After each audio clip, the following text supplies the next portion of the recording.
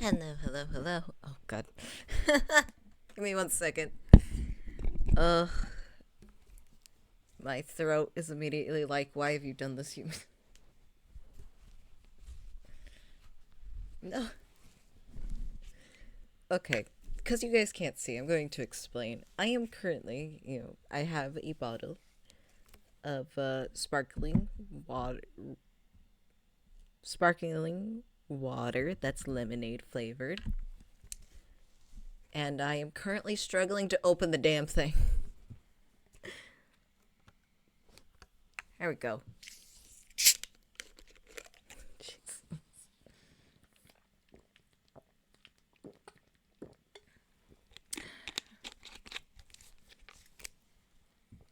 Okay. Am I good now? I think I'm good now. Immediately. I was so proud of myself. I was only like a minute, Took me a minute to finish things. I was like, damn, I'm actually early for once. And then I immediately fucked up the intro. Hello everyone. What's it been? 3 weeks? Give or take? Sorry. Truthfully, in my defense, personal things happened. And I just got super busy.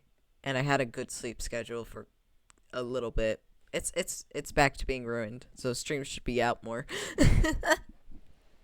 But I love that last stream. I was like so, I was like, I'll decide, scheduling, and I did decide scheduling, and then I was like, oh yeah, I had already, like, after that stream, I changed the title in the creator dashboard for Twitch so that I wouldn't have to do that when I streamed again, because I assumed I was gonna stream that Wednesday. Evidently, that did not happen. So, it's just kind of been sitting there like, what happened? Come back. Bleh. I don't want to talk about personal stuff that happened because that's personal, but I do want to talk about some of the cooler stuff that happened. I didn't stream yesterday. I was going to, but I didn't because I ended up going out yesterday, and I fell asleep as soon as we came home, and I woke up around like 10, slept for a little bit, woke back up at like 12, and I was like, yeah, there's no way. So yesterday I went to the store, as one does, but I also went and tried on a vest, because for those who don't know, I feel like I've been talking about it since like last year. My sister's wedding is coming up, and super excited for that. I'm going to be wearing a, formal dress shirt, collared shirt. I know there's a word. I know they have a specific name. I'm just blanking on it right now. But trousers and a vest. No suit jacket or tie. And for anyone who's curious, I got inspiration photos because I suck at explaining things. And I showed them to my sister of like the idea of what I wanted. And my sister was like, yeah, no, that's fine. That's absolutely fine for you to wear that. And I was like, thank you. Thank you. I truthfully don't know if that's from testosterone or just because I woke up like maybe an hour ago. Who knows?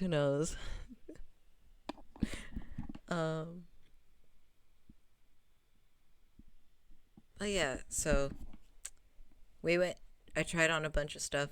I knew I was set in my decision to wear a vest, and dress in more masculine formal wear than a dress.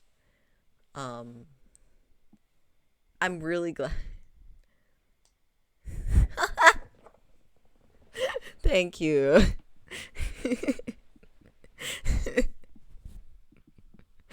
uh,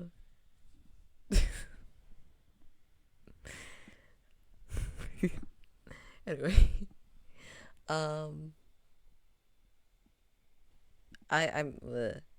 what's to talk about? Oh, I am very sure in that decision now, because trying on that vest, I felt such euphoria from just the vest. It wasn't like the whole ensemble or anything, just the vest. I was like, oh yeah, no, this is what I want.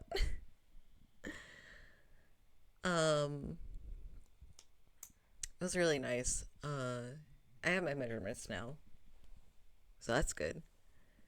The plan is that my big sister will be there when we get the full ensemble, and will presumably be there when I try on the full ensemble. And I'm kind of glad she will be, because I'm not 100%. I said, kind of rare to see you and something like that. It is. Despite being a guy, I don't typically go for more masculine fashion, surprisingly. Not surprisingly, it's me. But I'm kind of glad my sister might be there, because I'm not entirely sure I'm not going to just start crying when I see myself. And I think it's fair for her to be at that fitting sort of thing, because today, well, I mean, that's what the testosterone's supposed to do, so I'd hope so. I'd be a little concerned if I didn't. Be like, testosterone, you betrayed me if I didn't.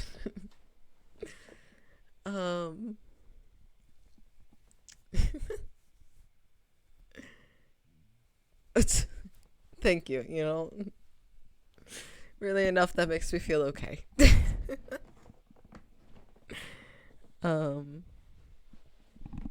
But today I went to I woke up at 8, so that's not my normal time at all. But I fed the dog and I got ready, because I knew my sister had her wedding dress fitting, because she had to get some alterations done, and so this was like the final, try on before the wedding. Well, yeah, basically. And I knew it was happening at like 9:30, or that they were leaving at 9:30. And my mom was like, well, if you're awake, you can come with us, but if you're not, it's fine, we'll just go. And I happened to be awake, I happened to be ready. I was like, let's go. And I wanted to see my sister in the dress, because I was not there when she first got it. And at the time she went to go pick it up, they didn't have it at the store, so I didn't get to see it. So it was my first time actually seeing the dress in person and on her. She looked so pretty. It was so, like, my mom told me, like, about the dress. And she basically just kept saying that the dress was just her. And, like, yes, that dress was just my big sister. It was a perfect mix of fancy but simple, and just looked so good on her and so pretty. And it turned out they were really glad I was there. Even though my, me being there was optional, it was like, oh, thank fuck you were here. Because somebody needed to lean over to fluff up the train and fix the veil. We were a little worried that the veil and the dress would clash, but no, they looked gorgeous together. And also to help unbustle the train. It was very informative, and also how to do the corset back. Very informative, very cool. And she looked so pretty. I took so many pictures you know. And she had all her accessories that she's going to wear, you know, and they just all looked so pretty.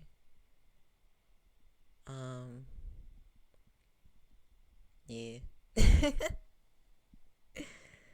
The veil was like the difficult part, not because like it didn't look good. It looked so good. It was difficult because for some reason, not for some reason, the veil didn't want to stay in her hair. There was a lot of attempting to get the veil in place and it falling out. We were like, okay, well, come on, veil, work with us here.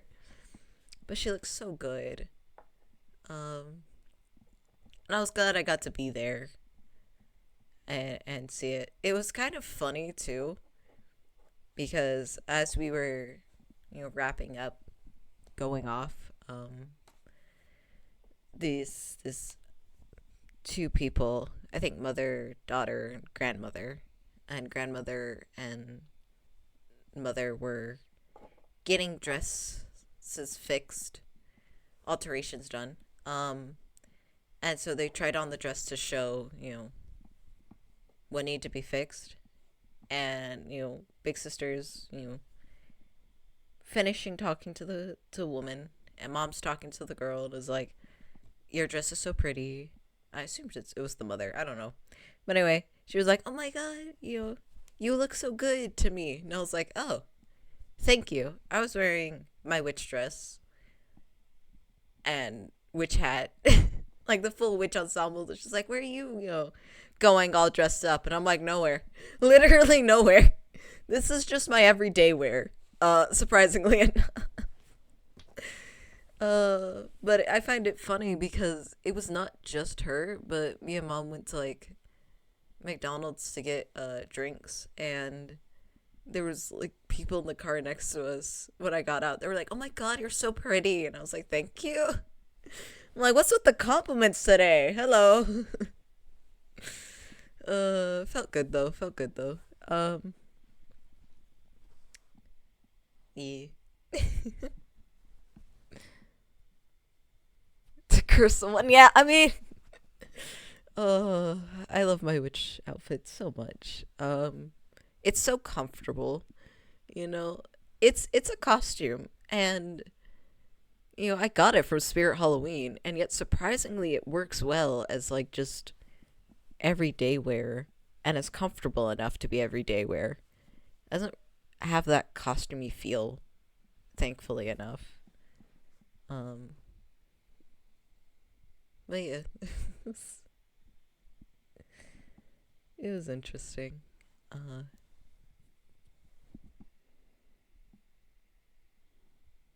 Trying to think if anything else is going on that I could talk about.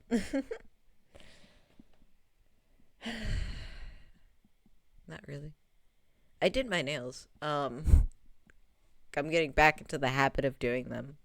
Mostly because for the wedding, I do plan to do my nails. Yeah, I remember it's called. It is. I got a new thing that I don't think I showed you. I have pentagram fishnet tights, where they're fishnet tights, would you believe, with like pentagrams in places. And I think, it just completes the outfit.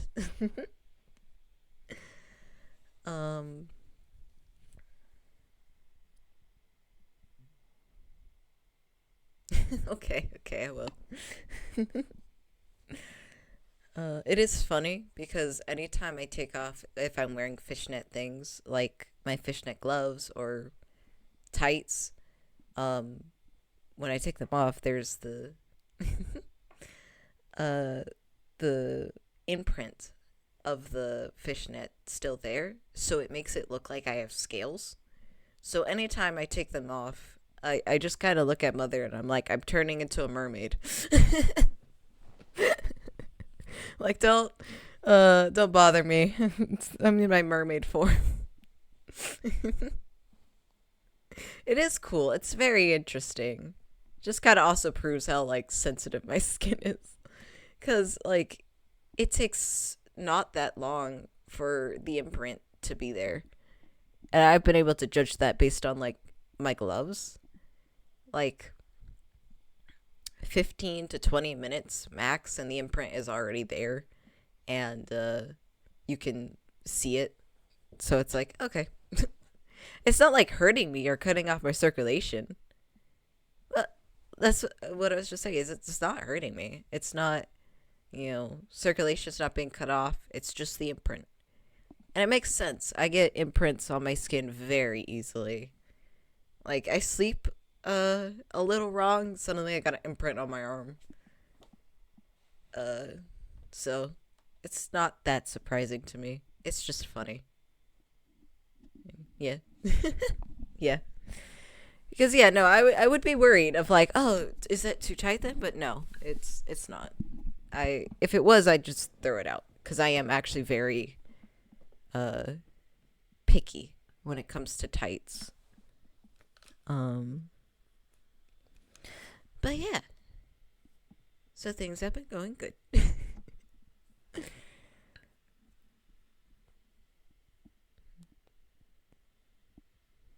Trying to think if there's anything else.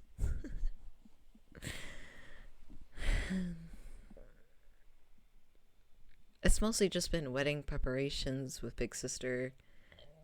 Talks about helping her move and how slow a process that's gonna be. I love my mom's like, yes, she'll get married and she'll move all her stuff out and we'll have space. And I'm like, Mom, I get that you're excited for that. I'm not. My room kind of has like 3 shelves.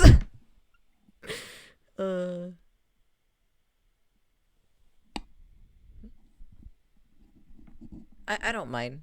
Either way works. It's like your comfort level of like, are you okay with the information being on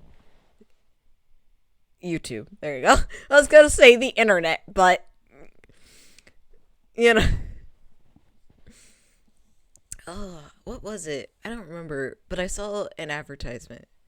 Okay, that's good.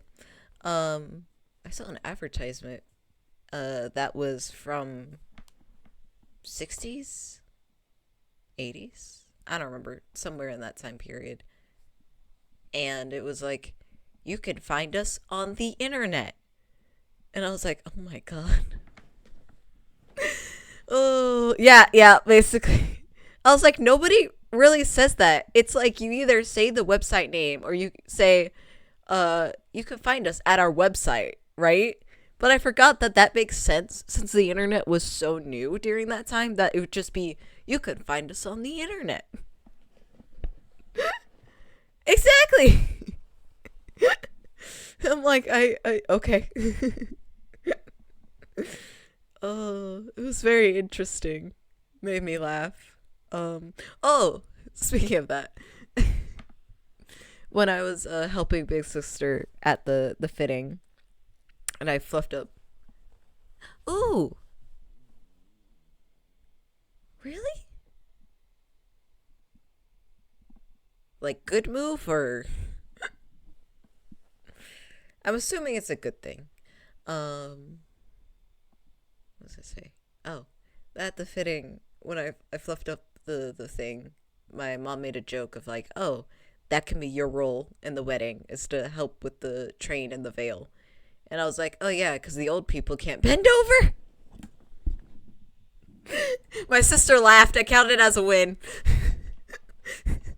I'm just vaguely wondering if she's gonna tell the man of honor that I said that, because I'm like, forgive me, I do like you. You're my sister's best friend. Don't hate me too much for that comment. It was a joke, I swear. Because they're the man of honor and her bridesmaids are really gonna be the ones that are doing that. It was still funny to me.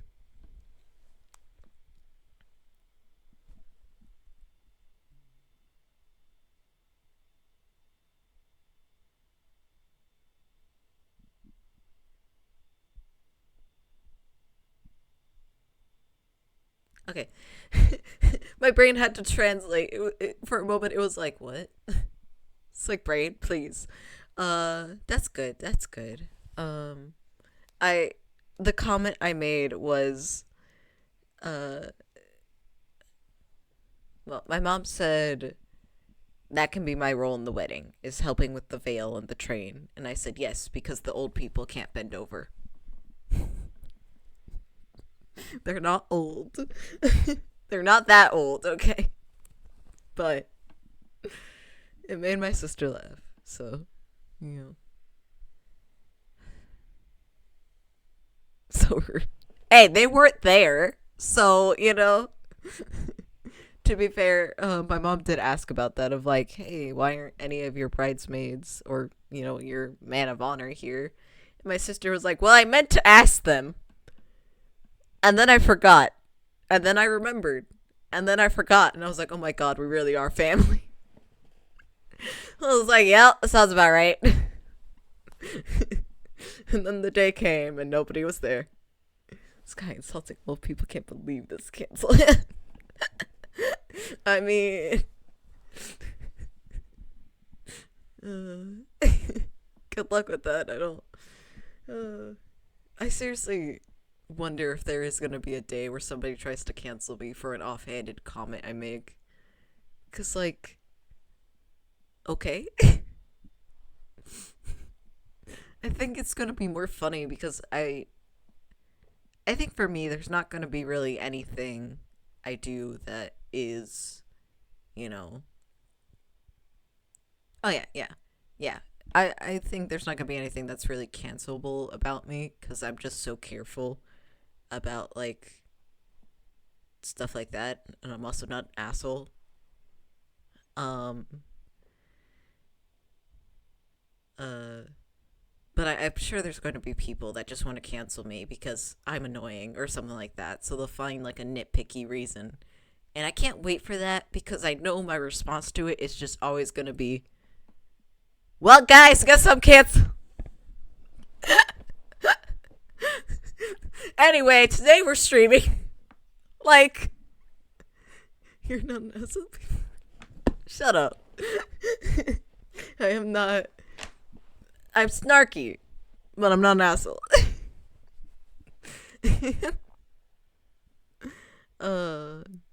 Yeah, no, I'm just gonna have such a non-response to things like that, or hell, make jokes about it.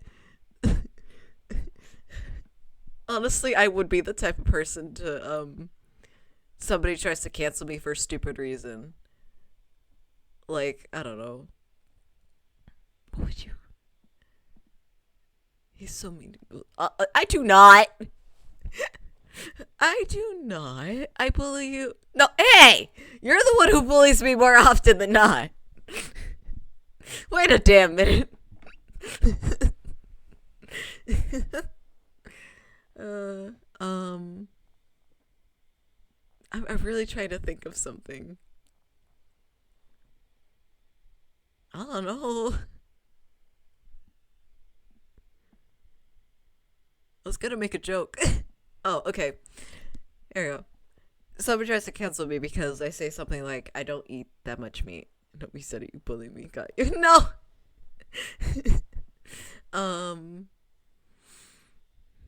But, like, yeah, I could see someone trying doing that. Of, like, oh, you don't eat meat? Well, da-da-da-da-da. You're a bitch. Stuff like that. And me just making a response video like, so, guys, I have to, I'm being canceled. I made a severe lapse of judgment. Let me pull out the ukulele. I do have a ukulele. It's so out of tune. But I do have one.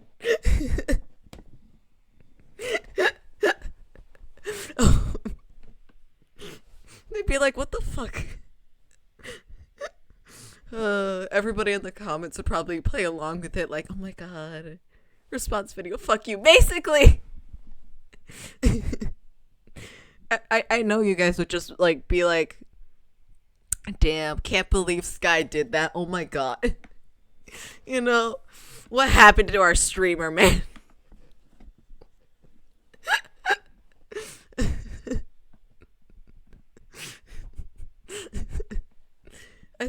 funny too, because I very much see people just not knowing things and coming in and being like, wow, this person is really mean to you. Aren't you gonna ban them, Mr. Streamer? And it's like, oh no, that's one of my mods. Just ignore it. Your mods bully you? Like, yeah, all of them have, like, been keeping score. Pretty much, yes. Oh, that's not to say I just know the difference between teasing and intentional fuck yous, you know? But yeah, no, it'd still be also the funniness of somebody trying to be parasocial in the sense of, like, romantic with me, because I'm just gonna be here like, are you an elf? And everyone would collectively, oh, I'm so sorry. Am I so far my phone's been doing okay. What the hell? I've given up on my thing, because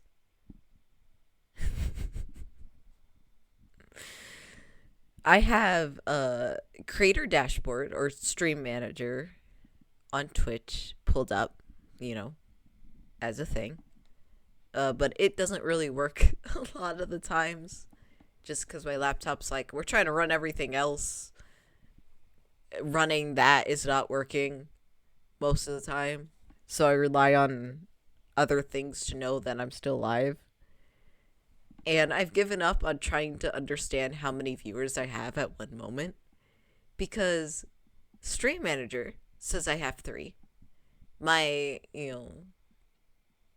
Steam Labs says I have 3. And my phone said 4, but now it's to 3.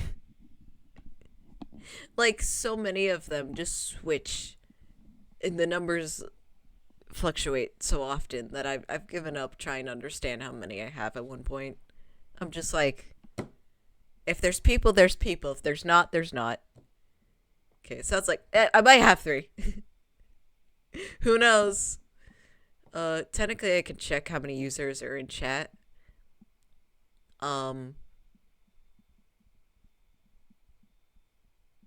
According to users in chat, I have 1. And this is why I've given up. Like, who are the other 2? Are the other 2 me? I don't think they're me, because I only have 1 phone. So I assume I have 1 for me. Sure, I kid. I'll be ban anyone who comes in.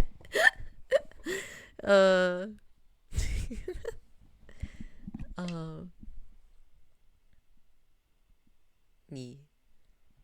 Oh, and now it says I have 4. Who knows? Who knows? It could be anything. Oh, exciting news. That I just remembered. So I logged into Twitch to, set things up, as one does. And I was immediately, if I check, 1 is you, 1 is me, 1 is Kofi. Exactly. So why does it say 4? Who knows?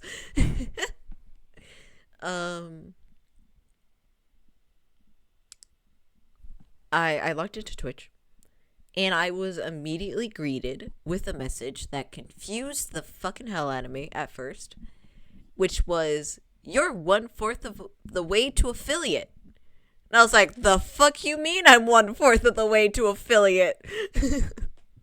I was like, given I haven't streamed in 3 weeks, that sounds very improbable. What are you talking about? And I think it's like, I've streamed a total of 8 hours. So I got 1 of the requirements to affiliate. I'm like, okay, well, I stream a lot. Who would have guessed? Okay. I was like, thanks, Twitch. Okay. You're almost there. I was more surprised because I haven't even got the like build a community achievement yet. So, and that's before affiliate. So, I was like, did I get that? And it didn't tell me. No, I still haven't gotten that.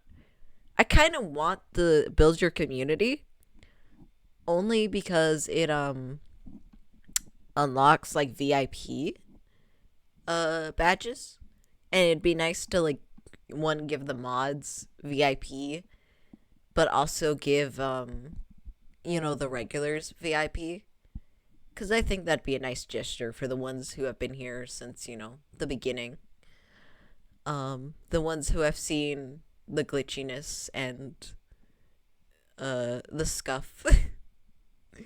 The ones who have been there when my internet just decides fuck you. But like that's really it, and I'm not entirely sure I can even get there. Not of my own fault, really. I'm confident. I like how I stream. I like my setup.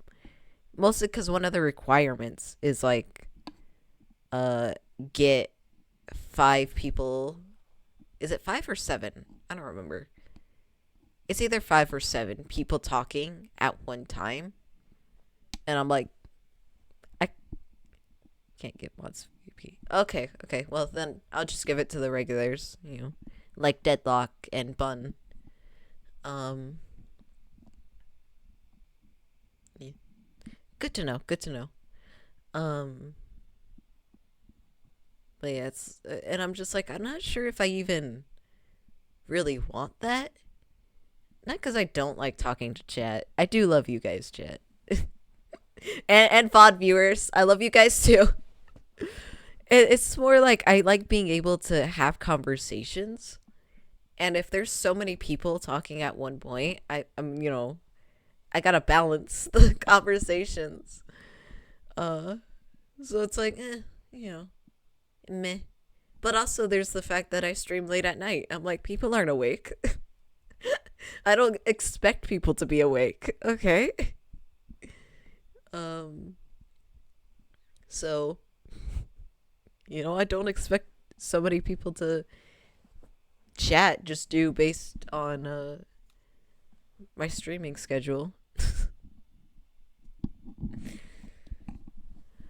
The other requirement is 50 not subscribers, 50 followers. And I'm like, okay.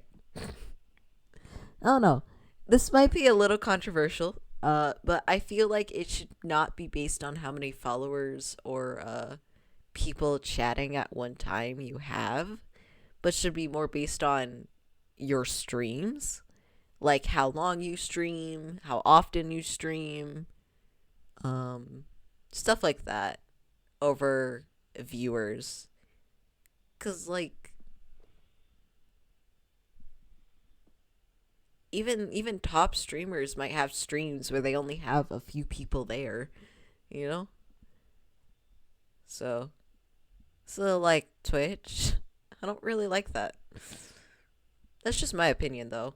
I'm not entirely sure on why it's like that or the rules or anything. Again, I am a YouTube boy, so mostly know YouTube. Don't really know Twitch, but here I am.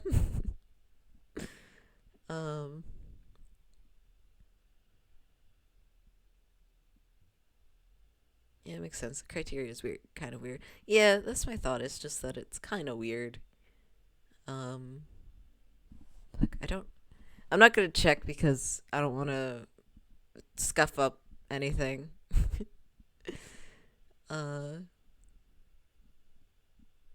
But I know there's 3 other requirements. I know one of them is a follower number, another is a chat number, and the other is something else. I don't remember what it was for affiliate. I mean, we've talked a little bit before of how like I'm not entirely sure I want to be a Twitch partner at all, just because chat wouldn't be allowed to say certain things anymore. That I'm like, hey, no. I feel like chat should be able to say what they want within. Don't worry about it. Don't. I don't want to get banned, okay? But chat should be able to what they want, say what they want to say within reason. Um, don't be racist or homophobic, obviously. But, because, like, wasn't one of them, you can't say the word simp, and it's like, yeah, no, I think my chat should be allowed to say that, because there are some characters that I will get flustered over, and having chat be like, simp, it's like, okay. That's how I know you guys are my chat.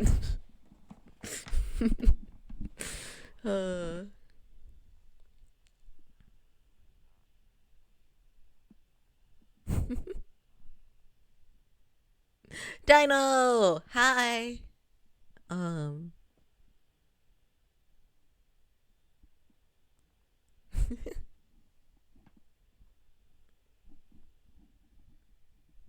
was gonna say something, now I forgot.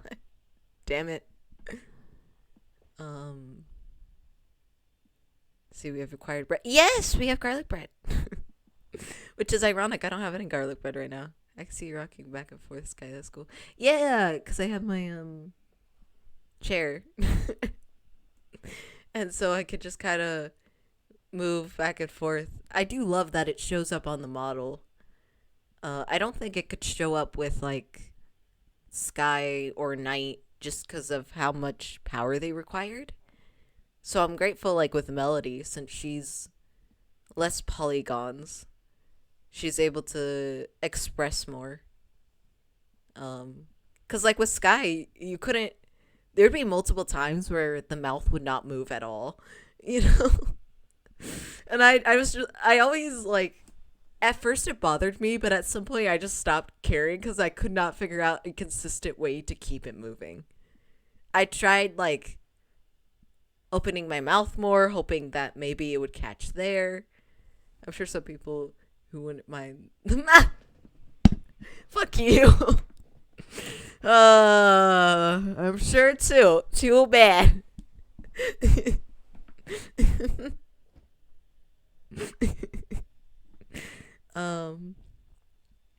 But yeah, no, I did try to keep it consistent and just did not. At one point I was like, okay, maybe it's where I have, like, the webcam, maybe if I move that it'll show up more. It did not.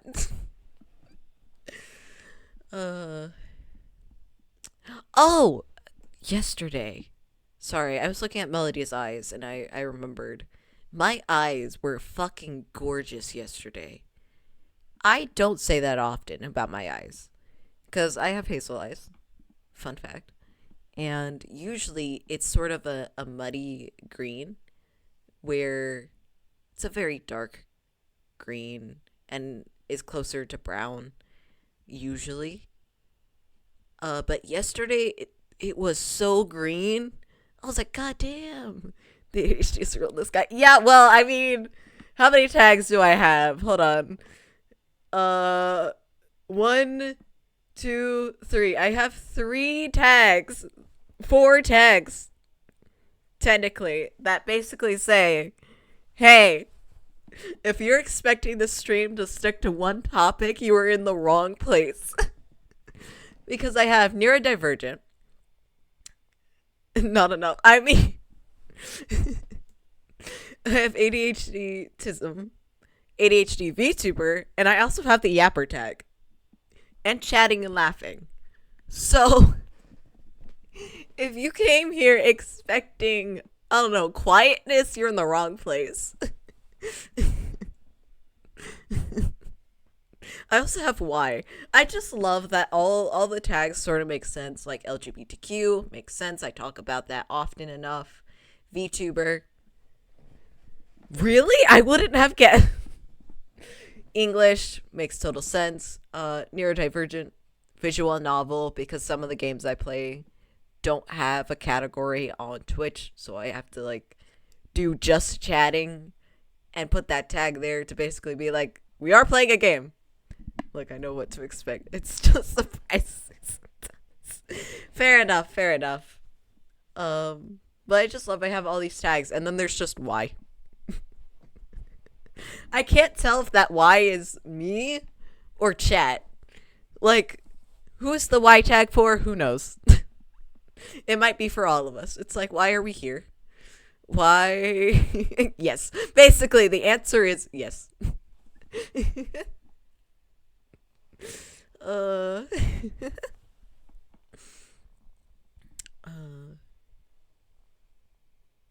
anyway, it's been. Oh my god, hold on. So the live counter stopwatch. Why are we here? We still here just to suffer. Yes. And my streams, yes. What is it? Anyway, the thing that keeps track of how long I've been streaming on my laptop, it is the hour, minute, seconds, right? But because it's set up that way, and for the hours it shows the 2 zeros, should play Metal Gear. I want to. I actually really do want to play the Metal Gear games because I've watched other people play them. God, I have like a whole list of things I want to play. When I get like better stuff. Cause the Metal Gear games just feel like a fever dream, but one I would enjoy playing.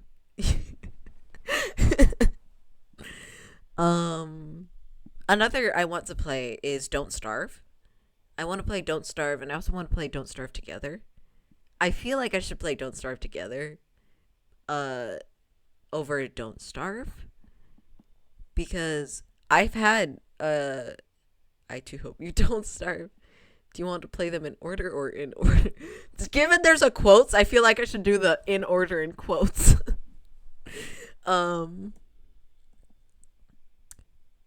But I do hope you, yeah. Don't Starve. Fun fact. I think it was on the DS. Pretty sure it was on the DS. Anyway, I remember going to GameStop with my family. And I remember they had, the displays. And, like, you could play games on the things. And they had, like, upcoming games. And Don't Starve was one of those upcoming games. And I played it for, 20 minutes before we left the store. And I just fell in love with it from there. So Don't Starve has always been on my, this is a game I want to seriously play. And I have it on my phone. I just am not great with mobile games. So, sadly, I haven't gone that far on my phone. But, on my laptop, I definitely want to play it. And Don't Starve Together came out, and I was like, oh, multiplayer, and it's harder. Yay!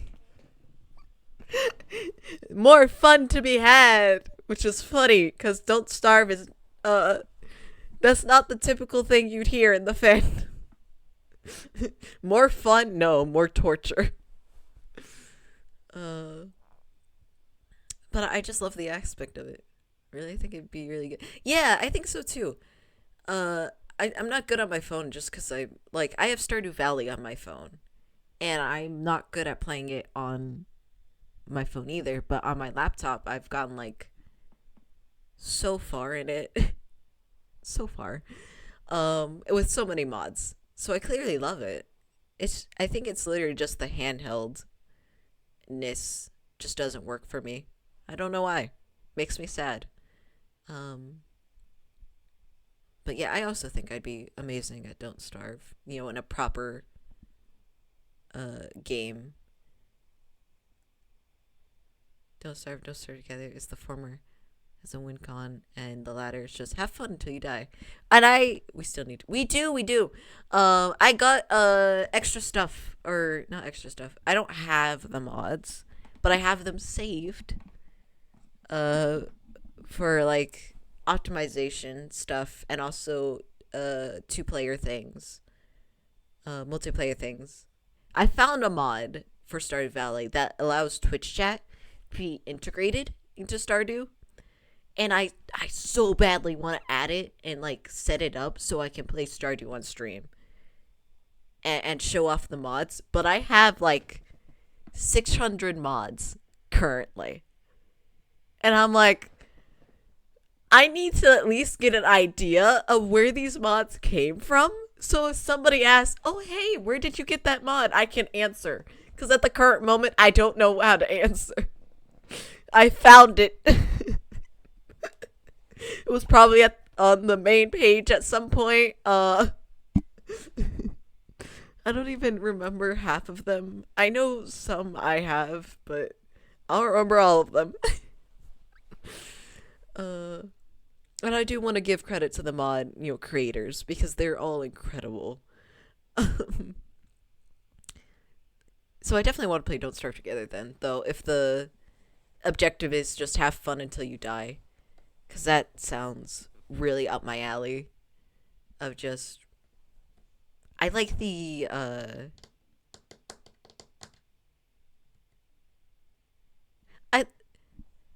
I don't know if I said it before, but Minecraft is, like, my favorite game. Dude, you stream Stardew with mods would probably be really fun. It probably would. It would be so fun. Oh, this is a cool mod. What is it? Excellent question! Oh, yeah. And I know, like, because I have certain, like, aesthetic mods as well.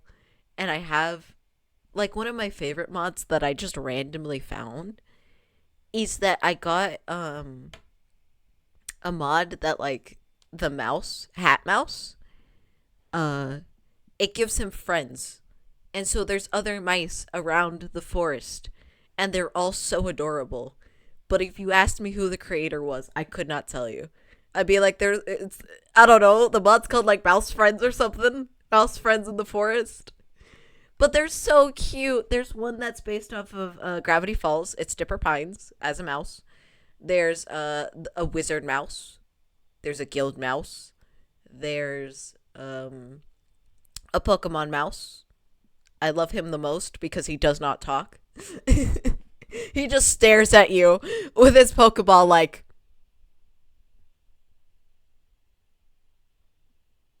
And I'm like, I love you. There's one where I didn't even know. Okay. Because I got the mod and I saw this flower. And I thought it was a part of a different mod I had. And I was like, oh, I'm going to go collect that flower. Only to be immediately reprimanded by Flower Mouse for daring to try and touch her flower. I was like, I'm so sorry. I did not know it was yours. I genuinely thought it was a flower I could pick up. I thought it was forage. My bad.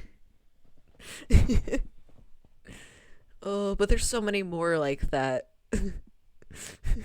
that I have. Let's see. But I think, like, the reason why I love Stardew and, like, Don't Starve and Minecraft for that, is that it's collecting, right? You go around, you collect a bunch of things, and you build stuff, and you upgrade, and you expand from there, right? And I think that just appeals to me so much. Makes my brain go, ooh, dopamine, I could build this thing, you know? I'm so bad at survival games. That's fair. I don't know why I excel at survival games so much. I will say one of my favorite parts of playing survival games is that I can do organization. I know I have several Stardew Valley mods that are like specific for organization. That's also why I love playing. Also why I usually restart my worlds after I build my house and do some basic mining. Well, I get my dopamine hit. Time to go home. Exactly. You have a survival instinct. I don't know. I disagree. My first, trial of Don't Starve, I immediately ran into a tall bird and was like, oh, this buddy cool, and got killed. I think that's also what's fun, though, is that I'm... I see something cool, I run towards it, and then suddenly we're in a boss battle, and it's like, well, why did you do that? What? Okay, in my defense, I thought he was a good guy. I would be the type of person to pet a grizzly bear. It's so floofy. No, Sky, it could kill you. But it's so cute. Good job, you did it. Congrats. Yup. um. But yeah. Oh. Uh, I just organization, my beloved. Not same, honestly. um. Because I know Stardew specifically, I have different chests, and I can color code the chests, and I can label the chests, and I can pick up and move the chest if need be. I might really like organizing. Oh, and I have like hotkeys to use to, and I can go into the chest settings where only certain items are allowed in that chest. So I can just go by it and hit the hotkey, and all of those items from my inventory can go into that chest.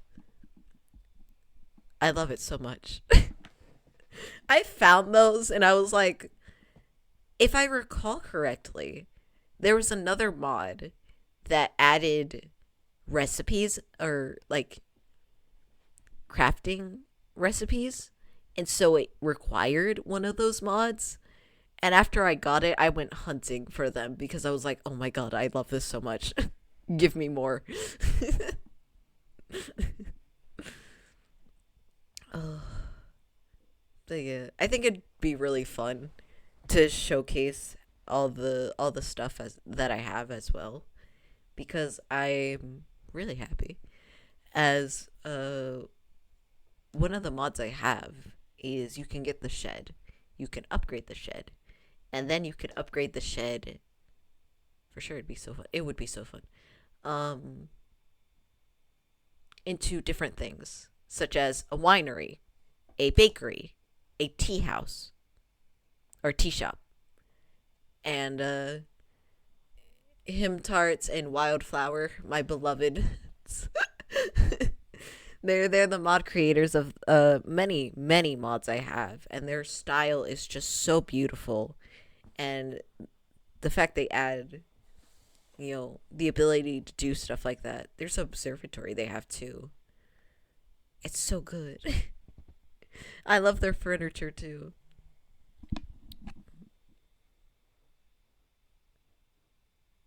Oh.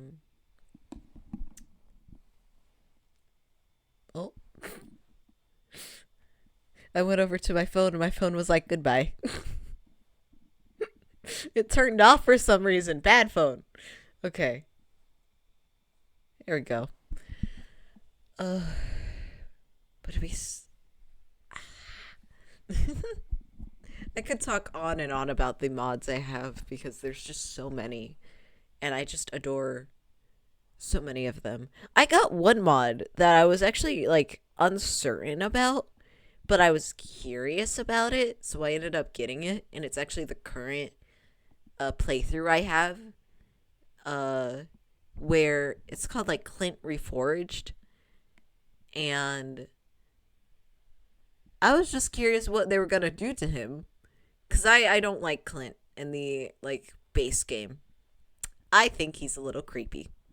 Maybe I don't know what made me think that. Maybe him hiding in a bush to stalk Emily could have perhaps given me that idea. But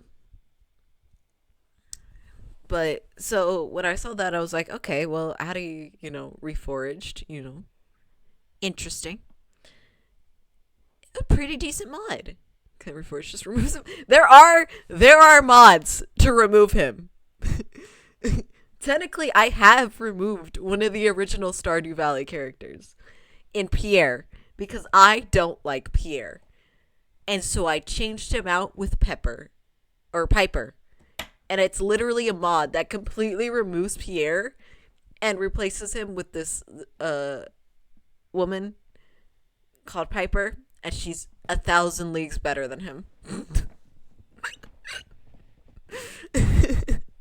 I'm like, fuck you, Pierre, go away.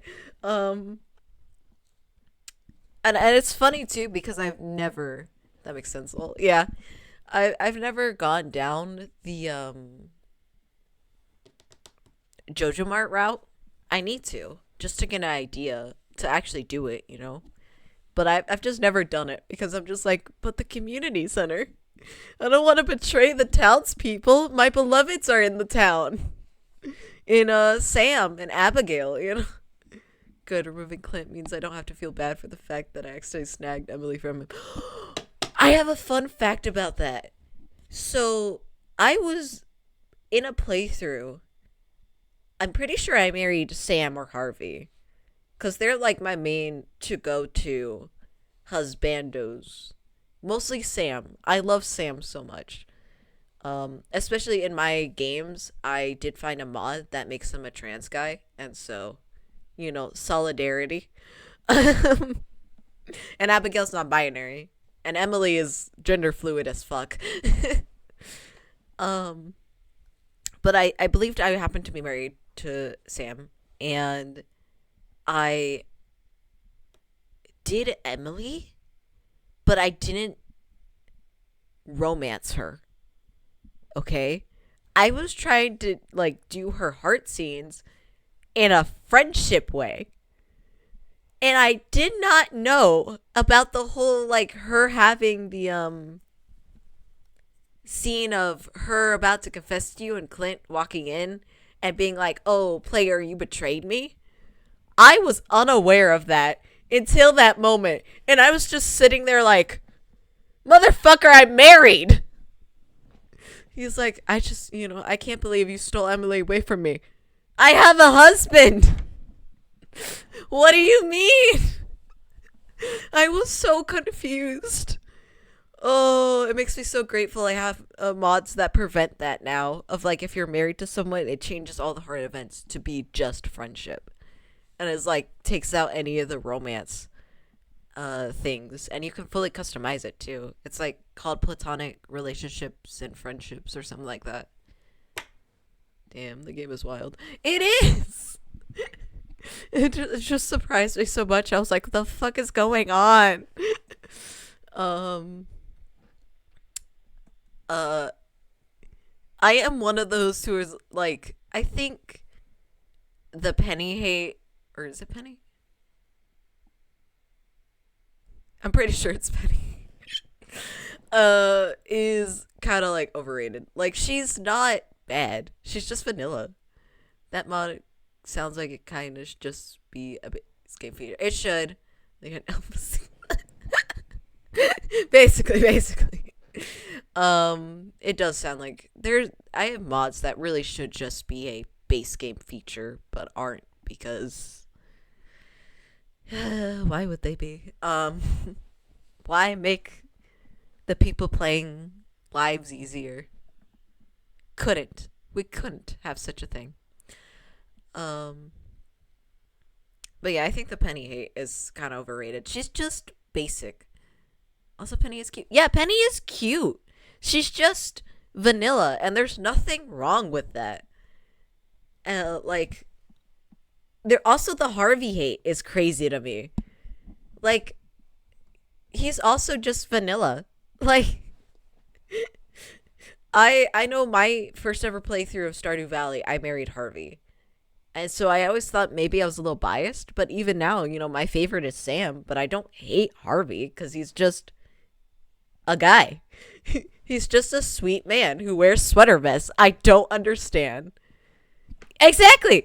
I don't understand why there's such hate for him. It's like, damn.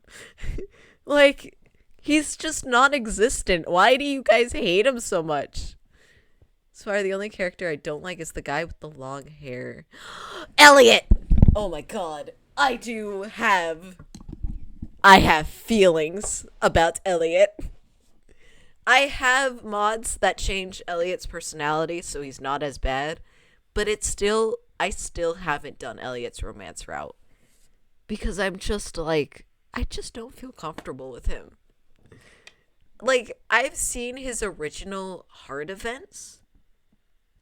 Not that I went through them, but that I watched somebody else do them. and I looked over them in the like wiki, and I was just like, he does what? It's like Elliot's not a bad guy, but he also is unaware of how uncomfortable he can be. Like, buddy, it is a small town. You should not be saying, bartender, get us a drink. That is Gus. And you will respect Gus because he's the only one that can cook in this damn town. Yeah. He is annoying. He is annoying. So yeah, I have mods that change that. I think my biggest issue with him is, I believe his, is it 8 or 10? I don't remember. But I know one of his final hard events is that he, takes the player out on his boat. And then in the middle of the fucking ocean goes, so player, I really love you. I'm like, buddy, if you're gonna confess, okay, don't do it on a boat. Please give the person a way to walk away. Exactly, time and place. That is creepy as hell. We've talked about it. It's such a bad place to. Yes, I'm sure I have, because it's still one of those like, Elliot, no. And it's so funny too, because when I first saw Stardew Valley and first got, power move, jump in the ocean and drown.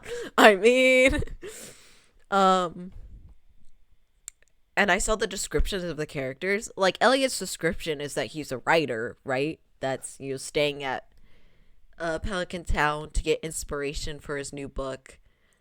And I'm like, oh, a writer? That's, I'm a writer. Solidarity. Nope. Fuck Elliot. Walks away. Another thing that pisses me off, that's more of a just me thing. Elliot's, like, schedule is so much like, buddy, why? It's like, come out of your damn house. I have to greet you. Anytime that he's actually out of his house, I tend to be already, like, in the caves. And I'm just like, Elliot, bud, I can't fucking get the, achievement of, like, introduce yourself to everyone because you won't just have a normal ass schedule. Schedule's the main reason why I have yet to do anything with him across my 3 save files. Fucking same though. I'm like, why is his schedule like this? He's worse than Sebastian. Like, that's crazy. At least Sebastian has a certain time where he'll come out. Says you wake up at 8 p.m. Fuck you. Look. My Stardew Valley character is not the same as I am. We know this because I would not be waking up at 6 a.m. to tend to the crops. Hell no. Ooh. I just remembered one of the more recent mods I got that I did not know would actually work. But I have Fashion Sense, which is a mod that, customization options. And then I got a mod that basically takes Fashion Sense and whatever you have labeled, it will apply that outfit that day. Like, say you have a rain outfit and its title is rain in the Fashion Sense mod. If it's, raining outside, it will automatically put that outfit on your character and you don't have to manually switch over to it. And I was just like, huh? I didn't think it actually worked. I know I got it as a test because I was like, does this work? And it does. And it's so cool. I love it so much. It's not perfect. At least on my save files. It's, it glitches sometimes and I have to manually change the outfits. Occasionally. But it works pretty well, surprisingly. It's really cool because I don't have to worry about festival things. And it really is just a me thing. Because, I don't think many players are, fussing over what to wear to the flower dance while I'm over here like, it has to be this perfect outfit that ties in the theme. Meanwhile, the one character I don't like is Haley. Half of her dialogue is just sitting here like, oh my god, shut up. Say. I'm always hesitant to say I don't like Haley because of how many people love her. I have a mod that does. It doesn't change her completely, but it does make her nicer. But yeah, no, Haley's dialogue is not great.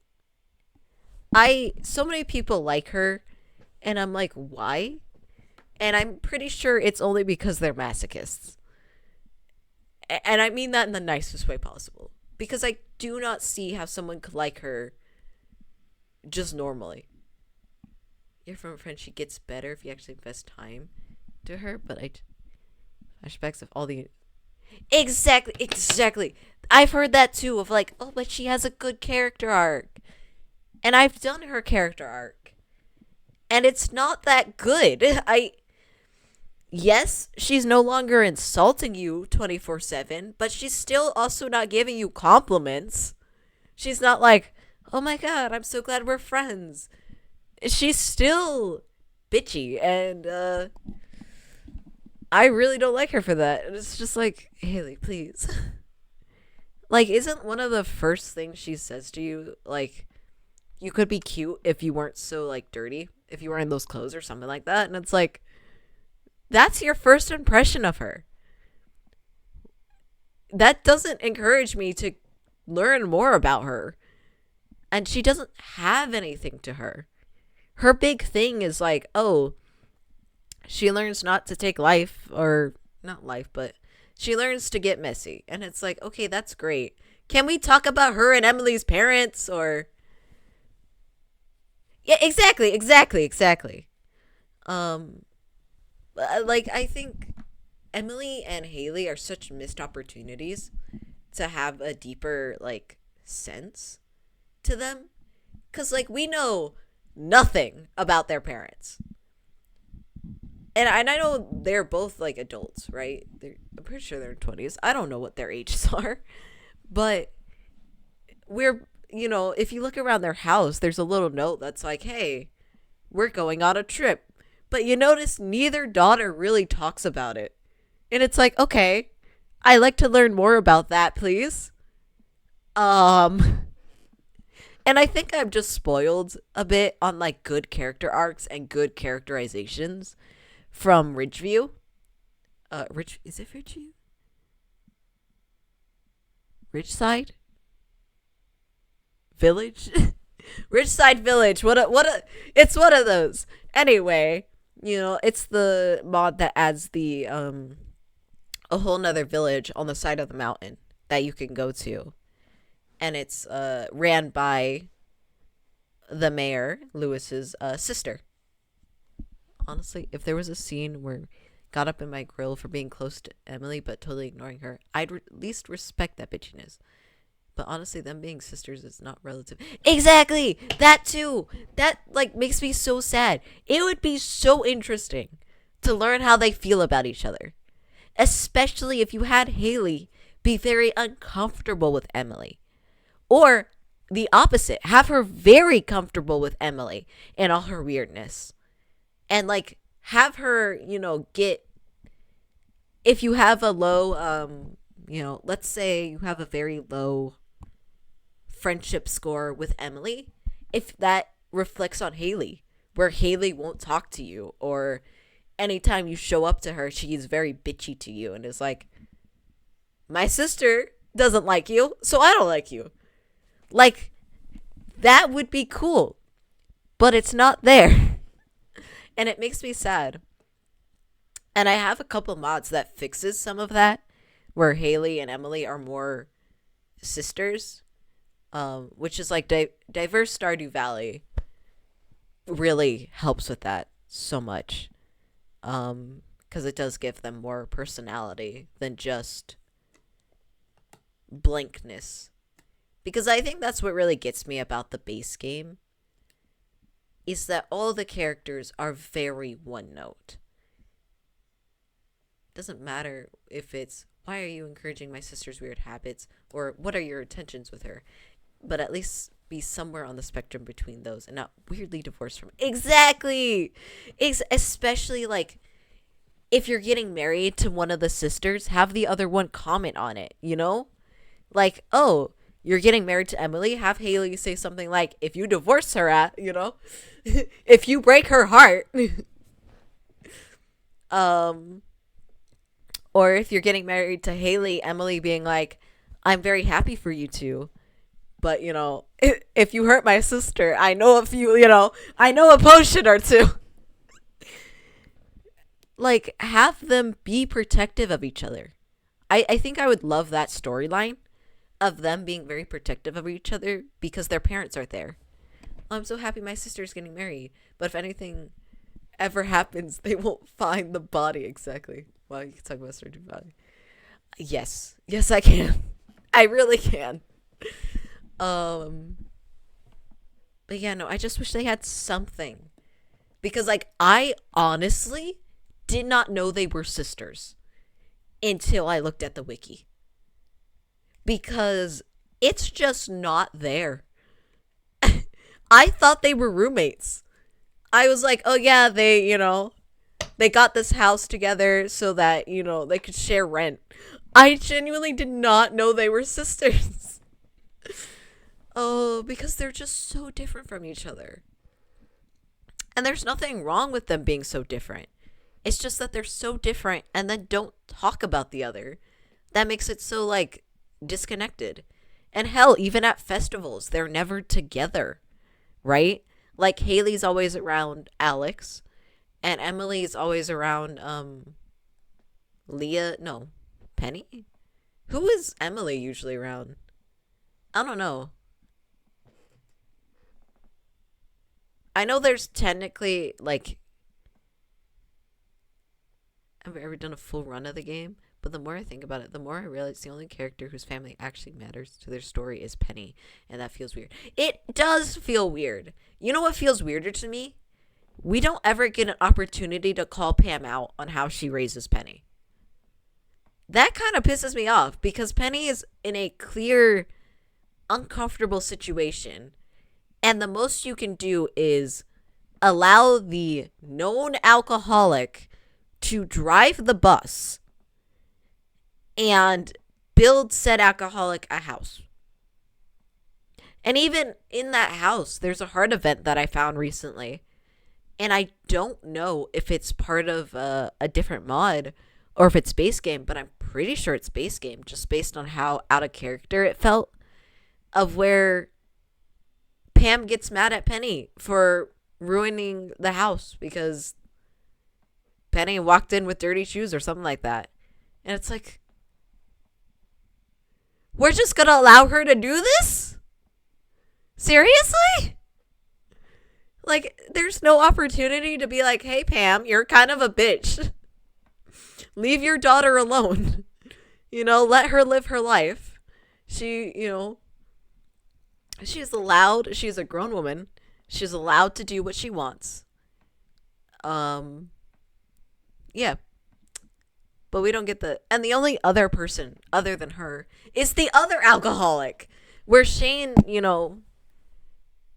it is also important to, in his story, his family, but in this weird sense, right? Where Marnie is clearly concerned for him, and why am I blanking on her name? Is it Jasmine? I don't remember her name. Why don't I remember the name? I love the kids. Why don't I remember? I feel so bad. Anyway, I know it starts with a J. Is it Jazz or Jasmine? I don't remember. But she's also important because of how she feels about Shane, right? And like how she doesn't want him to die or anything. And like how important he is. But I wish we got more than that, And like, it'd be really nice to know more about their story, because we're just basically told their family. And that's fine. But it makes me so curious of like, is Jazz Marnie's kid? Or is she Shane's? And Shane couldn't take care of her. Jazz. Oh my god. Okay. What's the game anyway when you got confused? Thank you. I know it started with a J. Jazz. Okay. So yeah. But we don't really know like who Jazz's parents are. We're told that she's being raised by Marnie, but it's not clear. It's like, is she just Shane's little sister, or is she his child? I would like to know this information. We're never told this information and are basically told, ignore it. That's my biggest issue with the basics, the base game of Stardew Valley is every character is just one note. There is no depth. There should be depth. There are stories that try to get that depth. But it just doesn't. According to the wiki, Marnie is her aunt, and she has no blood relationship with Shane whatsoever, which is weird because I thought she was Marnie's kid and Shane was the big brother. That's what I thought too. So like, if Marnie's her aunt, then is like, I want to know, who is Jazz's parents? Are they like, Marnie has a sibling and that sibling, passed away or something and Jazz was left alone? Is she Shane and Shane knew that he couldn't raise a child and the mother is out of the picture? Like, give us something. I know when I did Shane's route, I was expecting angst. I was expecting this is gonna hurt. And it didn't. Because while Shane is depressed and very much like suicidal, there's just nothing there at all. It doesn't change. I think that's what pisses me off most. I have mods that do where you can't give Shane alcohol after the event that he basically says he's cutting it out of his life to be more present with his family. But in the base game, I know it's still one of his loved gifts. He still goes to the bar and sits in the corner and drinks. And it's like, at least have it have some impact. Really? And it just it makes me so sad, because there's really so much potential in those storylines that you could make deeper and could include changes to the game. If you do like this person's route, it could change this. After you get build Pam's house and Penny's house, you could have Gus have a line about, yeah, Pam doesn't come to the bar anymore. But it's not there. I know one route made me laugh, which was Abigail's, with Pierre and Caroline, and the whole, Abigail's might be the wizard's daughter. Which, I'll be honest, when I found that out, I was like, okay, hello. I was not expecting this. Shane's route is suffering, but it feels very Saturday morning cartoon. Like, he was the first route I started seriously working on, to the point where Demine wants to marry him on my main file. And the whole time I got the vibe that a story arc could be conveyed one-to-one in some kids show back in the mid 2000s, especially with the chicken scene. Yes. And it's baffling to me that scene has lasting impact on your game, because you get the option to get a blue chicken, right? But not, him almost dying or anything. What the hell? Like,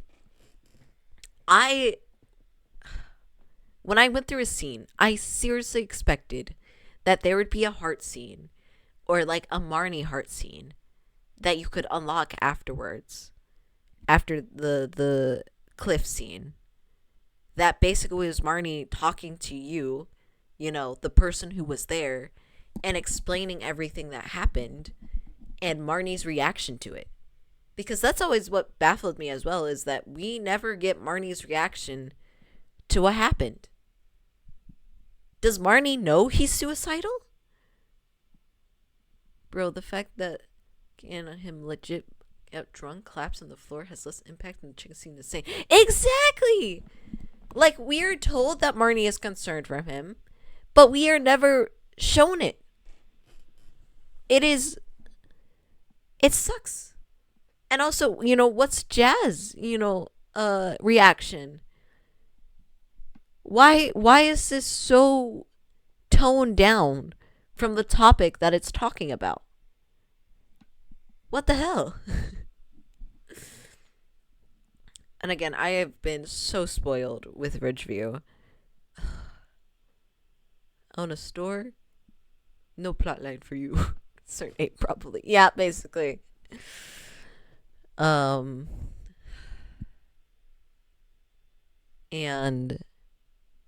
Ridgeview has a whole, oh god, it is several characters that this like storyline revolves around, because it's the Amethyst Mansion. And I'll be honest, I saw the Amethyst Mansion, immediately went to the Ridgeview wiki and was like, can you marry one of the amethysts? Can you get rich?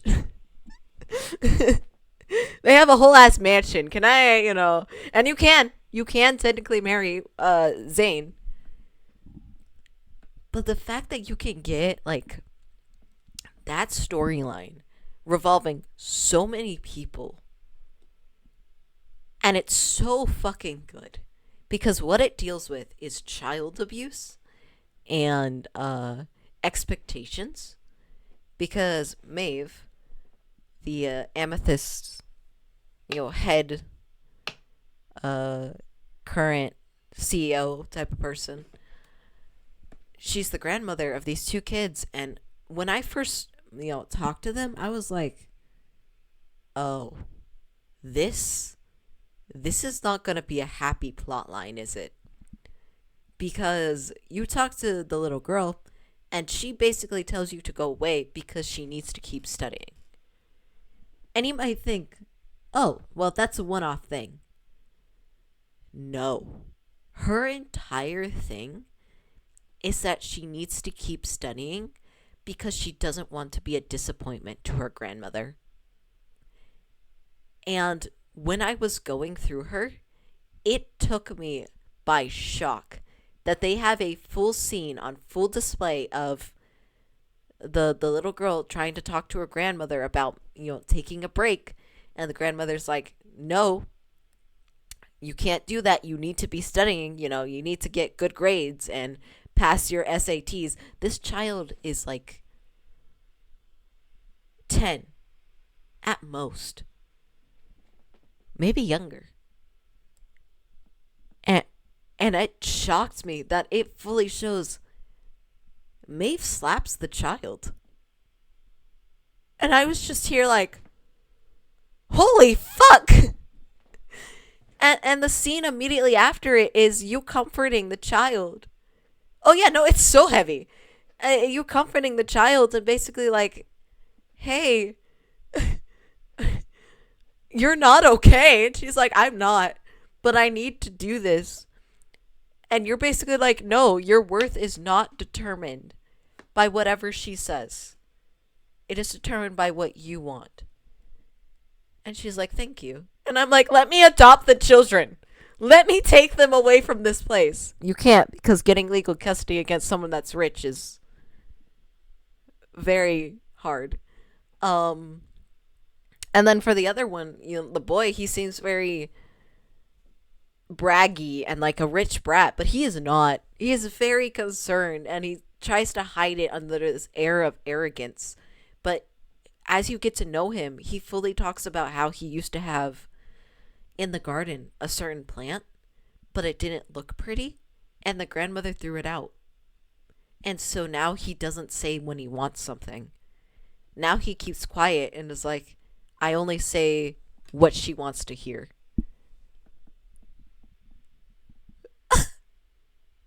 But even better, Zane also has, a whole thing where the grandmother is clearly, a villain. But if you do Mob's route, you don't see that shit at all. And I was like, that's really fucking realistic. Because, yeah, abusers tend to hide themselves in public. So if you just did Maeve's route, you wouldn't see that. Because she wouldn't show you that. Instead, Maeve's route is basically her your grandparents, I knew them. We were friends. I miss them. And I'm like, you are psychotic. I'm like, I know what you did to your children. Fuck you. But so heavy, but so well done. I loved it so much. And hell, Lenny's, hard events. And Lenny is Lewis's sister. And she talks about how she's always felt inferior to Lewis. And how she was never cut out for the stuff that, a mayor should do. And that while she's trying her best, she genuinely doesn't know if her best is enough. And it's such an interesting route to go down. And there's Shiro, one of my favorites. You can only marry him in the second or third year, because he and I loved the fact that he was locked behind that, because Shiro takes care of Yama, who is his little brother. Their parents are away, and Shiro is a veteran, and he can't walk properly at the current moment. He's not in a wheelchair like George's, but he's doing physical therapy, and he worries about Yama. So yeah, the entire time that he and Yama are alone, you're not allowed to marry him because he will not leave Yama. And I'm like, that's fucking fair. But in the second or third year, his mom comes back and she stays. She works with the lodge, so she can stay, and so she takes care of Yama, and so you can marry him after that. And I was like, that is a smart way to do things. And I just love Ridgeview having locked marriage candidates, period. You have to go through their story and learn about them before you can get the chance to marry or date them.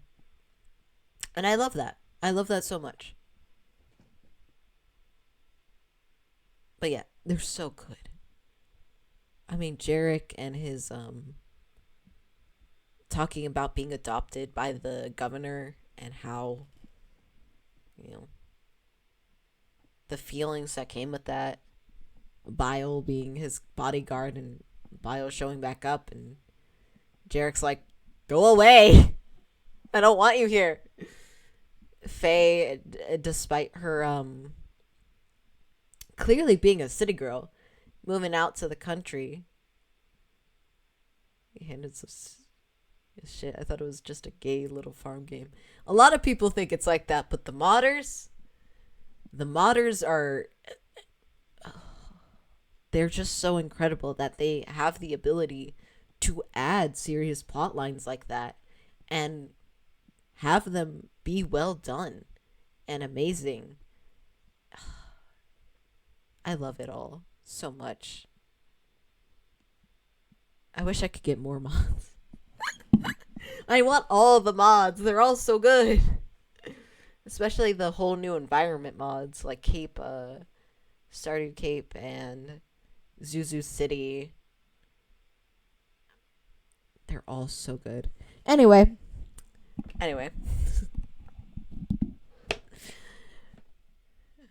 The sad part about it too is that Stardew is a serious improvement on the writing front compared to the average Harvest Moon game, which is specifically designed to be an improvement on. Yes, absolutely full props to Concerned Ape for improving on Harvest Moon. Basically, Stardew Valley is incredible, and I have played 2 of the Harvest Moon games, and it is much fucking better. I refuse to push the animals into the barn ever again. Because that is an actual mechanic in Harvest Moon, where you have to push the animals when it is time for them to go nap back into the barn. And of course, on Nintendo 3DS controls, that is very hard to do. Oh, it was like, why? It sucks.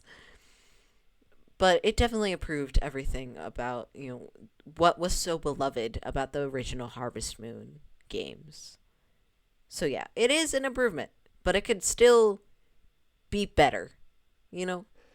I think all games should have, there's no such thing as a perfect game, right?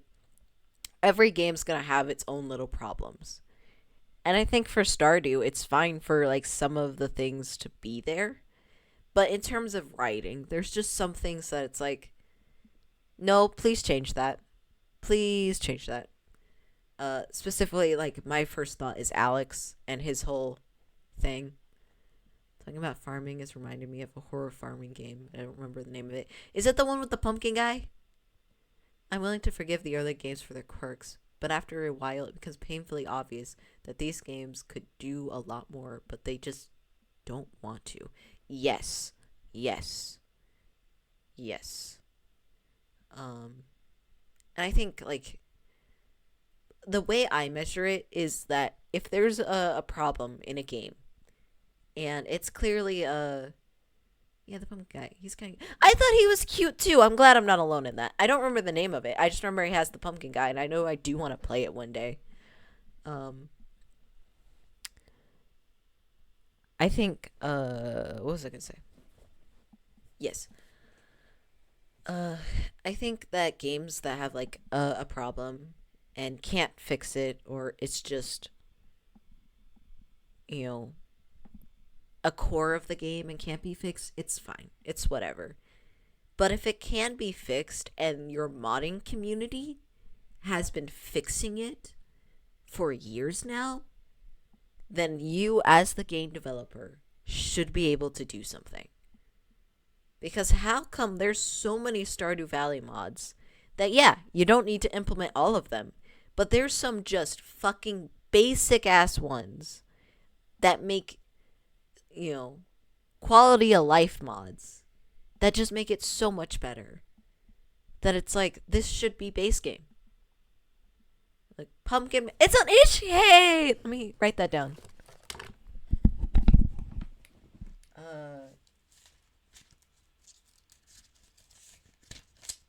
Pumpkin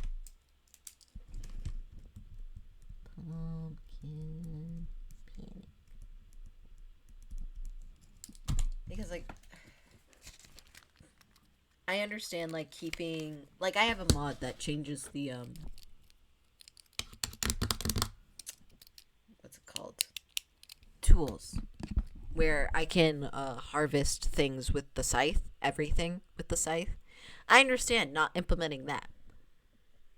But there are others where it's please implement this thing, because it's just better. There's literally a mod called Better Crafting, and I have it, because it's better crafting, where it separates things, and you can specifically look up what you want to craft. And it's please have that. That's so helpful. You just send me the place where I can get mods for Stardew later. Absolutely. I should probably also write that down so I remember.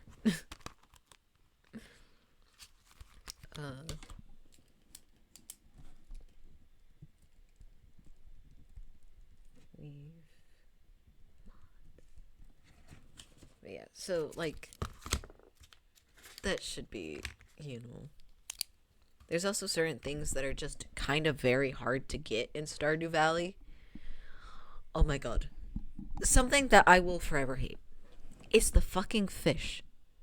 I think the fishing mechanic is okay for what it is. It's not horrible, but it's not the best.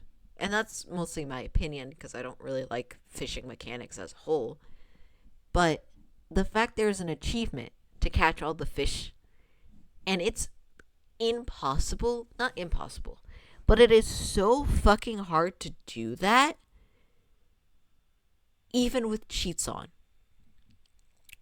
Because I attempted to get that achievement with cheats on, and I could not do it because it was just so hard. I had a bait that basically let you catch any fish for any season. I went to the specific where the legendaries were supposed to be, and it still took me so long. It was like a solid week, IRL week, of me attempting to get all these fish before I finally gave up. So people who get that achievement, y'all are incredible for that amount of patience, especially if you're just doing base game. That's incredible. But like that, I take such serious issue with that. I'm like, that needs to be fixed. Meanwhile, I have a friend of mine who hates playing Stardew with me because I spend all day fishing and socializing while she actually runs the farm, lol. Though, yeah, actually getting fishing achievements are insane. Yeah, like I said, the fishing mechanic as it stands is okay. It's more the achievements of getting certain fish that are like, okay, no. And it'd be one thing. The problem is that it's all RNG, right? Of what fish you get. And that becomes increasingly clear when you're getting several of the same fish over and over and over again while you're trying to find this one damn fish. And that's the part I take issue with. Like the numbers, the RNG numbers need to be fixed. But fishing as it stands is good. I like what I'll do because I play solo. But I suppose when I get Weave to play with me, I might force Weave to do caving or mining because I don't really like mining. But I like taking care of the farm and then socializing. And if I have time left over before midnight, I'll just fish because it's a good way to make some extra cash, So I don't hate the fishing mechanic. I just think the fishing achievements are messed up. Especially with the legendary fish. Go to this specific block and hit it right here. We'll see. Maybe I'll do that. Maybe I'll make you do it. No! I'm not good at combat.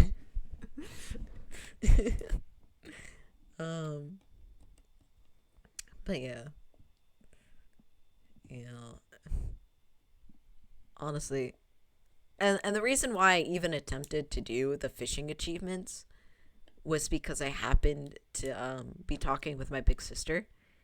And my big sister's played some Stardew Valley because I liked it, so she got on her Xbox. Oh no, Sky, you need to hold my hand in the scary cat. Yeah, no, that's not happening. I'm leaving you to go kill the slimes while I run and hide in the corner. I don't have an issue with the slimes. I have an issue with the zombies. They keep, spawning randomly in the dark-ass cave, and I refuse to put torches down because I think it's a waste of torches. And they hurt. I think my favorite monster enemy in Stardew is the dust sprites. Wow, you sent me too.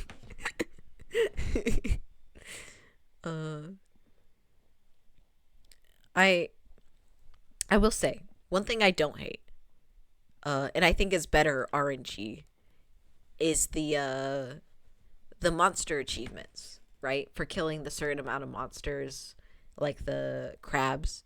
I think that's pretty good, purely because you can just do a couple levels over and over again. My terror expertise will come in. Like, well, make dinner. That's fair. My terror, it will, for sure. we should play Terraria too, because I have Terraria. So that'd also be fun. But I'm more sucky at Terraria. I am an overworld only. Going into the caves in Terraria are no. I can find you the cool little cloud with the house on it.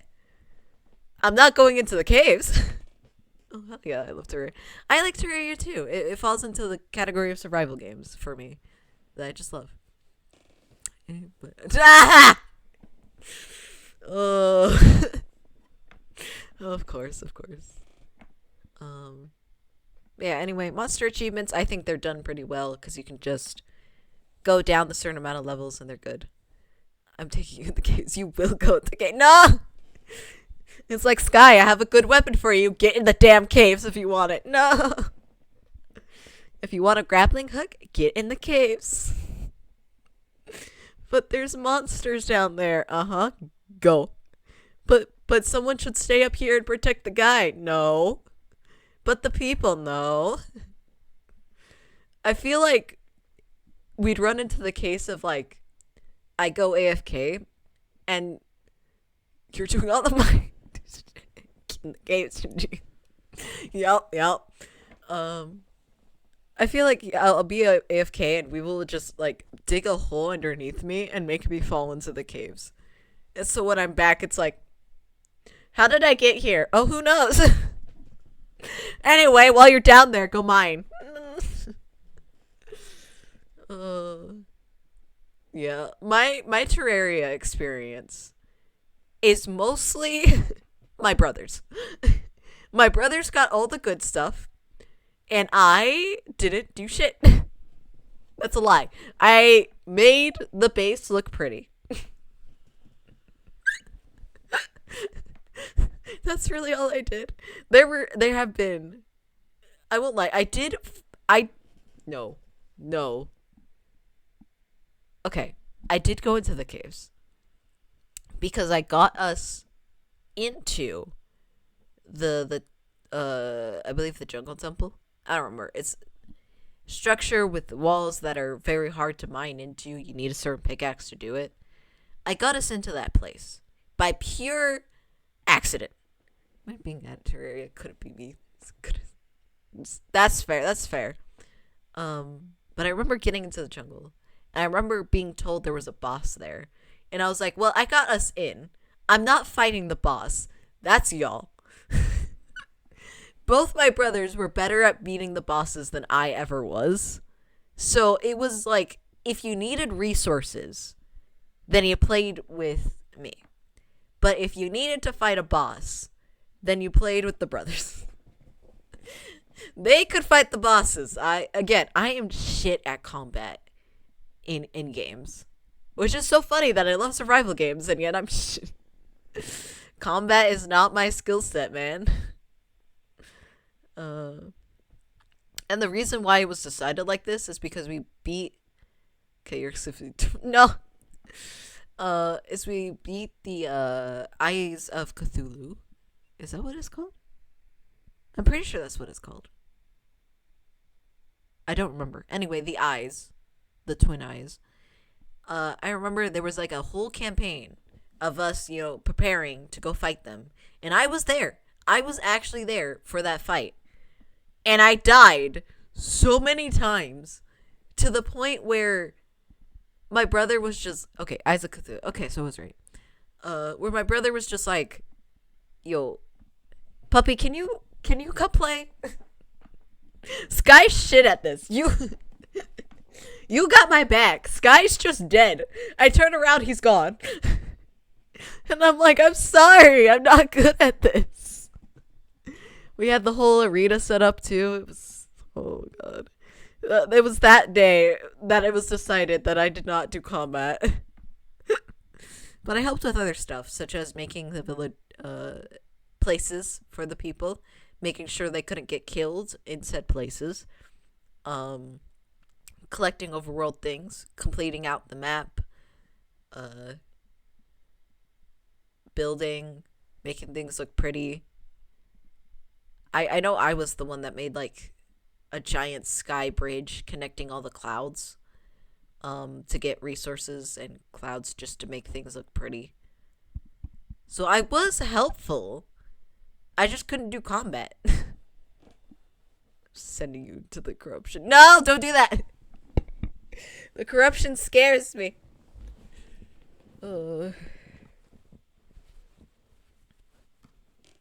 Anyway. Hey guys. It's almost been 2 hours. Did you know that there's a video game I'm supposed to be playing? Oh. All hail the yapper. Oh. Since when do you play games? Fair. But, I won't lie, I planned on this being a shorter stream because we only have 2-ish chapters left in the game. Honestly, just chatting should be the category I'm most known for, let's be real. I've only done a few just chatting streams, but it's like, no, that is the category I should be known for. You thought there was gameplay, there's not gameplay. But yeah, I expected it to be a shorter stream, but it might not be, purely because I talk too much.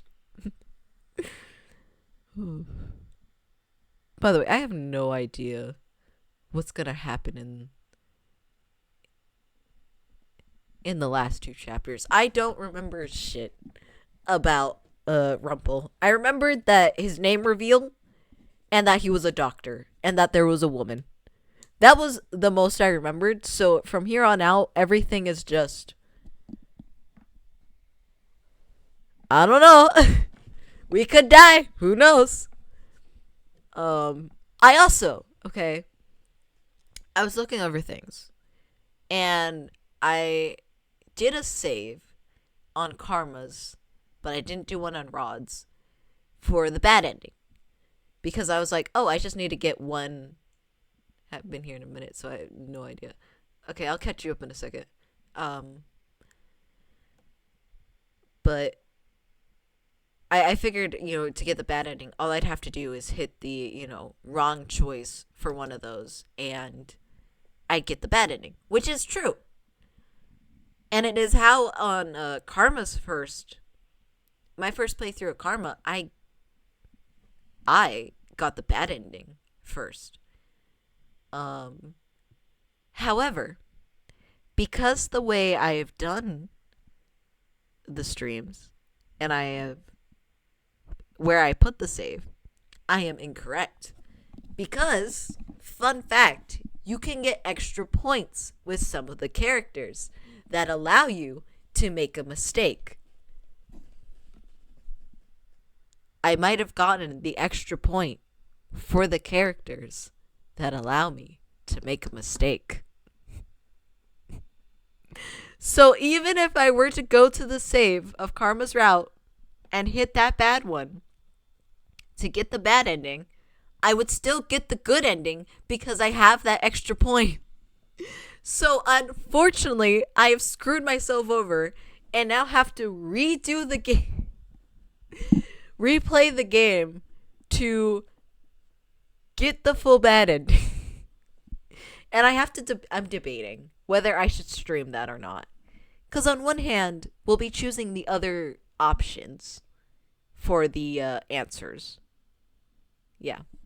But it's also just going to be so much skipping of so many scenes that I'm like, is it worth it for that few, dialogue things? I love this game, don't get me wrong. I'm more thinking of time-wise.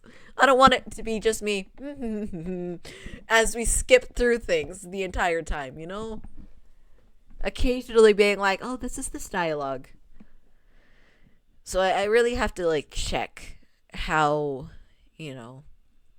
much skipping there would be, first of all. And yeah. But that's a problem for future Sky to figure out, speedrun. Maybe. um. So yeah. Anyway, that's for future Sky to figure out, but that is something. And then again, for Rod, I didn't make that save at all. So I'm gonna have to redo Rod's anyway, because I forgot to make that save. I'm like, damn. I screwed myself over there. Turbo mode. Yeah. So if I recall correctly, Rumple is who we're doing. Okay, let me transition so I can, we can have music in the background as I explain.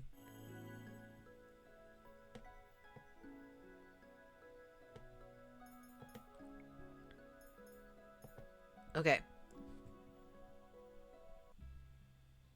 So, this is Rumple. As you see, his name has changed. Chevalier, or whatever the fuck you say it. So, this man was a notorious flirt at the beginning of the route. And several times Chevy. Several times I threw my microphone because he said lots of shit that I was like, shut up. Let me strangle him. There were many times I wanted to kill him. However, he got better. In the sense of, yes, the car. Yes, the car. I don't mind insulting him still. But then we ran into this girl, and this girl was like, oh my god, I'm so sorry. And we were like, who the fuck are you? Oh, well, hold on. Number one, there was a kid. The kid came up to Rumple, was like, Doctor, we haven't seen you around. Rumple was like, me? You're talking to me? Because Rumple has amnesia. So yes, he was talking to Rumple. Rumple was apparently a doctor. First information we learned. We also learned that Rumple was giving shit away to somebody and that somebody could perform miracles. Okay? 2. Ran into the girl. The woman was like, I'm so sorry. And he was like, do I know you? She's like, oh, you have amnesia? Well, I'm your fiance. I've been looking for you. And given Rumple had been flirting with Luciette this entire time, Luciette was like, bitch, you have a whole fiance? So Luciette was not happy. And Luciette, when she's not happy, she goes stalker mode. I'm kidding. But she did not trust the woman, which she was right for, because that woman turned out to be his ex-fiance who cheated on him. So we did not like this woman. And Rumple turned down his flirting after the fiance. So it was like, okay, he is kind of a good guy. At least he's not flirting with other women while he has a fake fiance. So anyway, Luciette found this out. She was like, I don't know if I should tell him. She ends up telling him because Miss Fiance had the nerve to be like, you're just a child. And Luciette did not take that lying down. So she exposed her. And the girl was like, well, fuck you. And she was basically like, Rumple, don't, believe this child. Rumple's like, oh no, I knew about this. What? I knew you cheated on me. It was in the diary. The entry that was revealed. I knew. Why didn't you say anything? Luciette's like, okay, well, I suppose all the investigating I did was useless, but alright. The girl was like, why didn't you say anything? He was like, I was waiting for you to bring it up, and you weren't, and I didn't know why. She was like, fuck you for being so nice. And then basically they split. She took a bunch of Rumple's notebooks, and Rumple was like, hey, I want those back. And she was like, no, fuck you. And Luciette was like, okay, well, that's kind of my fault, so I guess I'll help. So Luciette came in, talked to her. We found out her side of the story. Bree was her name. Anyway, Bree was like, yeah, so the reason why, okay, it's not because he's a bad guy. He's a really good guy, but he's too kind. So he kept treating patients and not taking money. And we were very poor. So I'd had to go to the patients and beg for money, and it was humiliating. And then this one time, he saved this nobleman. And that nobleman, I went and talked to him later to get, the bag of money that Rumple refused. And things happened, and we became intimate. And I was like, that's a funny way to say you cheated, but okay. And she was like, yeah, and then Rumple found out, and he kicked me out. And I was like, okay, yeah, that's fair. That's very fair. We found out the one that told Rumple, it was the nobleman. We also found out that the nobleman was dying, and Rumple didn't actually have the means to heal him, so he went to the person who could perform miracles and he gave up his wedding ring, his engagement ring. Yeah. And when Bree found out, she was pissed as hell. And I was like, okay, that's kind of fair. Why would you give up your engagement ring? Rumple, buddy. I was like, don't do that. Still don't approve of her cheating. But I was like, okay, at least we know more of the situation and understand why she was so pissed off. And Bree basically ended it with, like, you can't fix him. I've tried. I was like, thanks, girl. But that's what it, Rumple wasn't that bad anymore. And, he was still flirty at times, but he toned it down. And I don't know, things happened. He helped Luciette. She got a fever. He cared for her. He read a bunch of his notebooks, and he found out everything about himself. Remembered his name, as you can see it, Chevy. He found out he was a car. But he confessed to Luciette. Luciette was like, I love you too. And what else? I know I did point out, like, Chev being poor doesn't really matter because Luciette's a fucking princess, so it's like, oh, you'll have to worry about money. No, she won't. She'll be good. Like, he can fully not have to worry about payments because you're dating fucking royalty, man. Trying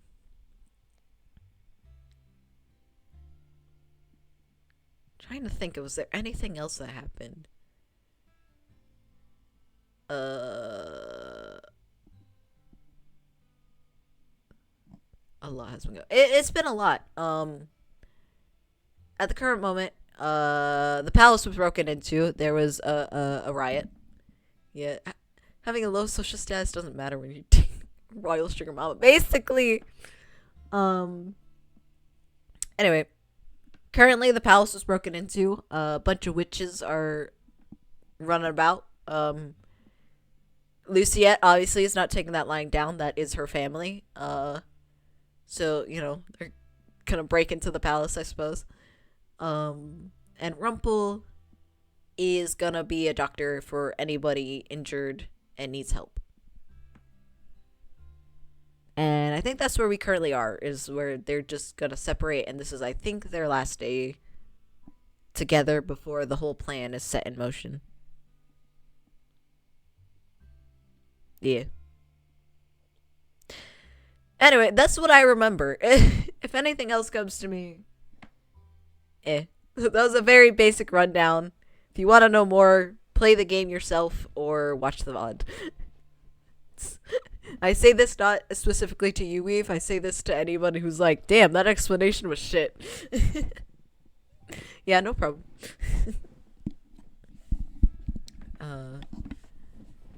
Anyway, hello, Mr. Sir. Oh, right. That's his scarf was from Bree. I was looking at his sprite and I was like, why do I have not great feelings about his scarf? It doesn't look bad. And I was like, oh yeah, it's from Bree. Take that shit off. You're not you're not with her anymore. I'm joking though. I'm surprised she.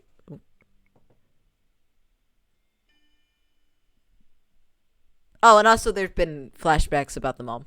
Well, that's typical.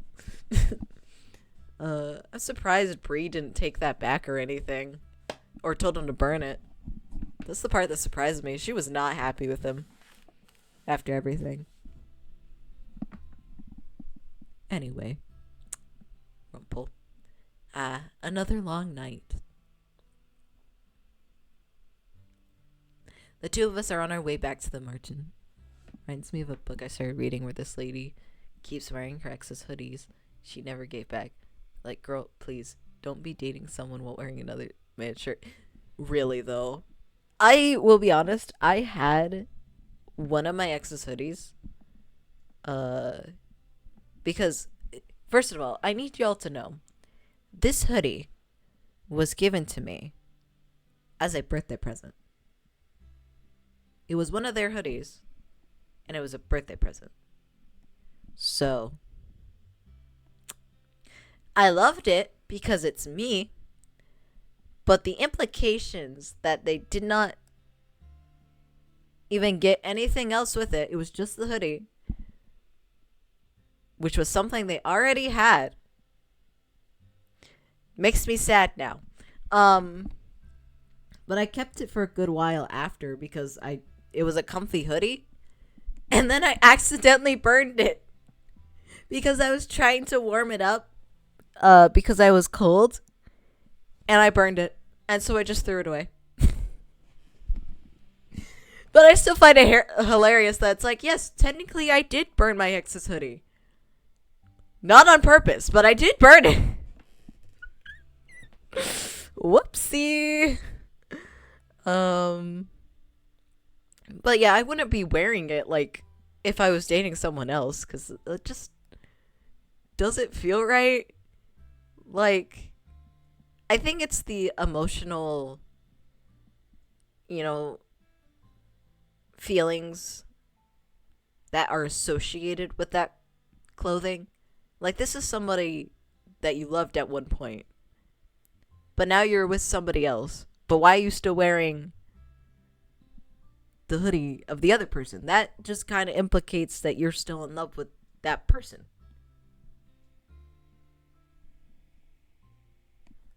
That's just the way I see it, though. Yeah. The two of us are on our way back to the march, and after visiting a clinic in town. And I think a lot of people would pick up on those. Thank you. I think it's just like implication wise, I think it'd be one thing if like you had them in the back of your closet and you just never touched them again, and you find them, you're like, oh yeah, this was my ex's hoodie.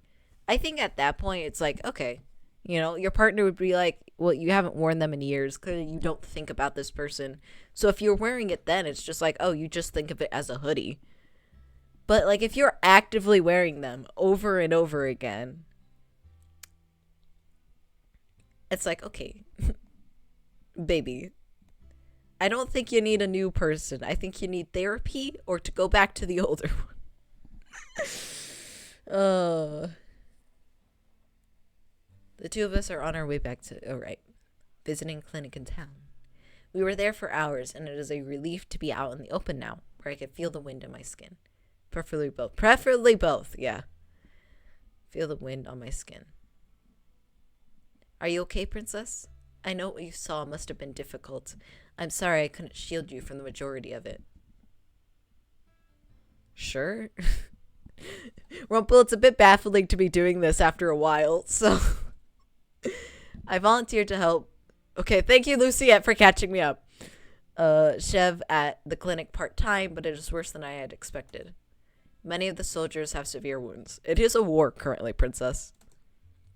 I thought most of the injuries sustained by the knights during the upheaval were only my... Luciette, you thought a whole rebellion happening that the knights would have minor wounds?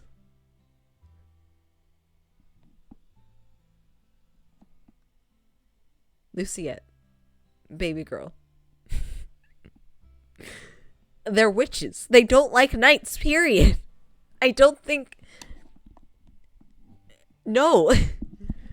Oh, also, Weevil. Weird as someone can't read. Shut up. Shut the fuck up.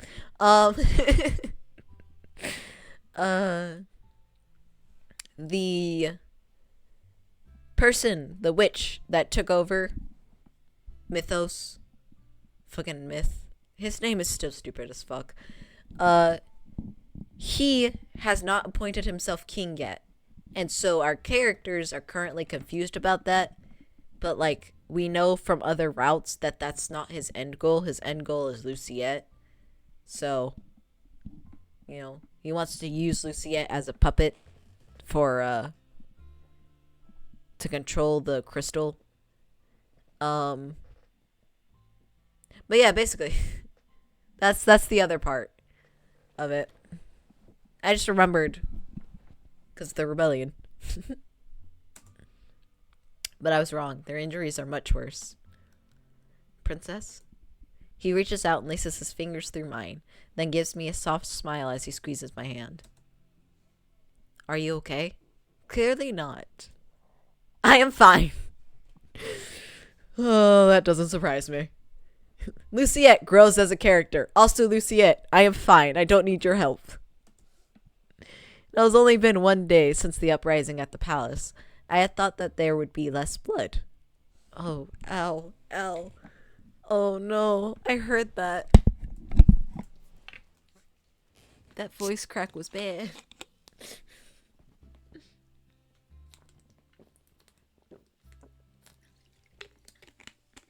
Okay. Hopefully that helps. I was wrong. Is this what things are like? Is this what things were like after the Great War? Were you here for that, Rumple? Ha, you're going through puberty. Shut up. I am. Me. I wasn't a fully certified doctor after the Great War, but I was an assistant. Oh, so you were here for that. It was far worse than this, princess. Damn! I know Chev doesn't know, but I love that he basically just said, oh yeah, no, it was a lot worse. Your mother did a lot worse. Damage. Oh my gosh. Oh. Oh. Poor Luciette. I'm sure she hasn't told him yet. We cannot have a repeat of the Great War. I do not know why Mithros would kill Sir Alacaster and take the throne without claiming the crown, but... Oh yeah, I forgot he killed Alacaster. The witches already have a bad name, and he is making it worse. I don't think he cares. I cannot help but remember the wide smile Mithros gave me when I was still living in the palace. Yeah, it could be you, Luciette. Every time I felt his eyes on me, I felt there was something strange about it. Really? There was always a cloudiness in his eyes, something unreadable. He was excellent at his job, but always an enigma outside of it. A sudden breeze chills my skin. Let's go back before you freeze out here. The two of us begin our walk back to the Marchen. Thoughts of the palace, the king, and my stepfamily cloud my mind. Since I've been staying at the Marchen, I have not seen Rod once. I was never sure if it was because he was ignoring me or if it was because he only wanted to speak to Parfait. Oh yeah, in this route, I mean, I guess now we have the knowledge of Rod, but like... I don't know, I guess when Luciette becomes, you know, the bearer. She just undoes everybody's fairy tale curse. Because my first thought was like, if Lucy has a happily ever after with anybody else, does Rod just die? Because that's Rod's curse. Like, he dies when Victoria gets married. So does Rod just die? But I don't think so, because there is a sequel and they're all alive. So I think it's just that all the curses are broken in the true ending. But it is an interesting thought. I was never sure if it was because, oh yeah. Regardless, I hope Rod and his family are okay. I would never wish this treatment upon anyone, not even the ones I hated. As we walk, I glance up at Chev, whose head is tilted skyward. I catch the glimmer of lights in his eyes and smile. Clearly the curse has a very flexible definition of the word die. Yeah. Imagine everyone else gets their curse removed and he just fucking died. Luciette in her pettiness is like, no, Rod, you get to keep your curse. Kind of like Beerus had a funny definition of destroy the Dragon Ball movie. Yeah.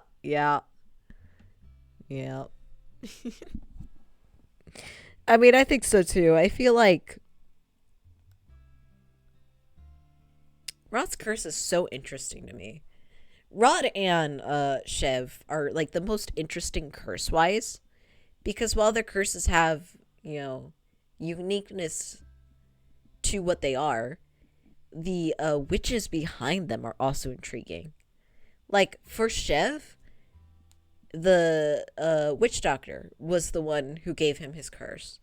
And it was mostly like, hey, my dude, you keep coming to me to heal people that should be dead, and I keep, doing it for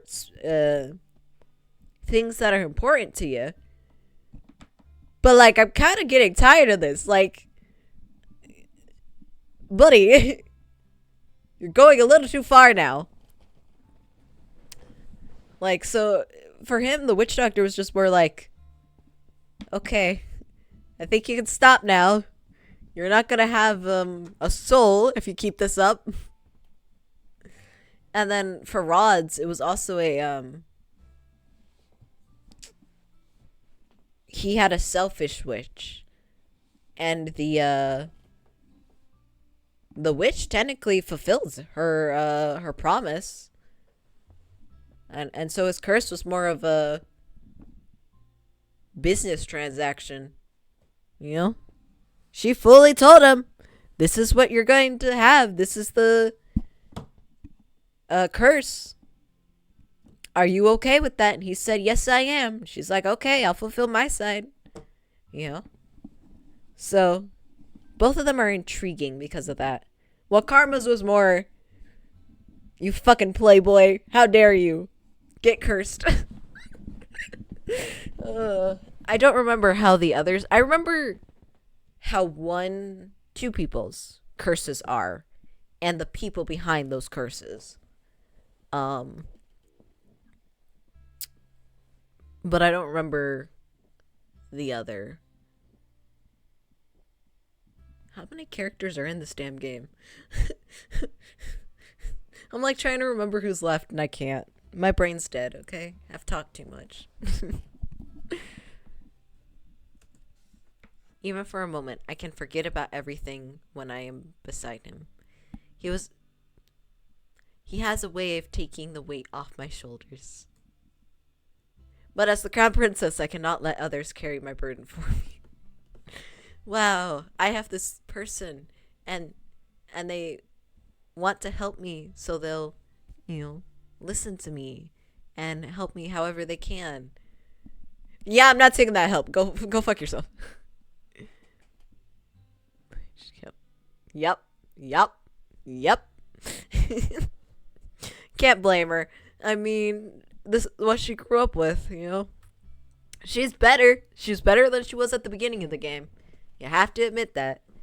And I love it. I love the natural progression of she's not perfect.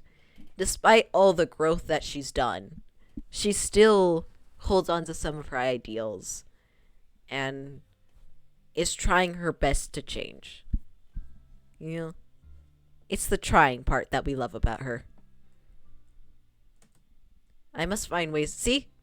At first, it would just be like, at the beginning of the game, it would have been this, and then followed up by, like, I must protect myself. But now she's thinking of how to protect the others. Like, she cares about them. It's cute. It's sweet. Even if it means putting myself in danger or harming someone in order to protect someone. God damn! Lucy, it's like, I am not afraid of murder. If need be, I am more than willing to murder. Damn, Lucy. I forget how, like, nonchalant Luciette is about certain things. God damn. I mean, this shouldn't surprise me. Girl got kidnapped and was like, okay. That's nice. Anyway. What do you think is the easiest and fastest way to kill someone? Luciette? You said that out loud. I love Chev's like, excuse me? Princess? What's going through that head of yours? Chev. I love Chev's like, I'm not a knight. I'm not a prince. You know? I only have my humbleness to offer. And Luciette's like, don't worry, I'll be the knight for you. You want somebody murdered? I'm here. Chev's definitely going to be a house husband. Let's be real. Luciette's in charge of everything. Chev's body goes rigid beside me. He stops to stare at me, wide-eyed. I'm asking just in case I'm ever in danger. I've never fought anyone before. I can retaliate, but I do not know how to actually harm anyone. To kill someone is to end a life. It is stealing away a life that others might love. Luciette does not give a fuck. You bear the burden of that death for the rest of your life. I pull myself away from him. But Mithros is not innocent, man. I told you. Luciette does not give a fuck.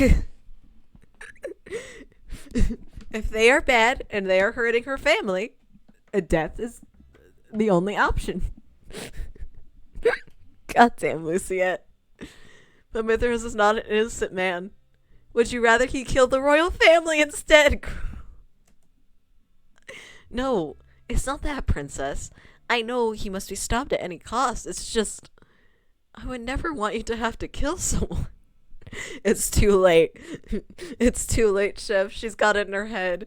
She's not letting this go. How would you know what it is like to kill someone? You have only ever helped people, not hurt them. You saw the soldiers in the clinic today. You saw how close some of them were to death. Did you see the hollow look in their eyes? I've seen that look many times. It is the look of a man who clings desperately to life. Every life is precious. How are these two a couple? I mean, I know how. You know, we just played the route of how. But it's still so intriguing because Luciette does not care. Luciette's like, I have my circle of people, and everyone outside of that, I don't know, go fuck yourself. And Chev's like, everyone is precious, especially those in my circle. So how are these two, like, how do you guys work together? That's crazy. And into the chopping block you go. Exactly! Lucia is not afraid. Oh, at all. She's like, I don't care. You hurt my family, you know? You can't blame her. But it's just so interesting how different their views of life is.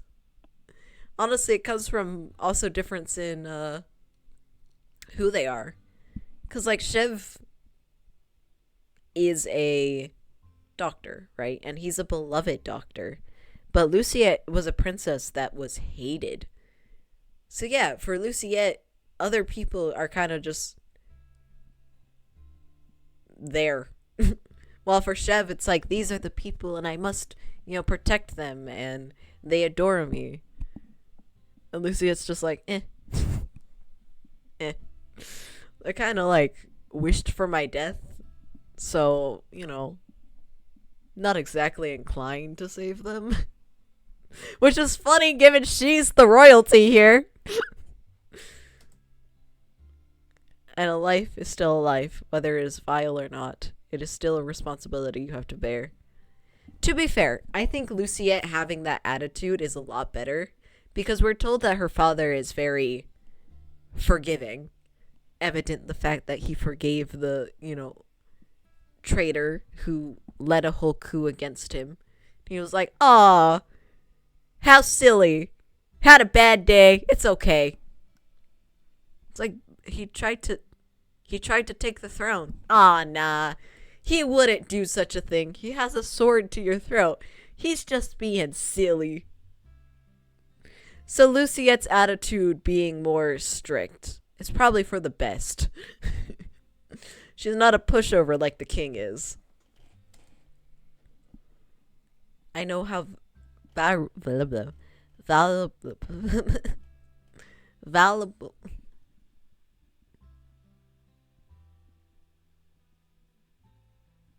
Should I change careers?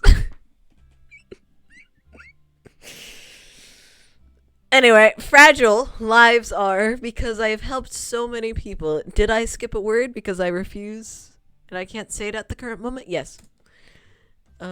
We stand quiet a few moments, facing each other. I know I am at odds with shit. Very good writing. Talking, not so much. Yeah, exactly. Exactly. Just give up to play games that don't require you. Oh, y'all. Hey guys, all the games now are going to be just, I don't know. What games don't have reading? I think every game on some level have reading. I guess pivot to Minecraft. I'm a Minecraft only streamer now, guys. There's no reading here. We stand quiet for a few moments. I know I'm at odds with Chev. He speaks the truth, but I also know that I speak my own version of the truth too. Correct, Luciette? Hey, Bria. God, I still hate her dress. Even in grayscale, does it not look good? The world is a place where only the strong survive. People are kind, but they will take advantage of those who are too caring. Okay. Bree told me that Chev was so selfless he became selfish. Play Helldivers, no reading. Yeah, the only problem with that is my laptop would literally explode, but yeah. Helldivers sounds like a good option. She told me that he had never had anything because he gave everything to others. His kindness has hurt others, and I fear that it has a likely chance to hurt him as well. But hey, it would explode democratically. Good play, good play. Couldn't be great content, lol. It would be just me screaming most of the time, like, oh my god, my computer's on fire, and everyone like, you're also dying in game. Fuck if it's on fire, you know? Move your ass. It's like, guys, but it's on fire and it burned my hands. No. Continue, streamer, continue. In the background, you just hear the fire alarm, heavy whirling from the computer, trying its best. Sorry, my brain is now imagining something exploding democratically, like it explodes in blue, red, and white. Like, the sparks are all, you know, the colors of the American flag. It's just like, that's what I imagine when something explodes democratically.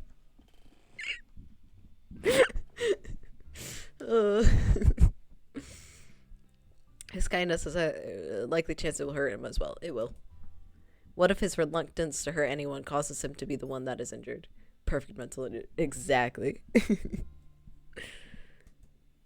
Chev suddenly breaks the silence. I love Luciette's like, oh, my poor baby. You know, he can't hurt anyone. It's okay. I'll hurt people for him. Most people think it is that the easiest way to kill a person is to stab them through the heart. I doubt that. You gotta go through the rib, right? Like, your heart has protection because it is such an important organ. Just like your brain has protection. So I doubt it's easy to actually stab someone in the heart. I did learn a sort of fucked up thing. Apparently, if you stab someone in the armpit, you can severely damage them because it's hitting a lot of major veins. I learned this because somebody was like, hey, writers, you want to fuck up your characters? Here's a way to do that. And I was like, thank you. So I now have that fun fact. But yeah, no. Well, yeah, not just veins, but like giant nerve. Exactly. You know, if your character has been bad, has been naughty, just. Oh yeah, the armpit has major artery and a lot of veins, so you just disable. Exactly.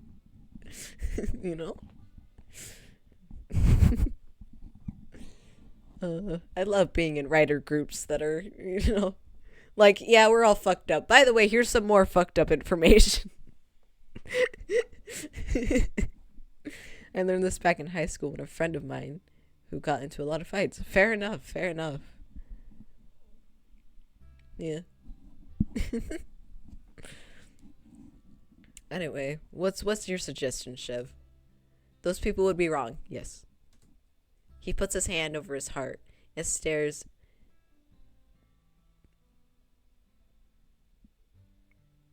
dismally down at the ground.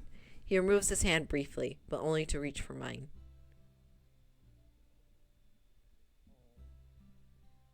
He takes my hand and settles it on his chest slightly to the left.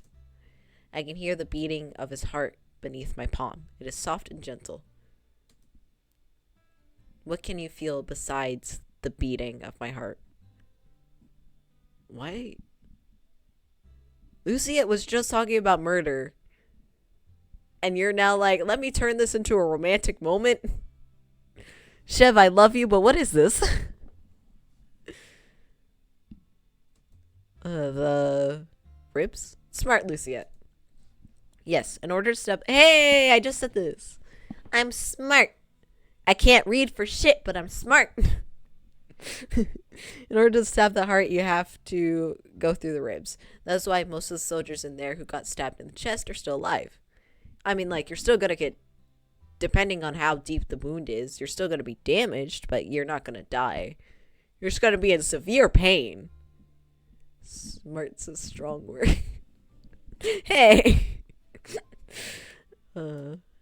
If you want to quickly kill someone, you have to stab somewhere where it would be difficult to steam the blood from a wound. Uh-huh. Do you have any idea where that may be? I know the neck is definitely one. The abdomen? Trying to think of the body. Well, the abdomen? I don't think the abdomen would be a good... Yeah, because your muscles would probably... your muscles would get fucked, but they'd probably protect you from dying. You'd still be able to do shit. At least crawl away. The neck, it bleeds a lot and you can't use healing techniques. Yeah, that's what I'm thinking. Like, the neck's probably the better option. The steps to the gut can be lethal, but it's... Thank you. Like, you have enough time, depending on where you are, and depending if you're, stormtrooper rules of bad guys, where they're not finishing off the person they're killing, you might have enough time to get away and be able to, can be lethal, but could also be saved.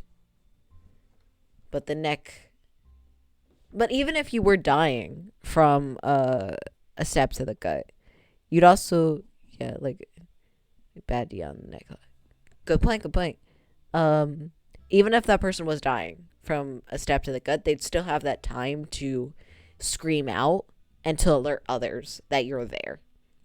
So, like, also stealth-wise, the neck's a smarter decision. They ain't talking shit. They're gone. So the neck. The skin on the neck is thinner, and you have lots of blood flow underneath the skin, so going right to your head. Yes. It would most likely be easier to slice or pierce something more vulnerable in the neck without running into as much resistance. Yes. The only resistance you'd really get is you can't really get a clean cut. Like, you can't really fully clean cut the neck off because of your thing. Bibbidi boon, your voice is not gone. Yeah. Bibbidi bobbidi, your voice is gone. Oh, I know that doesn't work. Bibbidi boon. But yeah, no, you're. It's like, oh, you want to scream to let people know? No, well, your vocal cords are not working. Really? Weird. Anyway. I'm sorry. I'm just imagining how fucked up it would be if there's like, okay, imagine I just murdered someone and I stabbed their neck so they're bleeding out and they're dying. I'm just like, oh, does that hurt? Well, sucks for you. And just imagining if I had teammates and they're just like, what the fuck is wrong with you? It's like, man, I don't know a lot. I like horror. Like, I'm kind of desensitized to a lot of this. Oh.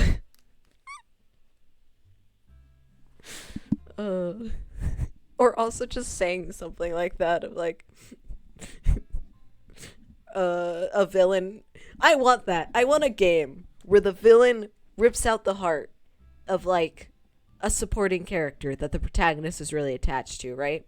And it's like, bippity boppity, your heart is now my property, and runs off with it. I would love that because it'd be like, oh, what the fuck? That is true horror. Where the villain is just a silly little guy.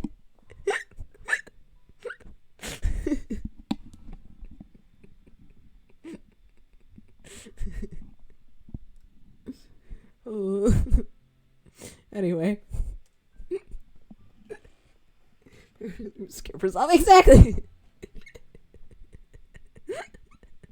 The protagonist is just there with their friend, like, dead on the ground, like, what the fuck? Also, welcome to an average Sky stream where we talk about murder and, yep. Welcome to Sky Streams. You might not know what you're gonna learn today.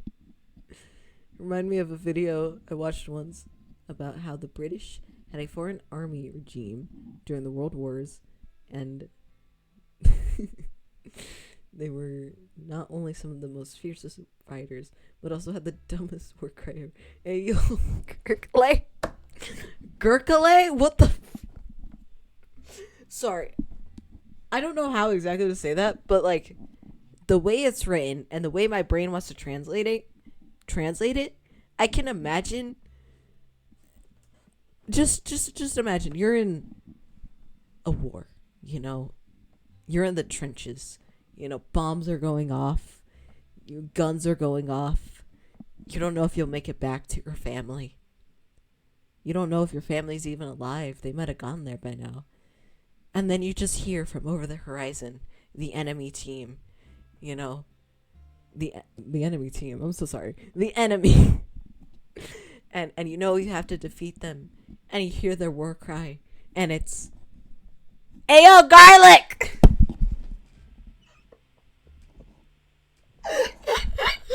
Because that is what my brain translated it to. It's just garlic.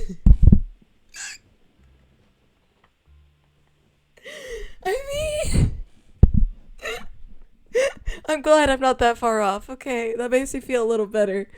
But just... I feel so, like, so humiliated. I think I'd just walk out of the trenches like, just kill me. It's not worth it. Fuck that. That's the enemy? Really? Oh my god. There needs to be more dumb war cries, because, like... I don't know, I think that unnerves the enemy more than anything. It's just a dumb war cry. Because, like, why are you screaming garlic? You know? I mean, it'd be a good segue of the war cry being garlic, and then mustard gas is released. You know? Like... You know, you hear garlic and mustard gas shows up, you know? That's one of my thoughts, but still just kind of hilarious. It's like superheroes, how their names tend to be, you know, what their powers are. And if, you know, that superheroes were smart, they named themselves something else to throw off the villains. Like... Mirror Boy fighting a villain. It's like, oh, haha, Mirror Boy, your mirrors will just reflect the laser and destroy the city. And why the fuck are you stone? He's called Mirror Boy because he broke a mirror once. Like, that's smart. Of trickery. Idea considered. Thank you. I'm so glad we could, you know, consider ideas in this stream about murder. Oh, anyway.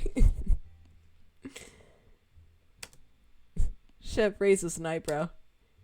Did you happen to pick that up around the clinic? No, I simply guessed. Well, you have a bright mind, princess. Oh, that was the right answer? Sometimes the thing that is the right answer concerns me, because I'm like, why is the character okay with that? Like, example, Chev's route that starts off, you can throw the tray at his head. Well, you can ask to throw the tray at his head. And that's a good option for him. It's like, why do you like that? Why was that a good option? Rumple, what the fuck?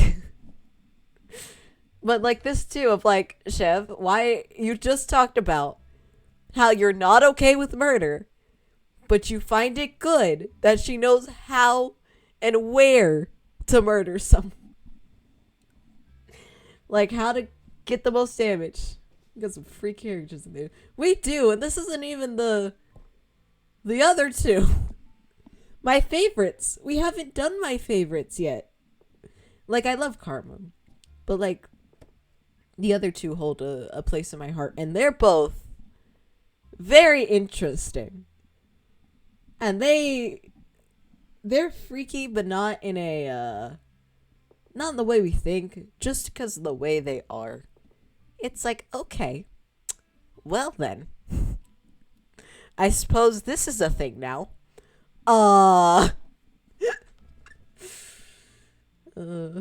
Farewell again. Then you have a bright mind, princess. Chef moves my hand to the side of his neck. My fingers curl slightly when I feel his heartbeat reverberate my fingers. Okay, you two, like, foreplay should be in the bedroom only. Sorry, I had to make it. I had to make that joke.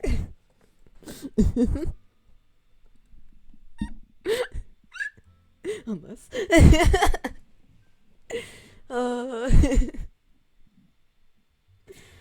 Oh no, Luciette would be a top. Let's be real. Of course you did. Of course I did. Yeah. I'm sorry. Chev, no. Oh, Chev, no. If Luciette said kneel, he would kneel. You know? He would not argue. He knows better. This is the part where you can find the jugular vein and the... Oh god, big words.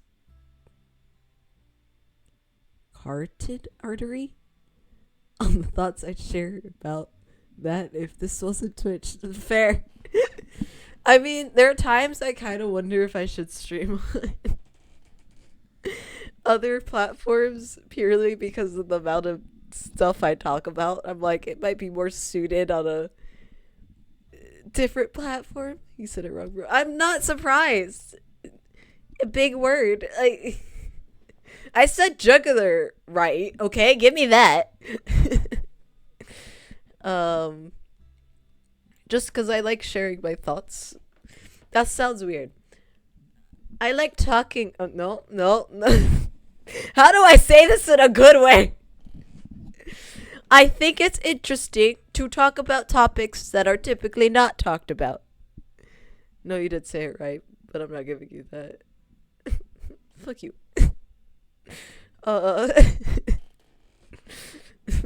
And because I like talking about things, Freaky Sky. No. Talking about certain things and just having discussions about certain things, such as murder. I vaguely wonder if Twitch, might ban me one day.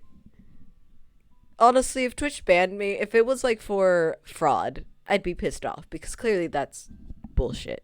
But if it was like inappropriate, things were talked about, I'd be like, that's fair. With the amount of shit I say, that's fair. Anyway. He runs my finger down the length of it, and I shudder. A mischievous smile brightens his face. I vaguely remember having a conversation about you going on to another platform, just for the freedom of being able to discuss whatever. Hello? Yeah.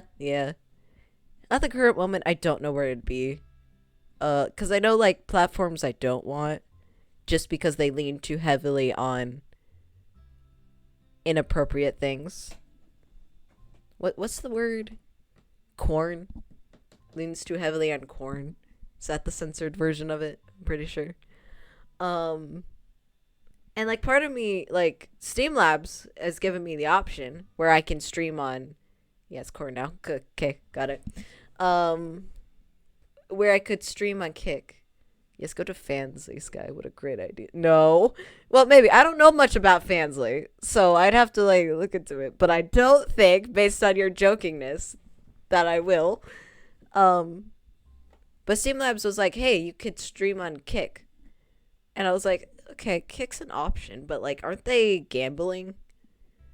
I'm not sure I'm too comfortable with that gambling aspect. Fansly is like OnlyFans, but for anime mostly. Oh. Yeah, no, I don't think I'd fit in there. Based on that description alone. Yeah, Kick is owned by gambling. Yeah. On one hand, I don't think there's anything... I gotta think about my words carefully here.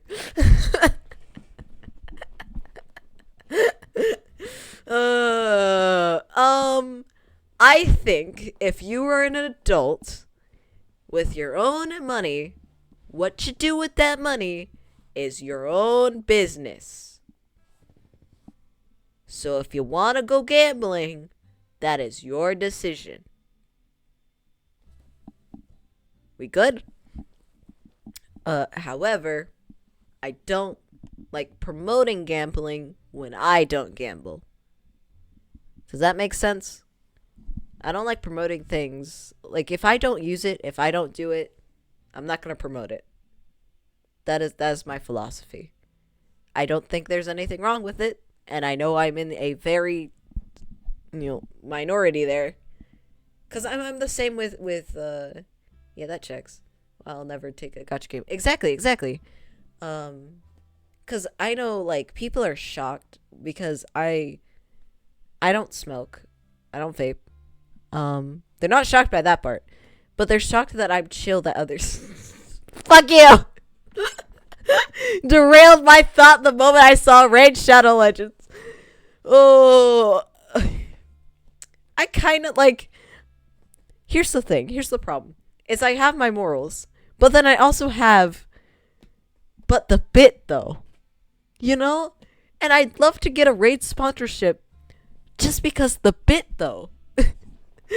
Of just, you know, like it's a mark that you're an official YouTuber if you get a Raid Shadow Legend sponsor.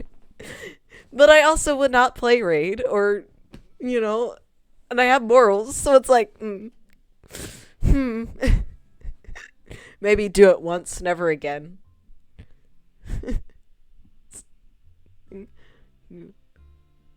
Do along the lines of for the bit. Yeah, basically. I also, you know, it's me. I'm not good at subtlety. So, if a sponsorship was like, why did you decide to take our sponsorship? Like, specifically Raid. I would fully tell them, for the bit. It would be up to them how they respond with that. If they want to resend the contract, that's fine. But I'm not going to bullshit them and be like, oh, I just, you know, I heard so much about it. No. Nah, bitch. I'm doing it for the bit. Oh. Money. Yeah, I would just be like, money, man. Ooh. I want to do a let's play of Kirby Return to Dreamland on my channel. Give a very distinct voice to my lore when I play through it. And then from that point onward, every sponge. Oh my god, that's so good. That's so good. That's awesome. God, I want to play the Kirby games. I played some when I was a kid because my brother, Puppy, he loved them. So I love Kirby games. I should play them on the channel, you know? Because I have a totally legit 3DS and games. Not found online at all. Nintendo, don't. Nintendo, please ignore me. You know, I don't exist. I'm too small, please. Don't come at me. So yeah, I'd love to do the bit. I mean, one of the sponsorships I want to do, and I've heard mixed sort of things about it, of where the product themselves itself is good and wonderful and there's nothing wrong with it, but working with them to do the sponsorship is not the best process. I'm like, okay, that's an interesting, you know, that's very interesting for it to be that way. But I'd love to do a Manscaped sponsor because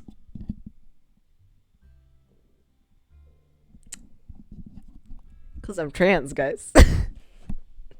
Because I think it'd be hilarious. Okay? I think it'd be so funny to do it.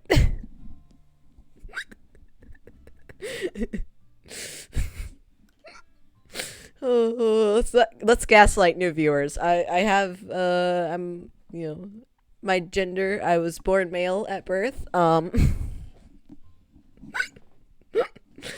So I'd love to do a Manscaped just purely because I want to see how many people are like, now wait a damn minute. Now wait a damn minute. For made my you know. Yeah, that'd be cool, you know.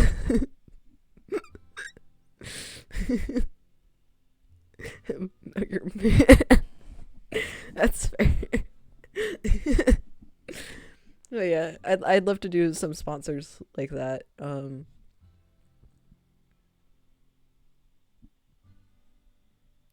I think it'd be funny to do as well, like for the bit, makeup. Like I'd love to do a makeup sponsor, but not show my face. Okay? I need you to visualize this. Because what I would do is I would use my avatar and I have makeup for the avatar, and I just put that on and be like, sponsored by, I don't know, Lacara and their new eyeshadow packet, and the eyeshadow packet looks nothing like the makeup the avatar is wearing. Oh, I'd probably end the ad with like, I'm a VTuber, guys. What were you expecting? What, do you think I'd show my face for an ad? 6 ads later. By the way, here's a face reveal. I would do that. Oh, that's funnier than I thought. Where did you think I was going? Also, I want to point out, best face reveal ever for the bit though. I thought we were gonna have Manscaped added a makeup tutorial. That would be so good too. Hell yeah. I want to point out that if I were to do a face reveal with an ad, that ad would have nothing to do with my face or body. All right? I want to point out, it would be an ad for like a vacuum. Okay? And I'd just be like, by the way, face reveal.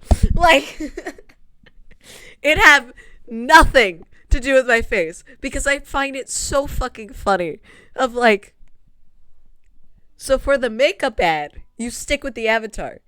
But for the thing where you didn't need to show your face at all, you show your face. What the fuck? And it's like, welcome to my channel. Expect nothing.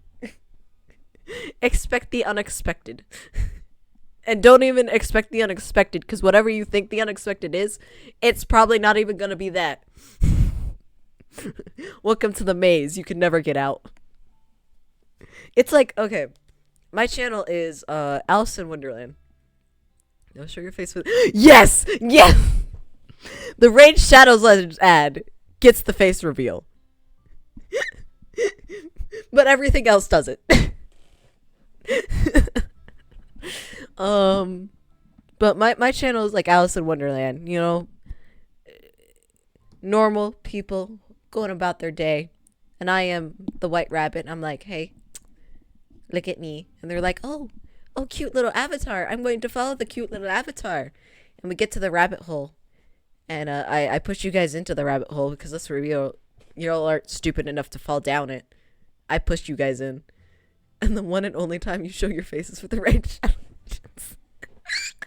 Yes, yes. But yeah, I push you guys down the rabbit hole, and you're like, well, this is fine. This is weird. You know, this is strange, but the rabbit hole has to end at some point, right? Sky, why isn't the rabbit hole ending? Welcome to my channel, bitch. It is the rabbit hole. Like, that is my channel. The rabbit hole. Yeah, exactly. You think you can be free of this? You are wrong. So yeah, that is my channel. You know, if I get better at drawing, I want to make an animatic of that. Just me pushing down, you know, a blank figure that just says followers/subscribers on it, and just the never-ending rabbit hole with little references to other streams, you know. Of course, there has to be a condom filled with water, you know, also in the rabbit hole. They're like, what the fuck is this? Oh, that's from a stream. Do include a picture of your up. Exactly, that also has to be in the rabbit hole. There's just Legolas. No, I'm not even going to like draw Legolas, okay? It's going to be a PNG of Legolas. That's just also in the rabbit hole. And it's like, oh yeah, that's my boyfriend. Husband, technically husband. New viewers are just like, what the fuck? Let me out. No. You're stuck now, bitch. I think it's more accurate, like, new viewers, they're allowed to leave, you know? Bonus points with automatic is your channel trip. Oh, hell yeah, it would be. It would be the intro to, you know, my channel. This is what you're getting. I think it's even funnier if it's the animatic, because if you just see the animatic, you're going to think, oh, so Sky's channel is a drawing channel, an animatic channel. And it's like, no, I'm a VTuber, bitch. It's going to be like, what the hell is this? And it's like, you didn't watch the animatic? It tells you what this is.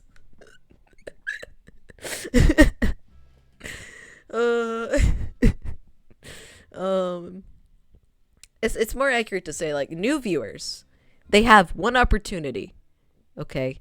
They can show up, they cannot say anything, and then they can leave.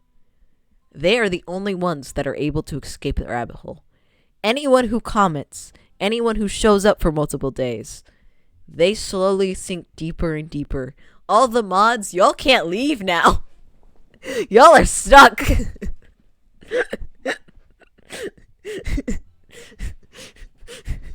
I can just imagine someone new getting modded and just seeing all the other mods like, hey bud, you got trapped too? Yeah, it's been 100 days for me. It's like at least in one welcome to the basement. Exactly. It's like on one hand though, at least we get to bully the streamer, you know? He might have us trapped, but that doesn't mean we're gonna make it easy for him. Oh. Some new gets modded and all of us are like, no, run while you still can, yeah. Oh. And VOD viewers, don't think you guys are safe either. You're also in the rabbit hole. Don't pretend. You're in the rabbit hole too. You might have the ability to pause, but you don't have the ability to walk away. I sound so ominous.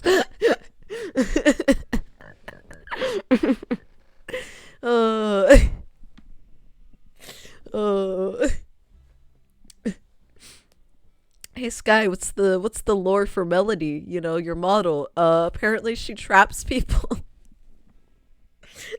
Apparently she's a villain. Hippity property, your viewership is my property. I don't know. I was trying to make a joke about like watch time and I failed. Oh, but yeah, basically. There you go. What's the lore? Come closer, find out. Just follow me, little one, to this perfectly normal pile of leaves. Just perfectly normal. Obviously, the pile of leaves have to be the most obvious fucking trap ever. Like, it's not even actual leaves on top of the hole. It's fake leaves that are like that fake green, right? So it's so clearly a trap. And if you come closer, it's your own damn fault, you know? Don't be tricked by the cuteness. See, in many mythologies, they have a trinity of a creator, protector, and destroyer. Melody is the creator, as she creates a jail for the viewers. Sky is the protector, as he protects the exit, yes. Night is the destroyer, as she destroys your frame rate. That's so true. Night's the one that gives me the most scuff. She's so cute and adorable, but so scuffed. I think Night is also the destroyer because a lot of people like her. Like, they find her adorable. So they want to see more of her. But anytime they do, they don't get a good stream, right? Because the frame rate, the bit rate, all of it just goes downhill. And so they're like, Night, no! What are you doing to my what are you doing to Twitch, Night, please? It's like, do not fall for the cuteness. They will destroy you. What's Guinevere then? I know, like, she hasn't really been shown off. I suppose Guinevere's just the ghost. Guinevere's the trick. She's the white rabbit. How many frames are sacrificed to get us waifu enough? True.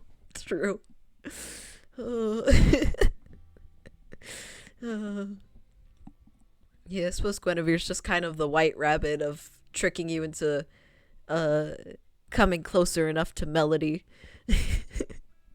Because Guinevere has like a little ghost companion. So I imagine a lot of people, new people who don't know VTubers that well, see that little ghost companion and are like, oh my god, that's so cute. I've never seen a VTuber with that. And they get closer. And then, boom, there's Melody. Boom. There's the rabbit hole. I want to leave. Nah. You don't get to.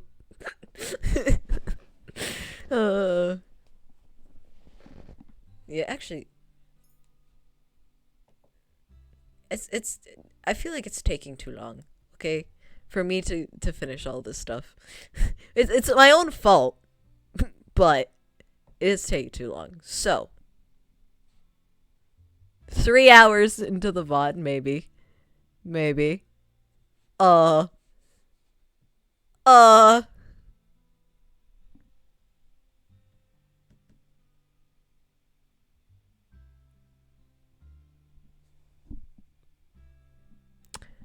Okay. 1 second.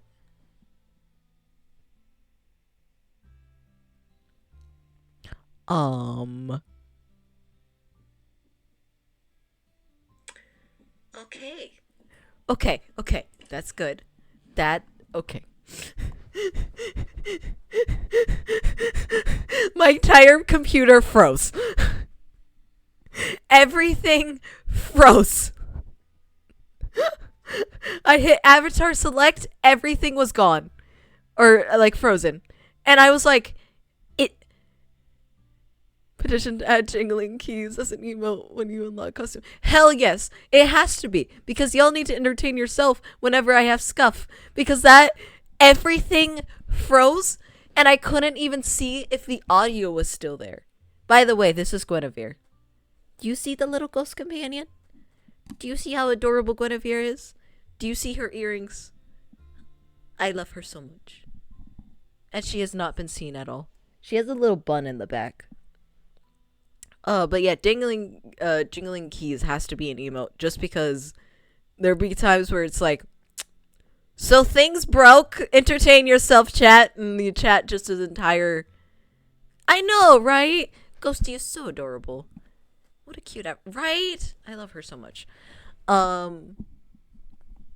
But just be like, okay, chat, things went wrong. Entertain yourselves, and the entire chat just becomes the emote of the jingling keys. It's like, okay. Stimulation is still on screen. Oh, that was terrifying, though. I am not touching the avatar select button anymore on stream. That's gonna be the only time for a good while. Because everything freezing was just like...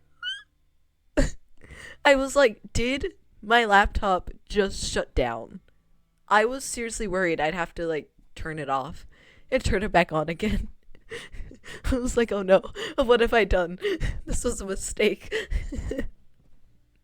We're okay. We're fine, chat. Oh.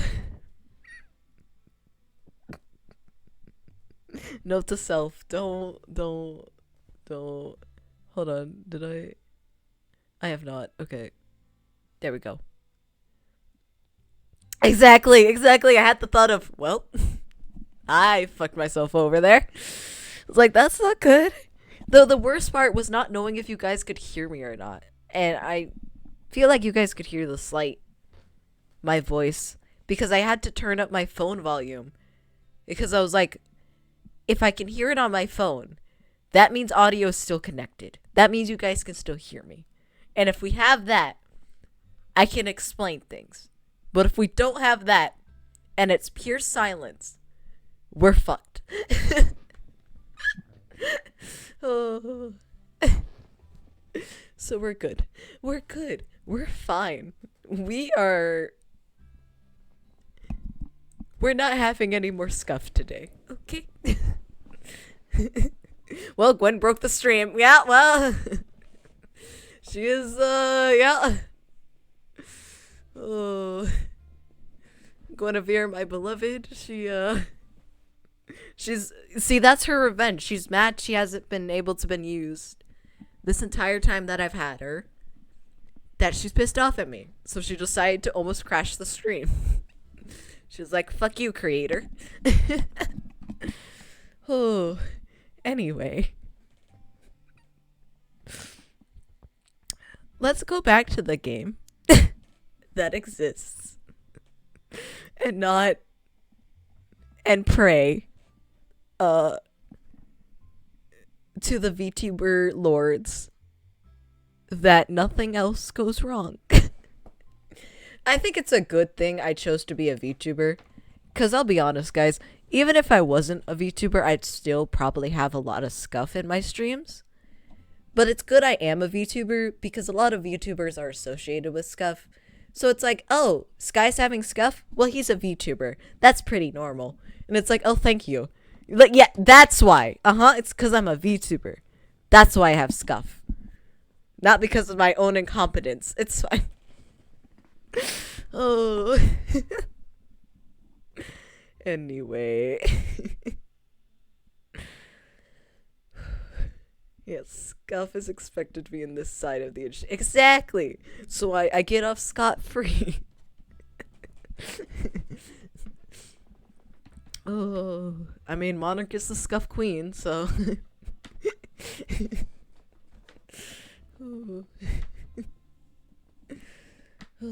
Oh, actually, I just remembered about Monarch. I was a little surprised to see that she joined VSojo. I was not expecting her to be the one that joined. I was, like, actually shocked about that. I was like, Monarch? Damn. No, like, hate or anything like that. It's just impressive. And I watched her thing that talked about what the clues were supposed to make people, think of her and put it together with her. And I was like, Monarch, no. Monarch, that's too subtle. Monarch, nobody was getting that shit. Monarch, nobody got that shit. She's like, see that glitch right there? That was supposed to be a reference to the scuff. The 0.5 second glitch. Monarch, please. I was like, Monarch, all you had to do was put a butterfly somewhere in one of the 3 trailers. And people would have probably started to lean more towards it's Monarch. Right? But she did not do that. Nobody. Yeah. Yeah. True. It was more funny because it was clear that Monarch had ideas. Like, people gave her suggestions for what, hints to put in. And she was like, but I didn't want to do that because I thought it'd be too obvious. And I was like, Monarch, you're overthinking the hell out of this. Nobody got it because you overthought every single hint. And honestly, like, I don't blame people. I watched all 3 trailers and I was like, even knowing the hints, I still wouldn't have thought it was Monarch. I would have thought it, like, with the 5-second glitch, I thought it would have been somebody, associated with, Wi-Fi or, like, electronic, like a Vocaloid. Stuff like that, With the T, I would have associated with someone British. Like, the 3 teacups were, like, the most okay hint. That was good. But the, like, empty butterfly container, Monarch, nobody knew that was a butterfly container. And when I mean container, I mean it was like a terrarium for butterflies, but it was empty. It was like, Monarch, nobody got that. Monarch, please.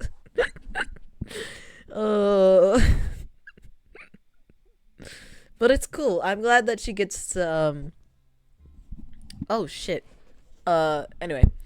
I'm glad that she gets to, have a new outfit and debut with VSojo. That's cool. My phone so helpfully is like, I'm at 20%. And I'm like, oh shit. I forgot. I had the thought I might need to charge it during stream. Glad I have my charger set up. But yeah, no. She tried a little too hard. Yeah, exactly. I love Monarch. I love Monarch songs. And Sayu. I my introduction my introduction to Sayu was via Monarch. And then I started to watch Sayu stuff because I find him funny. I like his sense of humor. And one of the things that like comes to my brain, because I found it the funniest shit, was when Sayu was simping over a character, and somebody in the chat was like, anyway, I just know the time it is on my end. I should go to bed soon. Okay. Hope their stream will swell. It will, hopefully. Hopefully no crashing. Go to sleep. Rest well. Good dreams. But somebody in the chat was like, Sayu, you're married. And Sayu was like, oh, right. Scylla, come here. And his wife was just like, oh, damn, he's hot. I was like, that's awesome. I love that. That's so funny. The couple that sims together stays together. Let's get to go. Oh, I did say that, didn't I? Hey. It takes about me saying that maybe 3 times before we actually get back to the game. Anyway, thank you for reminding me that there is a game. Brian's on his face. Not only does cutting at the neck stop blood from going to the head, it also makes it spurt. Oh, right. We're talking about murder. But if both the vein and the artery are cut, it only takes a minute to bleed to death. Quick death. Got it. Need an emote to remind you to play the game. Yeah. Oh, I don't know what that emote would be, but I know that the name of it would be game, just in all caps, game. I wonder what like the emote itself should be. I feel like it should be a pointing, like an animated emote, right? Maybe pointing to the screen. Don't know. I'd have to think about that one. But yeah, anytime it showed up, be like, okay, it's time to go back to the game. Gotta herd me back. Thus, one of the best ways to kill a person would be through the neck. Yep. Why are you telling me all this now? You asked. Definitely, if you can. We have time to brainstorm. Yep. We definitely have time because I'm not close to getting emotes yet. But eventually, when I hopefully do, definitely decide. I wonder if it should be night. Like, chibi night, being like angry and pointing to the side of the screen. Like, get back to work. Go do our job.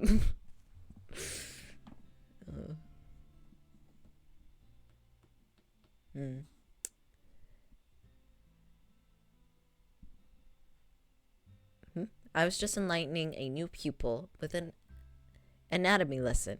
You asked me a question, I responded as a teacher. Exactly, Lucia. Chev's fingers loosen on my hand, and I grasp his hand tighter in response. Princess, I don't want you to have to be the bearer of... Princess, I don't want you to have to bear the burden of a murder. I don't think Lucia cares. Or the pointing character, it just says in bold words, game. Yeah. Yeah. I promise that I'll protect you, so you don't have to defend yourself with violence. Says the man who will not murder anyone. Anyway. I cannot use a sword or magic, and I don't know how to fight, but I will always be there to protect you. I may not have an abundance of muscles beneath these sleeves, but I am a doctor. Ooh, you know what it could also be? It could be a pointing character with game behind it, and the character is just a basic, like, no features character, but on the head it says mods. The mods are like, get back to the game, god damn it, the stream is going on for too long, we want to go to bed. So though it may not be heroic, I know how to hurt a person. No one knows the better than I. Cool, Shiv. His sincere expression, though pained, tells me that he's telling the truth. I do not want Shiv to hurt a person either. That's a good idea, Lamont. Exactly! I would destroy everything that he has worked toward as a doctor. He has seen so much suffering, and yet always seems untouched by it. I will do anything I can to protect his positivity. I'm like, in my head, I'm thinking about, hold on, actually. Write down. A list of emotes I would theoretically need. There's like the basics, like sad, angry, happy. And I think the happy one should definitely would be the most fun to do, but also the most hard, because it really is like, what character do I use? Like, I think all characters should be used in the emotes, like a good mix of them. Like, Sky should be used, Night should be used, Melody, and Guinevere. Guinevere, yeah. But it's like, who is the hello?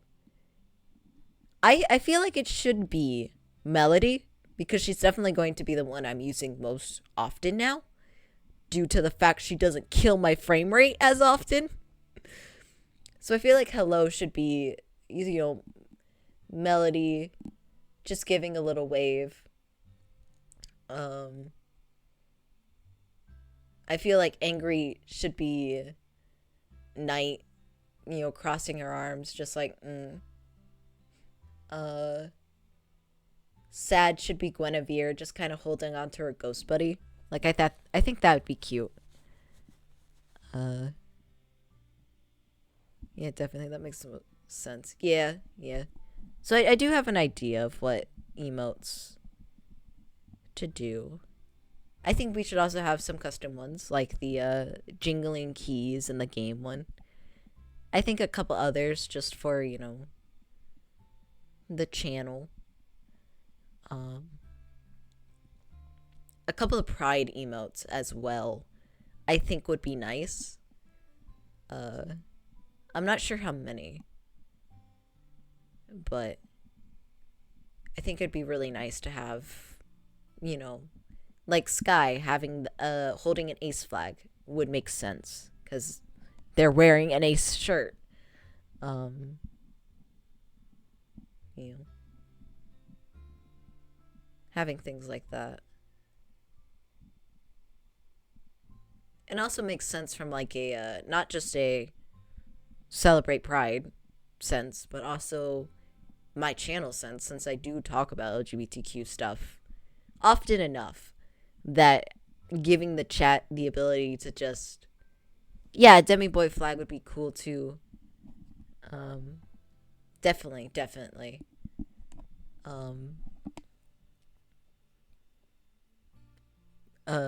Anyway, it'd be nice to give the chat an option to just, you know, spam the pride emote if I'm talking about a certain thing. Like, oh, I'm talking about a trans, or I make a trans joke, you know? There's the trans flags, or the demi boy flags. That emotes being spam. That's my thought. I don't think anyone would accuse me of this, but I feel like some people would be like, you're forcing thing, you know, you only want pride flags to be more relevant and popular. It's like, no, man, I'm part of that community. I respect my community.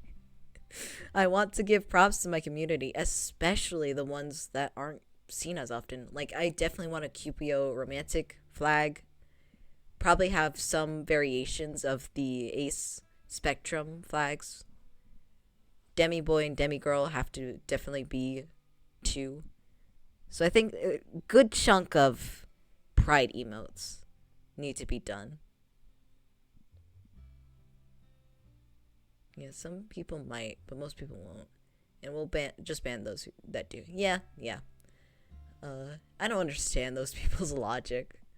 Like, even if it is that, it's still supporting, and it still makes people who are of that community feel, welcomed, right? So, like, why is it an issue? People are weird.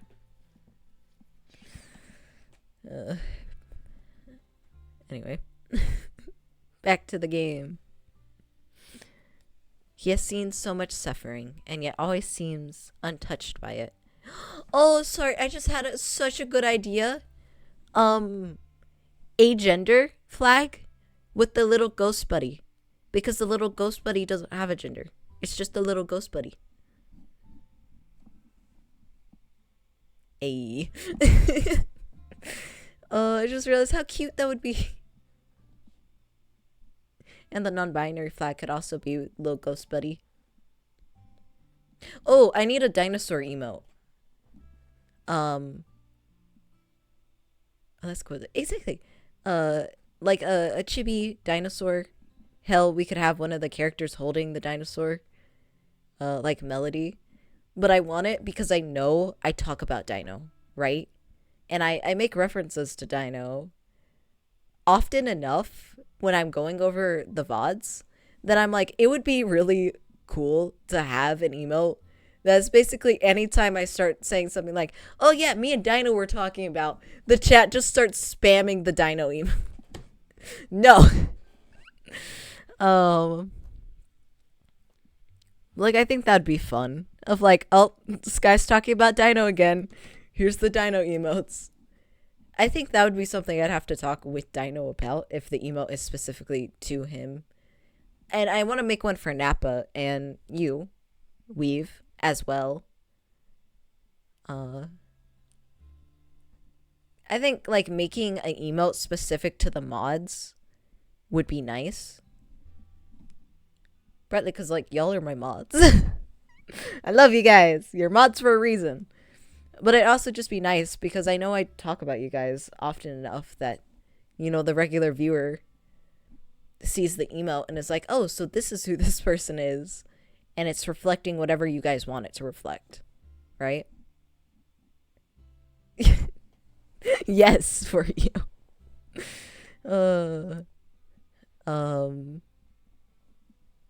But yeah, I just think that'd be nice. And I just want to do it as like a thank you guys for sticking with me, You didn't need to. You didn't have to. I know I joked about keeping you guys trapped here, but the exit was open. But y'all are still here. So, thank you. You guys are my friends and community. And we've had a lot of good times together. Anyway, enough sappiness. Okay, let's go back to the game. He has seen so much suffering and yet always seems thank me as you should. Of course. I will do anything I can to protect his positivity. The Marchen was quiet when we returned. Everyone had already disappeared into their rooms, and so I went straight to mine. I also forced Chev to go back to his. He had been on his feet all day, and he needs the rest. I plopped down onto my bed as soon as we returned home. I glanced briefly to the side, where Chev's bouquet is in the vase Parfait had given to me. Who is it? Parfait. Oh, hey, we were just thinking about you. Come in. You've returned. Parfait looks paler than normal. I realized with a start that Chev did not tend to her at all today. Don't look at me like that. I'm fine. How were the soldiers at the clinic? Not good. Many of them were gravely wounded. Some said they remembered magic, others say they don't remember anything at all. A shadow falls over Parfait's expression as she sighs. So the circumstances are dire than we thought. It's a good thing Shiv is there to lend a helping hand. Did you manage to come up with a plan? It's proving more difficult than we anticipated. Delora and I are willing to put ourselves in danger. Waltz is too, because he can use magic to a certain extent. The knights and Karma have their blades. But Shiv, I do not want to involve him in this. Because you're worried about him. Of course I am. She says that as if, you know, chapter 1, she wouldn't have kicked Shiv to the curb. As if she wouldn't, you know, chapter 1, Lucette would have let that man walk to his own death. Ugh.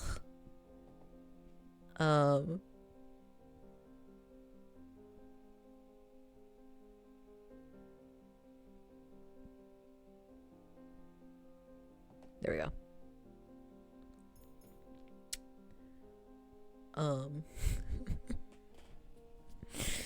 Oh, Lucia, you've come so far. You've come so far. You've grown, yeah, yay! Thanks, Parfait. You've grown, princess. You remind me of a younger Hildery. Well, that's not what I wanted to hear. Back then, Hildery was both calm and resilient. One moment she could be smiling ear to ear, the next she could be strict and unmovable as the coldest ice. Well, that is Lucette. The two of us were like sisters. We did so much together. We learned together, explored the kingdom together. I can say with all certainty that we were the best of friends. And then the fairy tales happened. When Hildery killed the first human, she was corrupted. Her darkness swallowed her whole. I do not remember a time before Mother was corrupted, and so I cannot imagine the woman Parfait described. I was about to say, like, I can't imagine Hildery like that, because we've only seen her from Lucette's point of view, so... She's not a good woman. Sorry I didn't grab that. I was talking to someone. That's fine. That's fine.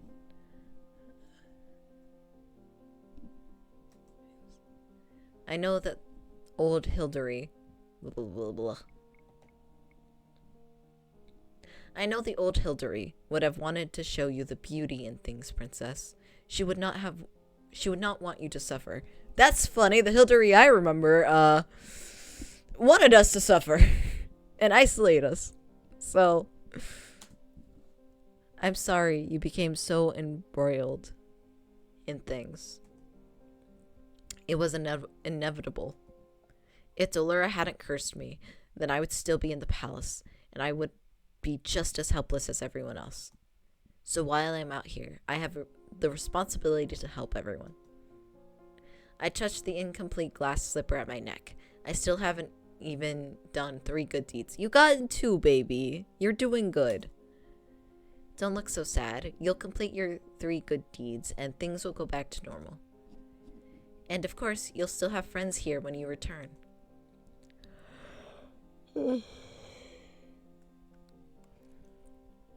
And come your 18th birthday, Delora and I will teach you about magic. Waltz is eager to help too.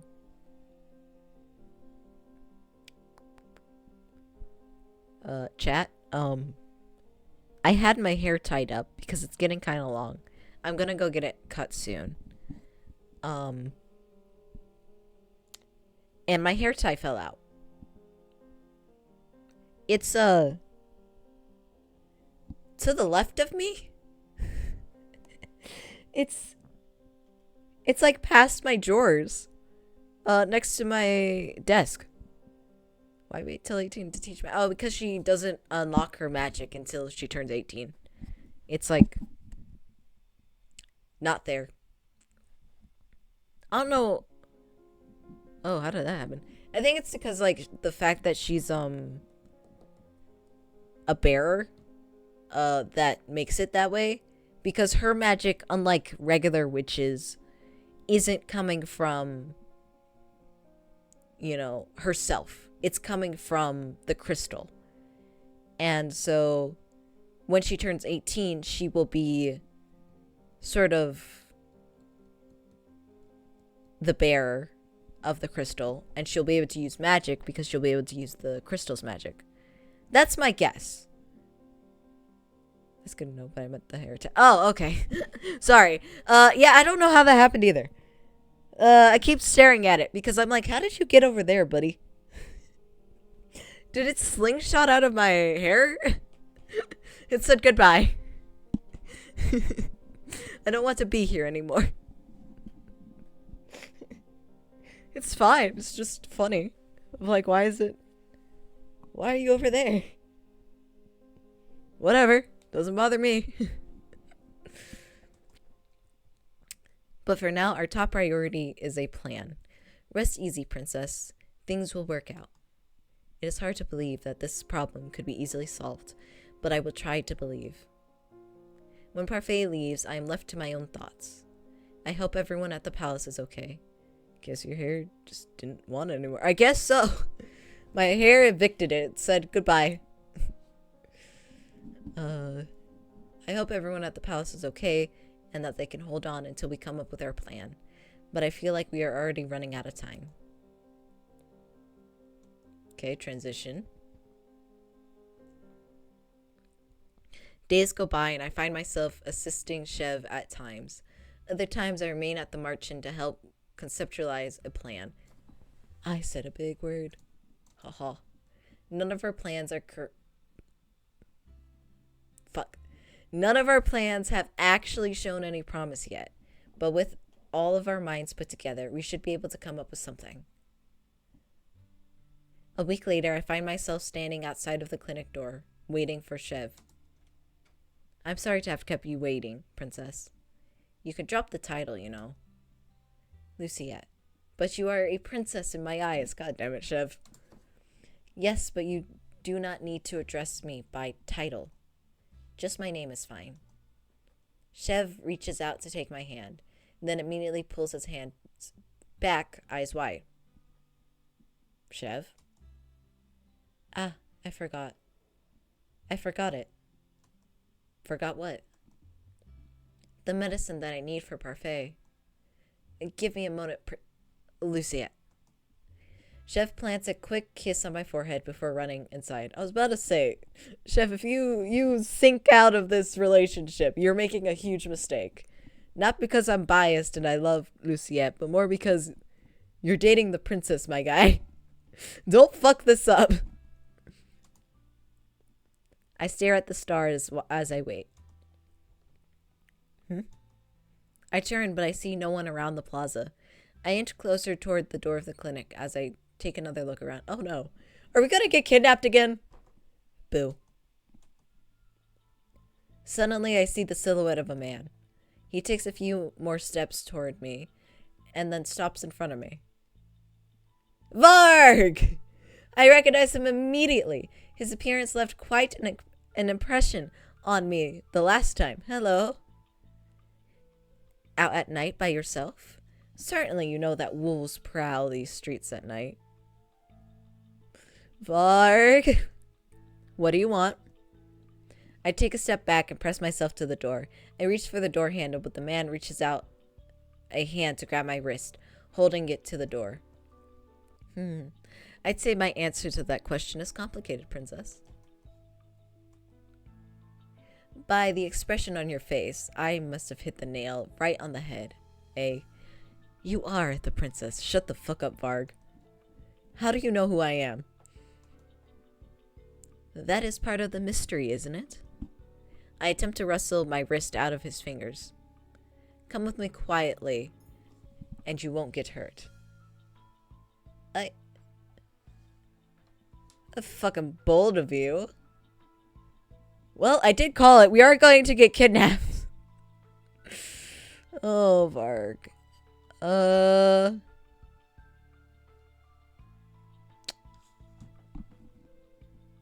Yeah, no, fuck you. I refuse to go anywhere with him. I open my mouth to scream before I can even breathe. The man's hand flies to my mouth. You're a disobedient one, aren't you? Yep. I struggle against his grasp. It does not take long for the grin to fall from his face. It was replaced with a look that lacks any amusement. I enjoy seeing you Hey. But I'm afraid we've been out here for too long. Fuck you. Don't ever say that to me again. I bang my shoulder against the door, and a resounding creak follows my attempt. No more Mr. Nice Guy. Fuck you, Varg. The man opens a small vial in front of my face. Something sweet wafts in the air, and suddenly I feel myself falling. Did he just chloroform me? But like fantasy-wise? Damn. As I collapse. Well. Oh, hey, it's our bedroom. Where am I? Your bedroom. I glance around me. My room. I look around cautiously, checking to see if anything in my room is different. The last time I was here was before I was cursed. How is it that this room is the same? Sleeping Beauty has awoken. Oh no, not the fantasy chloroform. Yeah. Wrong story, my guy. I move to stand before realizing that my legs are numb. This is Rumpelstiltskin. Shame to see you so easily tamed, princess. And here I thought you would be fun. Varg. I glance up at the man, who is now standing right at my bedside. How do you know who I am? Are you a witch? A witch? Me? Ha! He bursts into laughter. I would rip the witches to shreds if I could. Oh, I kind of forgot about this. Okay. I wonder, is that... Okay. I know Varg's secret, right? Because I played through this game several times. I forgot all about this sequence, though. But I'm curious now, like, when we get to the route that explains to us who Varg is, remind me to explain why this is interesting to me. Because it's like, oh, okay then. If he could, then you are cursed. Correct. The man simply smirks at me, but says nothing in response. He brushes the words aside with the gesture of his hand. Are you working for Mithros? Probably.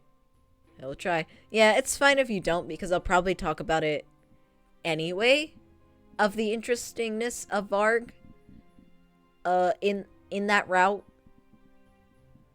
Because, like, there's a big, giant secret about Varg that is, like, a very big plot twist. And so I'm trying to be very careful not to spoil it. Probably. I glare at his vague answer. My name is Varg.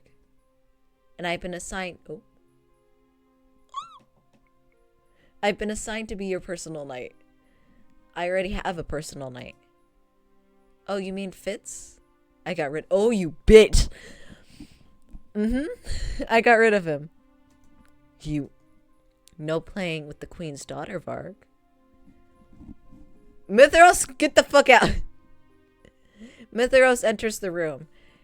Now he stands in the doorway, eyeing the both of us with a smile that is so oddly reminiscent of his usual one that it makes me sick. Mithros. Princess, you look more and more like your mother every day. Why, the scowl on your face is almost a perfect reflection. Okay, you're creepy, Mithros. You're very fucking creepy. He moves to stand in front of me. At the same time, Varg begins to take slow, careful footsteps to the edge of my room. What have you done with everyone? Inconsequential or consequential? What? Thank you! What? Mithros clicks his tongue impatiently. Inconsequential or consequential people? Okay. I narrow my eyes at him. I have no idea who he defines as inconsequential or consequential. Where are the king and the rest of the family? Where is Fitz? Where? Not where. Were you the one who killed Sir Alacaster? Ah, inconsequential and consequential then. To start, your knight is gone, princess. I've replaced him with Varg here. Oh. And Alacaster.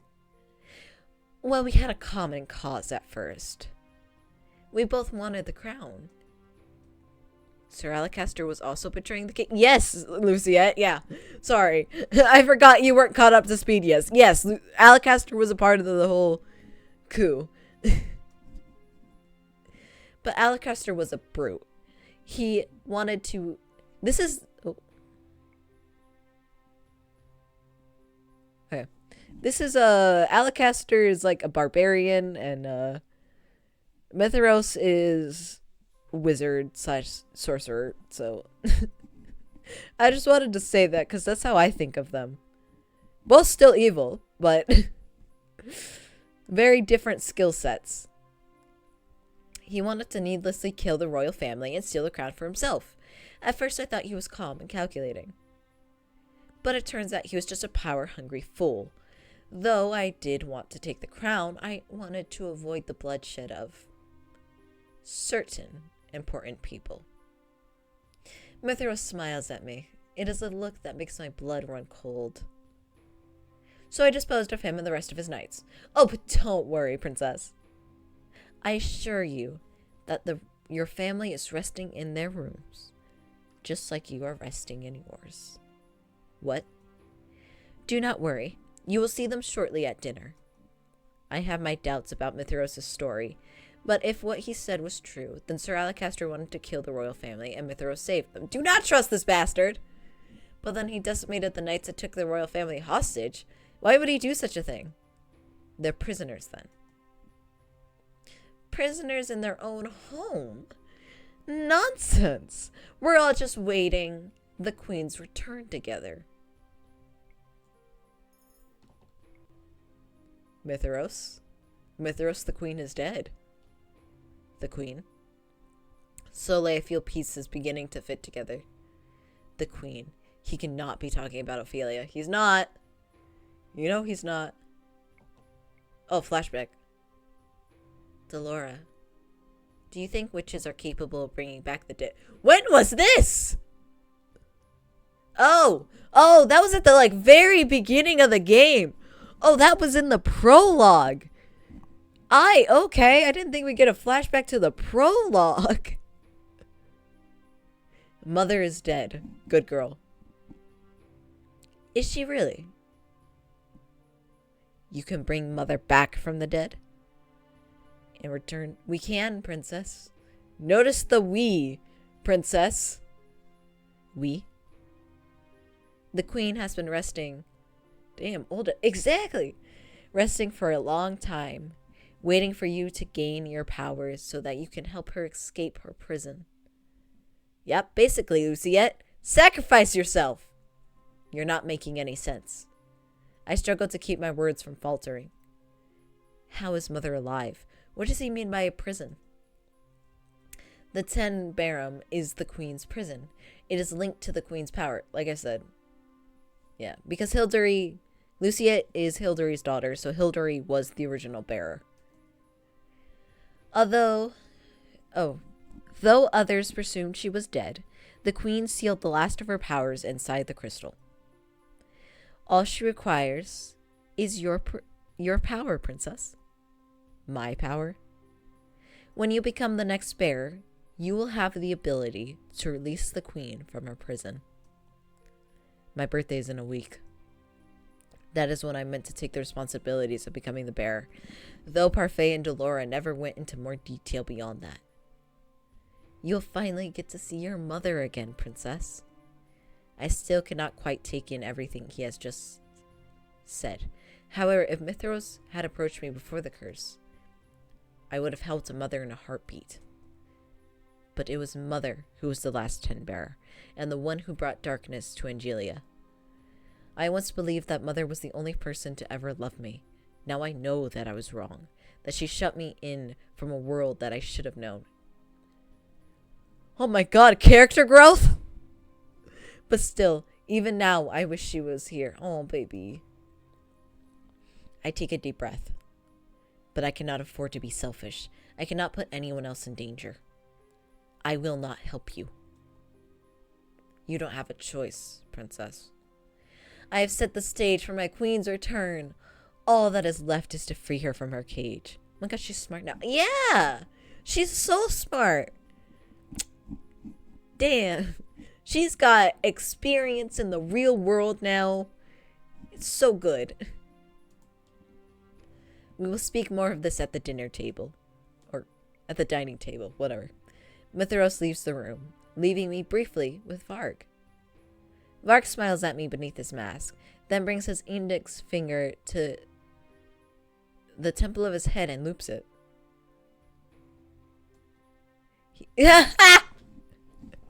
He mouths the word crazy. Okay, Varg. I have complicated feelings about Varg, and again, that'll be something that gets into you on that route that explains more about him. But God, I love when he has these moments of just joking. You know, he's not a villain. In these moments, he's just like, damn, he's insane. Oh, I love you, Varg. You said you would tear witches apart, so why do you serve Mithras? A good question. Good question. Next. You're not going to answer me. Yes. How perceptive of you, princess. He smirks at me before following Mithras out the door. I am once again left by myself in the room. Everything Mithras just told me swirls through my mind. My mother, alive, and he killed everyone only to take the crown and keep it for her. A shudder runs through my body. She cannot return. Lucienne. Good girl. Oh my god, she recognizes her mother as a bad person. I spend the next hour looking around my room for things that might aid my escape. I know where everyone else's rooms are too, but I have no idea how heavily guarded they are, and I doubt I could help them. I must return to the margin. I test the window, but it is locked, probably with magic. I search my shelves. The dolls that used to comfort me can do nothing for me now. Last, I check my drawers, but there are many things in them. There is nothing that looks like it could help me escape. As I am searching, I come across a box, and I pause to pick it up. What is this? I remember this. It was given to me by Mother with strict instructions to not open it and always keep the key hidden. Oh my god, is that what I think it is? I didn't think we see it in this. Not in this route. If it's what I think it is, this is not... Oh. I search the drawer again for the key. The moment I begin to set the box down, I see a small golden key at the bottom of the drawer. I pick it up and I'm about to open the box when I stop. This is hardly a priority right now. I set the key down next to the box. I should be searching for a way to escape. Oh my god, it's a treasure chest. We're rich. It's scary not how far off you are. Oh god, if it's the box I'm thinking of, that box is very complicated, but very much important, and very much it is a box that shows up in the true ending. I'll say that. And it's very important in the, like, what I count as the true ending. So I just didn't think we'd see it earlier. Oh my god, it's an empty treasure chest. We're not... Yes, yeah, empty. I mean, technically, if she were to open it, she would find it empty. Technically. At least, if I remember correctly, she would find it empty. But if opened, it would actually help her a lot in her escape. But obviously, she doesn't know that, and I have future vision, so... But, like, I'm shocked to see it in this route. Oh. Ooh. That. I like that that's foreshadowing, for sure. Damn.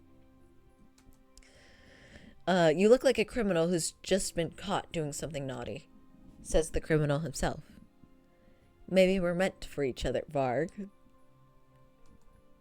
I narrow my eyes as he approaches. Behind his back, I can make out the open door.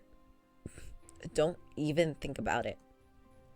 You don't want me to pounce you in the hallways, do you? Phrase it any other way. That would be unpleasant. Varg grabs my wrist. I attempt to struggle free, but he holds tight to me. I will be your escort to dinner tonight. I keep my head held high as Varg escorts me from the room. On the way to the dining hall... Why does bro sound like a pervert? Well... he kinda is, I think. I don't remember exactly. Anyway. It's interesting. Varg is interesting. He's morally gray. On the way to the dining hall, I glimpse at the rest of the place. It is mostly empty, save for a few soldiers. The soldiers that do stand there have a glazed look in their eyes and look right through me. Puppets. A spell. Okay. A spell cast by Mithras. Varg does not answer me as he pulls me through the hallway. Soon I find myself in the dining hall. The guards usually standing by the walls are gone. Now there is only the royal family, and they seem to be unharmed. Oh my god! Hey, Dad! It's been what, months now? Hey! How you doing? You? Yeah, I forgot. You also still don't remember me. I can see the recollection in the king's eyes. My heart flutters as he stands, or tries to. He manages to rise, but only just barely. I notice that his feet stay firmly planted where they are. Everyone's bodies look exceptionally stiff. Oh, so they're tied down. Is this some kind of spell? Yeah. You're the girl that was outside my palace months ago. Yeah, that's who I am, your majesty. I am just the girl that was outside the palace. God, when I'm princess, I'm kicking you out. Anyway, I was just the girl outside the palace. Mithras, what is the meaning of this? I notice that the king is not at the head of the table as usual.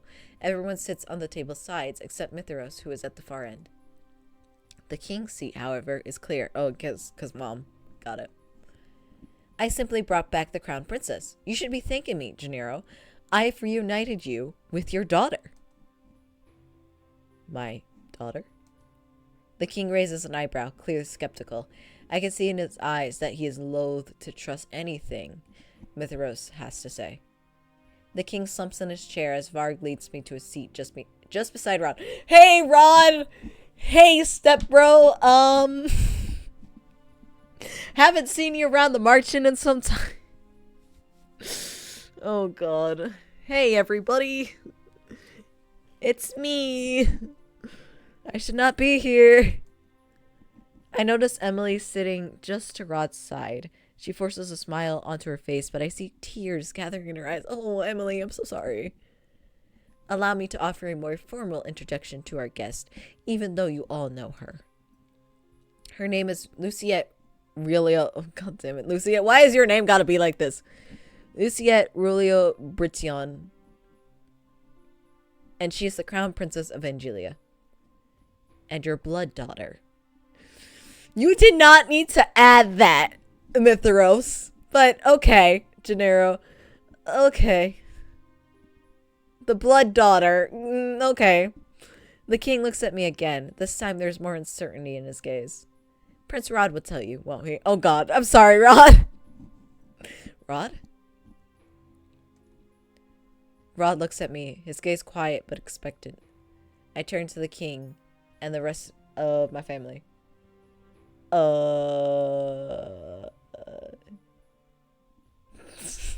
Neither of these are the greatest options.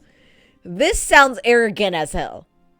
Like, we just got brought in and it's like, I am indeed the crown princess. Fuck you all.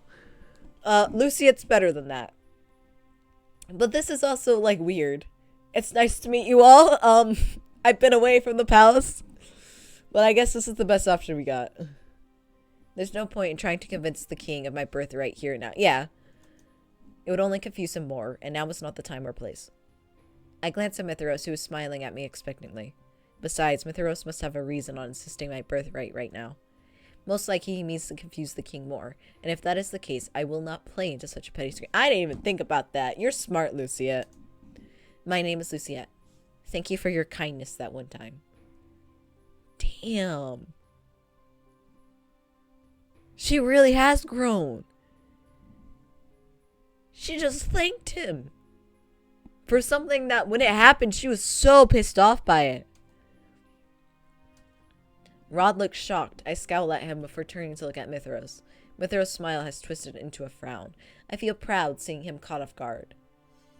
Luciette, what are you doing here? Gennaro, she is undoubtedly your daughter. That is why she is in the room that you have been taking care of. What? The king's eyes widen. He looks at a loss for words. Princess, the king has been keeping your room clean and tidy for the sake of nostalgia, and he has no idea why. Magic works in interesting ways, doesn't it?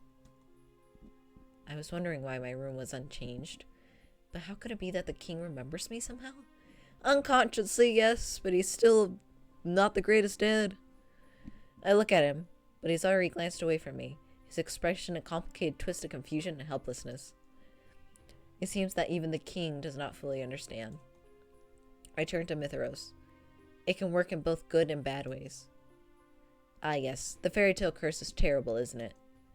I catch Varg's eyes from the side of the room. He glances away from me, and I follow his gaze to the corners of the room. I hadn't noticed them before, but I now see cloaked figures hiding in the shadows. Witches. They must be the ones holding everyone in place if they try to escape. But not all magic is terrible. Like the magic we used to revive the queen. No! You're insane. Hilary is mad. You have no right to refer to her by name. Yes, he does. He's her husband. He's her husband. He has every right to call her Hilary. A sudden chill envelops the room. I feel actual icicles on the table. I pull my hands away. Now, we are going to eat dinner, and we are going to enjoy it.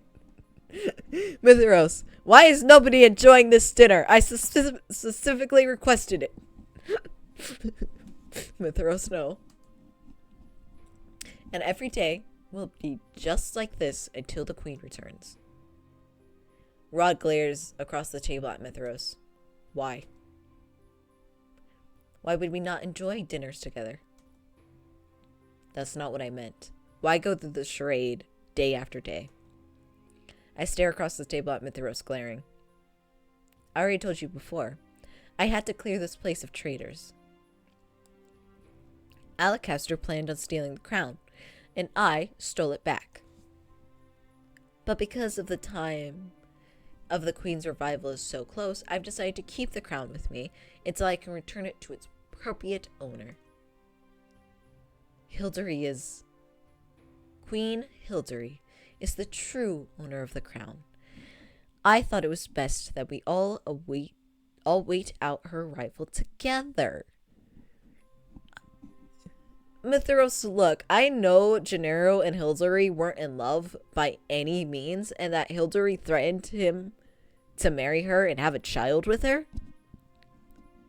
But I don't think she's gonna be so chill with Ophelia there. Queen's revived. Who the fuck is this woman? Oh, this is Queen Ophelia. The king married her while you were away. Bitch, I told you. Oh, dear. It's like, in his defense, Hilary, you did die. Like. But know this. When my queen demands it, I will kill all of you. I simply refuse to act without her orders.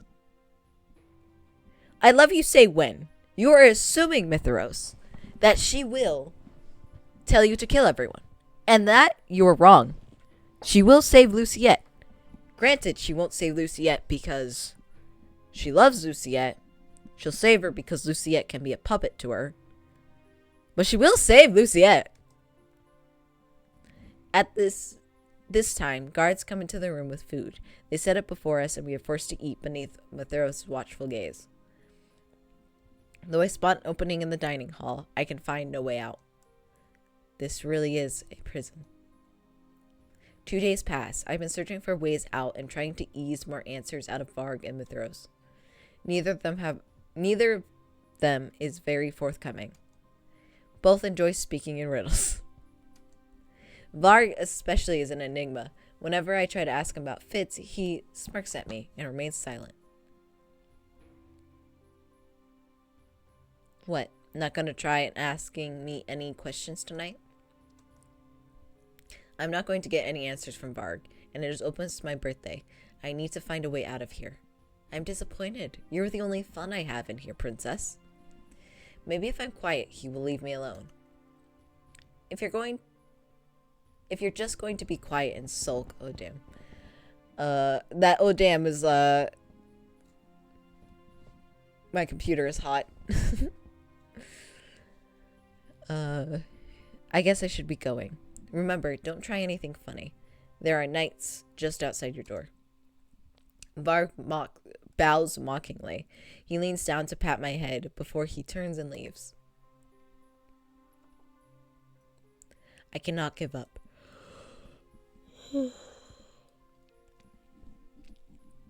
I once again begin my search of the room. Time is running out, and there's nothing I can do besides search for a way out. But I know that if I leave the room, the knights will catch me immediately. If I had a weapon, I might stand a chance. I put my fingers to my neck and remember what Shev told me about it. Sleep. Who the fuck? The sound comes from outside my door. It is a woman's voice. The door opens and suddenly Shev and Delora are Delora! Princess! I am startled to see Shev standing before me, his eyebrows drawn over his eyes with great worry. Beside him stands Delora with her arms crossed. Well, aren't you a sight for sore eyes? We're here to stage a daring rescue. I rush to Shev and wrap my arms around him. He puts a hand on the small of my back and smiles down at me. We're going to get you out of here, princess. How did you both get in here? With the power of magic. Dramatic, even at a time like this. The two exchange a look before looking at me seriously. Parfait, Waltz, and the knights and Karma are all here. We thought we'd just be fighting witches, though. We weren't expecting the knights. No matter what we said, we couldn't get through to them. They're under a spell. Matheros. He wants to release Mother. Both of them look at me with confusion. What? The Mother is still alive, just inside the Ten Baron. Matheros wants to bring her back. That is impossible. The queen is still alive? Shev looks worried while Delora's expression is more rigid and resolute. We could not let that happen. I don't know how the queen would be alive in the first place, but, well, we'll worry about that later.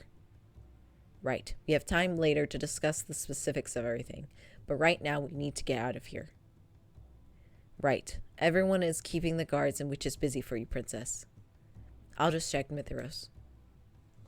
Shev, I'm counting on you to get the princess to safety. That's why I'm here. Princess, can you guide me through the palace? I cannot just leave everyone here.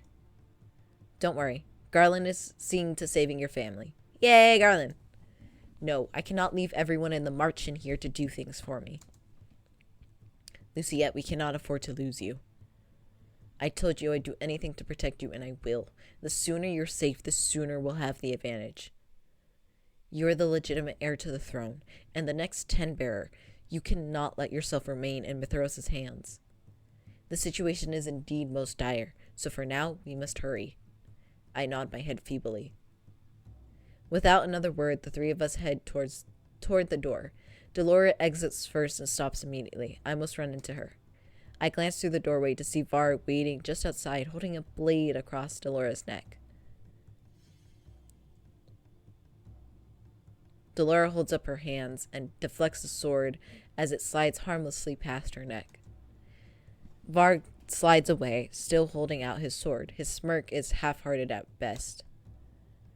Get out of our way. You're awful demanding, aren't you? Pretty place? No can do, my lady. Shame. Looks like I'll have to destroy that pretty mask of yours, along with everything else underneath. Delora holds up her hands and summons a wall of electric orbs. With a flick of her wrist, she sends them rushing towards Varg, who dodges with surprising speed. Varg's movements appear sluggish, but I have seen his fast reflexes. He is playing with Delora, even though I do not think he has the advantage. He drops the sword, and for a few moments I feel Delora has the advantage. Then suddenly he raises the cane he usually holds at his side and taps it on the ground. A burst of smoke escapes from the bottom of it, shrouding the room. An enchanted cane. You're not the only one with tricks up your sleeve. Delora! Shev, get her out of here. Let's go, princess. Shev takes my hand in his and begins to lead me away. I turn to glance back at Delora and Varg and realize that while Delora is completely on the offense, Varg does nothing but dodge. It is as if he is trying to buy time for something. Oh, again, and this is why Varg is morally gray. This is like the third route where Varg has like consistently been, in Mithros, but has bought time and like let Lucia escape. So he's very morally gray. I banish the thought from my head. So he's definitely buying time for her to escape, as Shev pulls me down the hall. How rude. Haven't you heard of chivalry? I spot Karma, still in his dress, holding his sword out to the man in front of him. When the man lunges, Karma dodges back and grunts as his back comes to the wall. I suppose chivalry is dead then. He steps off to the side as the possessed knight attacks him with his blade. The sword catches his dress, but it does not hinder him from stepping forward and jamming his sword beneath the knight's armor. The knight kneels, but the sword does not fall from his hand. Karma looks up at us sharply. What are you doing just standing there? Move.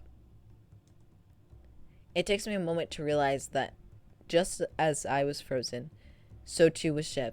His face is pale as he grabs my hand again and once again starts rushing me down the other end of the hallway. Shev's steps are wider than mine, and I have to struggle to keep up. But the further we go down the hallway, the more apparent it becomes there are too many obstacles in the way.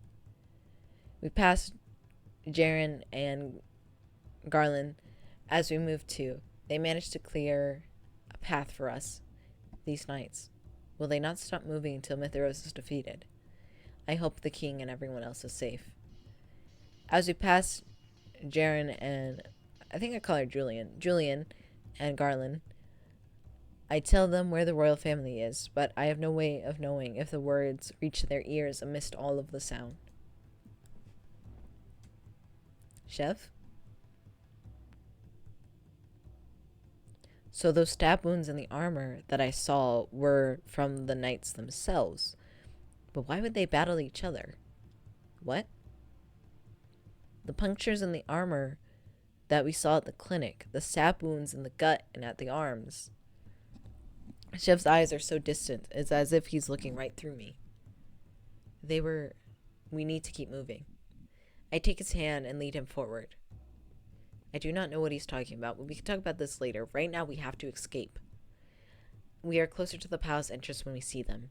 A group of knights standing in two lines on both sides of the hall, facing each other.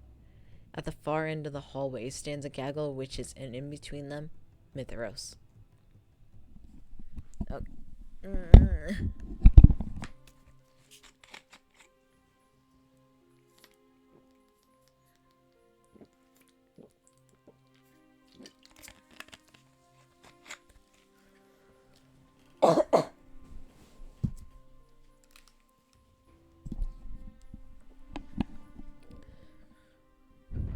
Good evening. Did you enjoy your stroll around the palace? Shev immediately moves to stand in front of me. The cloudiness is gone from his eyes. But what leaves his mouth is not a demand, but a question. How could you do this? How? It was quite easy, actually. You know what I mean. Why would you make the knights fight one another? What a foolish question. Obviously, it is because they are inconsequential. On the stage, some pawns exist to be easily replaceable extras. I am interested in keeping only the actors. In the grand scheme of things, the extras aren't needed. In fact, I can make them do whatever I need in order to get the best outcome. He snaps his fingers and the knights raise their swords. I tense, thinking the knights are going to turn to us, but they never do. Here is an interlude for you to enjoy. The knights are attacking each other. The sound of metal ringing against metal fills the air. The knight's swords arc, dive, and stab. Mithrose watches from behind them, a sly smile never leaving his lips. The two of us can only stand there, stunned into silence. It isn't long before we can see red. Oh shit.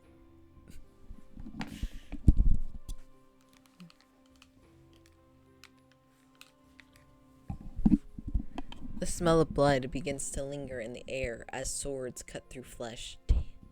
Fucking hell, Mithrose! Abruptly, I snap to my senses. I attempt to move forward, but Shev remains firmly grounded. Shev! I heard many things about the doctor working at the clinics. I heard that he was a volunteer that assisted in helping the injured during the Great War. I also heard that, until just recently, he had been cursed. I knew immediately upon seeing you that you were that volunteer. I suppose it is unavoidable that you and the princess know each other, but to think you would be so close. Shev just stares blankly ahead. He looks almost like he is under a spell. His eyes are glazed. I continue to call his names. His eyes follow the sword's movements of the knights, and he does not even spare me a glance. Have I unraveled the doctor?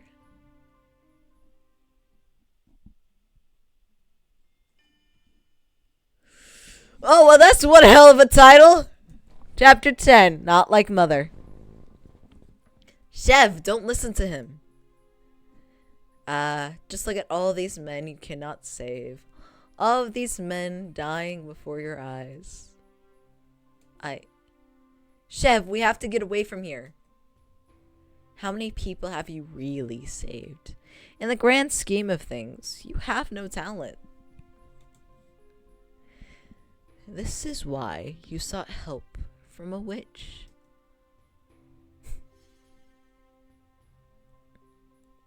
Mithero's voice is oddly calm, and I feel some sort of presence in the air that is different from normal. A knight plunges a sword through another's gut, causing him to lose his sword. The sword skitters across the floor, gleaming under the moonlight. I look desperately at Shev and realize that the magic is already working its way into him. He does not see anyone except Mitheros, who is still smiling at him from behind all of the knights. I glance at the sword, remembering what Shev taught me. Mitheros is unguarded right now, but I have better judgment than that. And I told Shev that I was going to steer clear of the burden of taking someone's life. I have a promise to keep.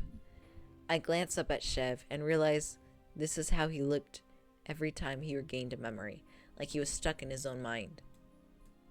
There's only one thing I can think of to get him out of this trance. I clench my hand into a fist. And I punch Holy shit! Oh, how do I, okay. Luciette? Hell yeah. And I punch Shev in the face. Ow! God, it's my face! Impossible. Shev's eyes clear, and when he looks at me, I can tell he is distraught, but his eyes are seeing the present. Weird, you can pause streams even though it just resumes when that is weird. What's the point of that? That's strange. His eyes are seeing the present. Sorry, I thought I lost you. Oh. I thought I lost you, so you punched me in the face? It was the only way I could think of. Never change, Luciette. I suppose I needed that, didn't I? Yes. Chev smiles sheepishly. It is fleeting and gone by the time we both turn to Mithras again.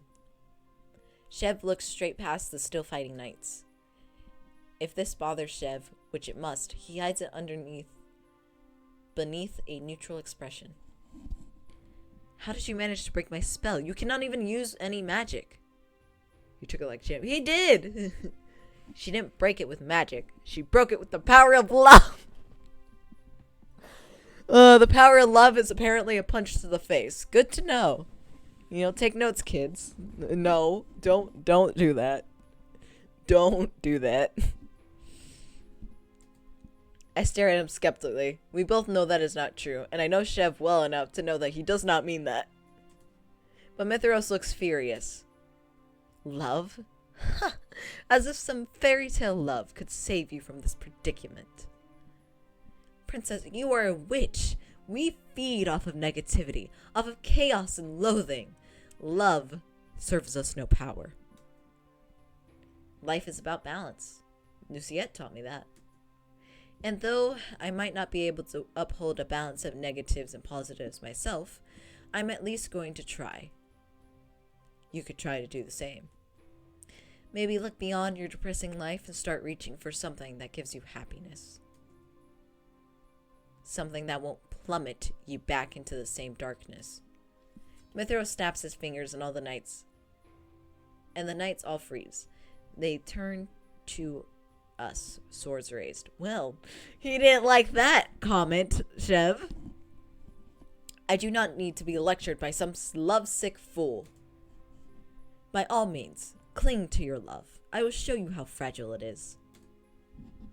Witches do not need love.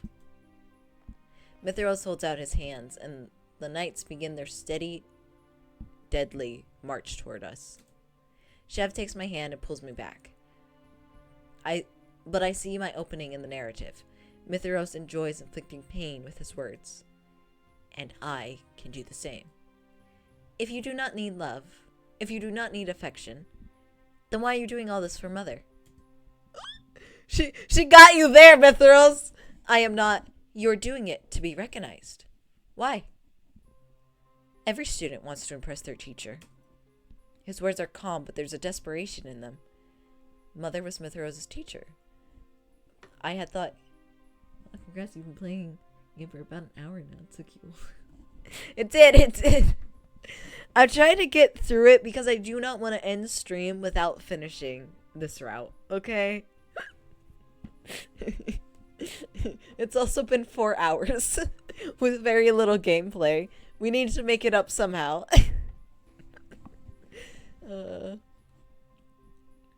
It's also very intense moments, so. Mother was Mithras' teacher? I had thought he was just reviving her as another witch, but. Do you know Mithras? It was a long time ago. We both shared the same teacher. Oh my god, we get this reveal too? Holy! I need to do something, so BRB. That's fine. Oh, I was not expecting this reveal, teacher. Wait, Waltz, are you a witch? Yeah. Waltz was Mother's student? Yeah. No, I cannot think about that now, but I can use this to my advantage. I do not remember Mother's students in the least, but one of them turned out right. The other did not, and I could see the bitterness in you. It's the same bitterness I held, only yours goes deeper. You will not sway me with your foolish words.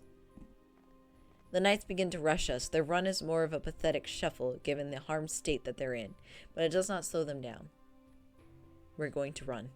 But, trust me, Princess, I will protect you no matter what happens. He grabs my hand and we wait. I see Chev's eyes darting around as he searches for an opening. I feel the pulse of his quickened heartbeat through his hand, and I know he is panicking. That was new. Suddenly, there was a massive, luminescent gold wall. Welcome back. All you missed is that Waltz is Hildary's student. That Luciette's mother also taught Waltz and Mithyros. And Luciette basically was like, damn, Mithyros, you suck so much. You're trying to revive my mom because you know you failed as a student. And Mithyros like, shut the fuck up. So yeah, that's basically it. There's the knights stumble right into it, their swords hitting. Oh, cool, glad I didn't miss much. She roasted him though. Yeah, basically, it was just Luciette roasting Mithyros. Their swords hitting the bright barrier. Parfait! Are you two okay? Parfait rushes to stand in front of us. Mithyros' expression is cold, angry glare. He measures the situation with critical eyes, and he turns away and begins to dart down the hall. Ugh.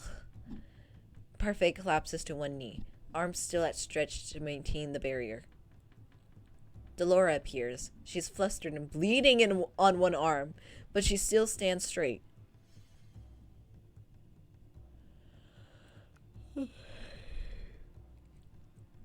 Delora holds up her hand and summons fire. Put down the shield, Parfait. I have this. Parfait releases the shield, and the magic projectiles shoot out at the knights. The two edge the knights back through the hallway, but I can see that Parfait... Oh my gosh. I can see Parfait growing weaker and weaker by the moment. Parfait takes a deep, shuddering breath as she tries to stand. When she falls yet again, Chev takes a step forward and looks at her urgently. Lady Parfait. I'm fine. Don't fuss. Her breath is labored, but she still manages a smile. I fought in the Great War. This is nothing. Parfait, you're damaged from that Great War. This is everything. She looks at me and Chev. You two need to leave. But you're fine. I just need to gather my energy.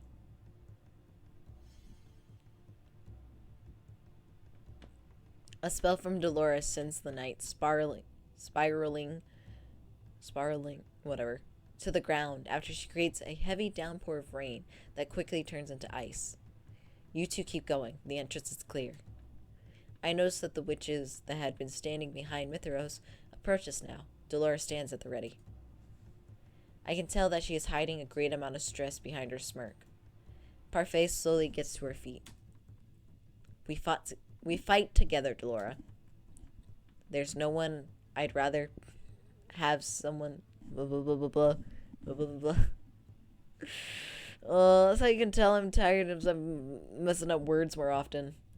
There's no one I'd rather have fighting by my side. Fayette. Parfait? Faye? Okay. Come on, princess, while we still have an opening. We head around the side. Parfait erects a shield to protect us from any magic that comes our way.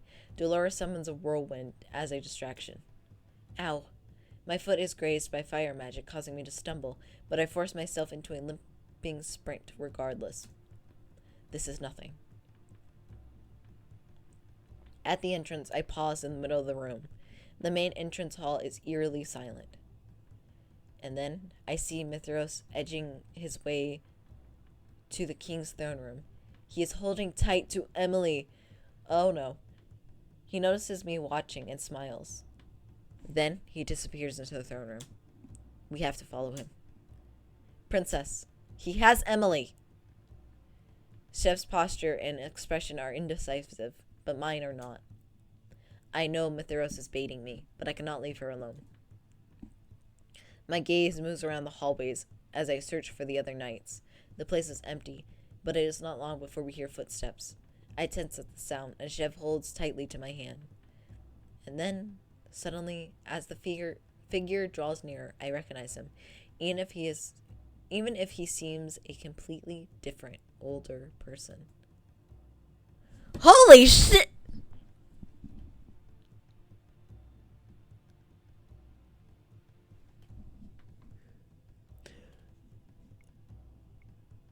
I thought it was gonna be Varg. I genuinely was like, Varg, right? Like, Varg's gonna show up.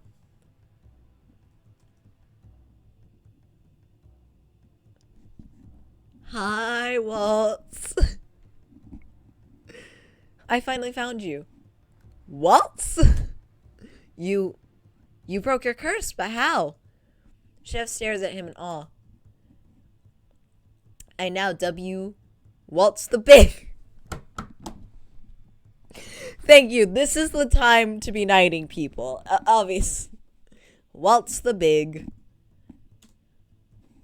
There was never a Waltz the Small. Yes, there was. Waltz shakes his head. And I broke my curse unexpectedly. I actually found the item I needed while I was searching around. But I can explain more later. For now, we have to go after Mithros. Do you know where he is? Throne room. He's in the throne room. Mithros stands in the middle of the empty throne room, holding Emily to him. He has his hands around her neck. No sudden moves, you three, or this girl dies. Hey, Emily. And I do know how much death bothers you. With a start, I realize he's talking to Waltz.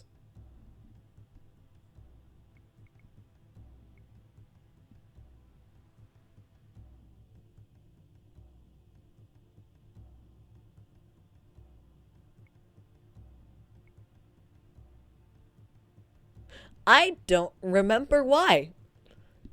I don't remember what that line is referring to. That's gonna be interesting to find out later. With a start, I realize he's talking to Waltz. All three of us are frozen. Myth. Traitor. Why can't you see that Hilary wasn't trying to teach us? She was trying to corrupt us. Silence, traitor. You betrayed her. I think I got that when you kept calling him a traitor. During the war, you betrayed our own teacher. Betrayed? Hilary was corrupted. She cannot be saved. How dare you use her name? Mithra's fingers tighten on Emily's throat. I can see her tears running down her face. Poor Emily. She has no idea what is happening. She's like, what the fuck? Why am I here? I'm so sorry, baby girl. Her sobbing is quiet, but it still reaches my ears in the silent room. Varg. Oh. Hi. Varg appears from the darkness, as he did before. He smiles at all of us from behind Mithros, eyes glinting mischievously. You did not finish the job. You were awfully vague. Oh, you were awfully vague when you told me to take care of them. You know, most people would assume that meant entertaining them and offering them refreshments. Oh, Varg, I love you. Obey me. Varg turns to us. He draws the sword he used earlier, his smile fading. I think I see something like pain in his eyes, but then I think it might be my imagination. I don't think so. I think Varg is he's an interesting guy. He looks stoic as he moves toward us. When Waltz moves, Mithros' hands tighten over Emily's neck and she cries out. Chev is watching everything quietly, concerned as his eyes is muted by the urgency. I follow his gaze around the room, wondering what he is searching for. Myth, is it? You were injured during the Great War. I tended to you once. Holy shit, what is this crossover? Hello. So, Chev, okay. Stabbed in the stomach. You needed stitches for it. I can feel Mithros' confusion before I see it.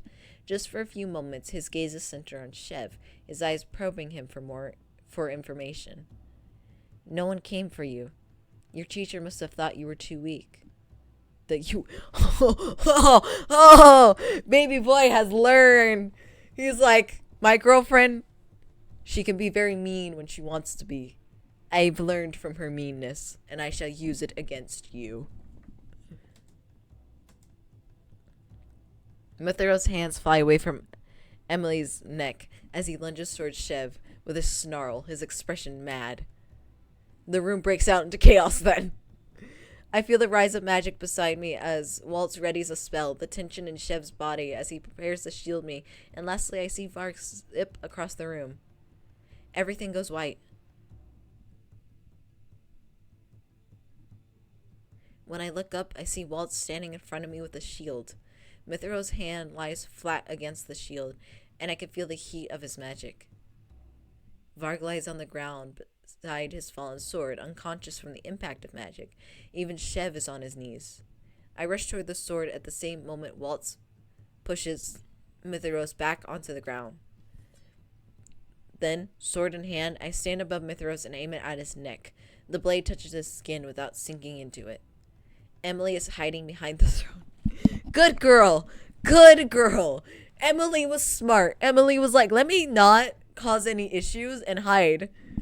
Good girl. Staring out at the scene with a shock on her tear-stained face. Will you kill me? Mitheros' smile is a mere shadow of itself. You saw the soldiers in the clinic today. You saw how close some of them were to death. Did you see the hollow look in their eyes? I've seen that look many times. It is a man who clings desperately to life. Every life is precious, Whether it's vital or not is still a responsibility you have to bear. I know valuable lives are because I've helped so many people. The desperation in Mitheros' eyes now. A man that clings... She's gonna save him. We know she's gonna save him. I think he deserves to die, though. He... Not only did he stage a rebellion against the king, I guess a coup, whatever. He killed a man who helped him with said rebellion just because he was useless. Killed several other extras, basically. Has been, imprisoned the royal family and has basically been holding them at gunpoint this entire time. And you know damn well he'll do it again. Kill him. It'd be so easy to slice his throat. I've seen so much bloodshed on this night, and it was all caused by Mitheros. If I kill him, I can stop it all. But that would make me no better than what... No, Luciette. I dropped the sword, and Mitheros actually stops to stare at me in shock. Don't drop the sword! Keep the sword to his neck, even if you're not going to kill him. Still keep him in one place. I am not like Mother. I will not kill you for revenge. No sooner have I said those words that I feel a sudden heat at my chest. My hand instinctively reaches up to grab the necklace around my neck. And then there is a bright light. Oh, we're flashbanged again. Okay. When the light clears, a new source of light catches my eyes. Shoes. I stop and stare down at my feet, which are in glass slippers that shine so brightly they sparkle even in the dim light. But I have no time to admire the shoes or the weight that has fallen off my shoulders. I barely recognize that the fairy tale curse has been broken. Emily raises from behind the throne and screams, Luciette, watch out! Oh my god. And this is why you should have killed him! Mitheros has grabbed the sword with his hand and turned it around and is aiming it at my chest. Luciette, this is why you should have kept him at sword point. It hits a barrier. Parfait stands beside me once more, her face devoid of color. I did not see her rush in here. She takes a step forward as if to shield me. Out of my way. Mithero draws the sword back and plunges it again at the shield. This time the blade is coated with darkness. It pierces the already flimsy shield. And the blade goes...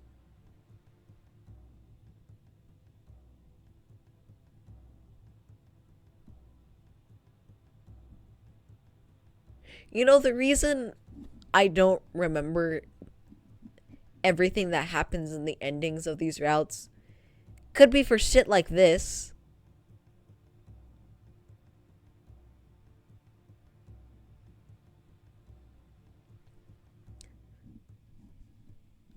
Alright then, I guess... No, no, no, no. And the blade goes through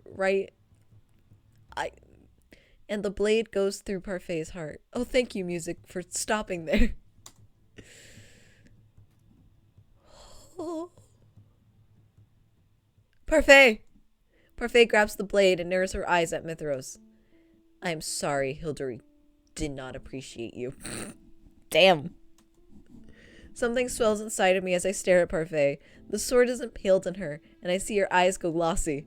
I cannot speak, cannot breathe. Waltz rushes forward with his magic and pins Mithros forcefully to the ground. He raises his hand, but it never comes down in time. A sword strikes past his shoulder, right into Mithros' neck.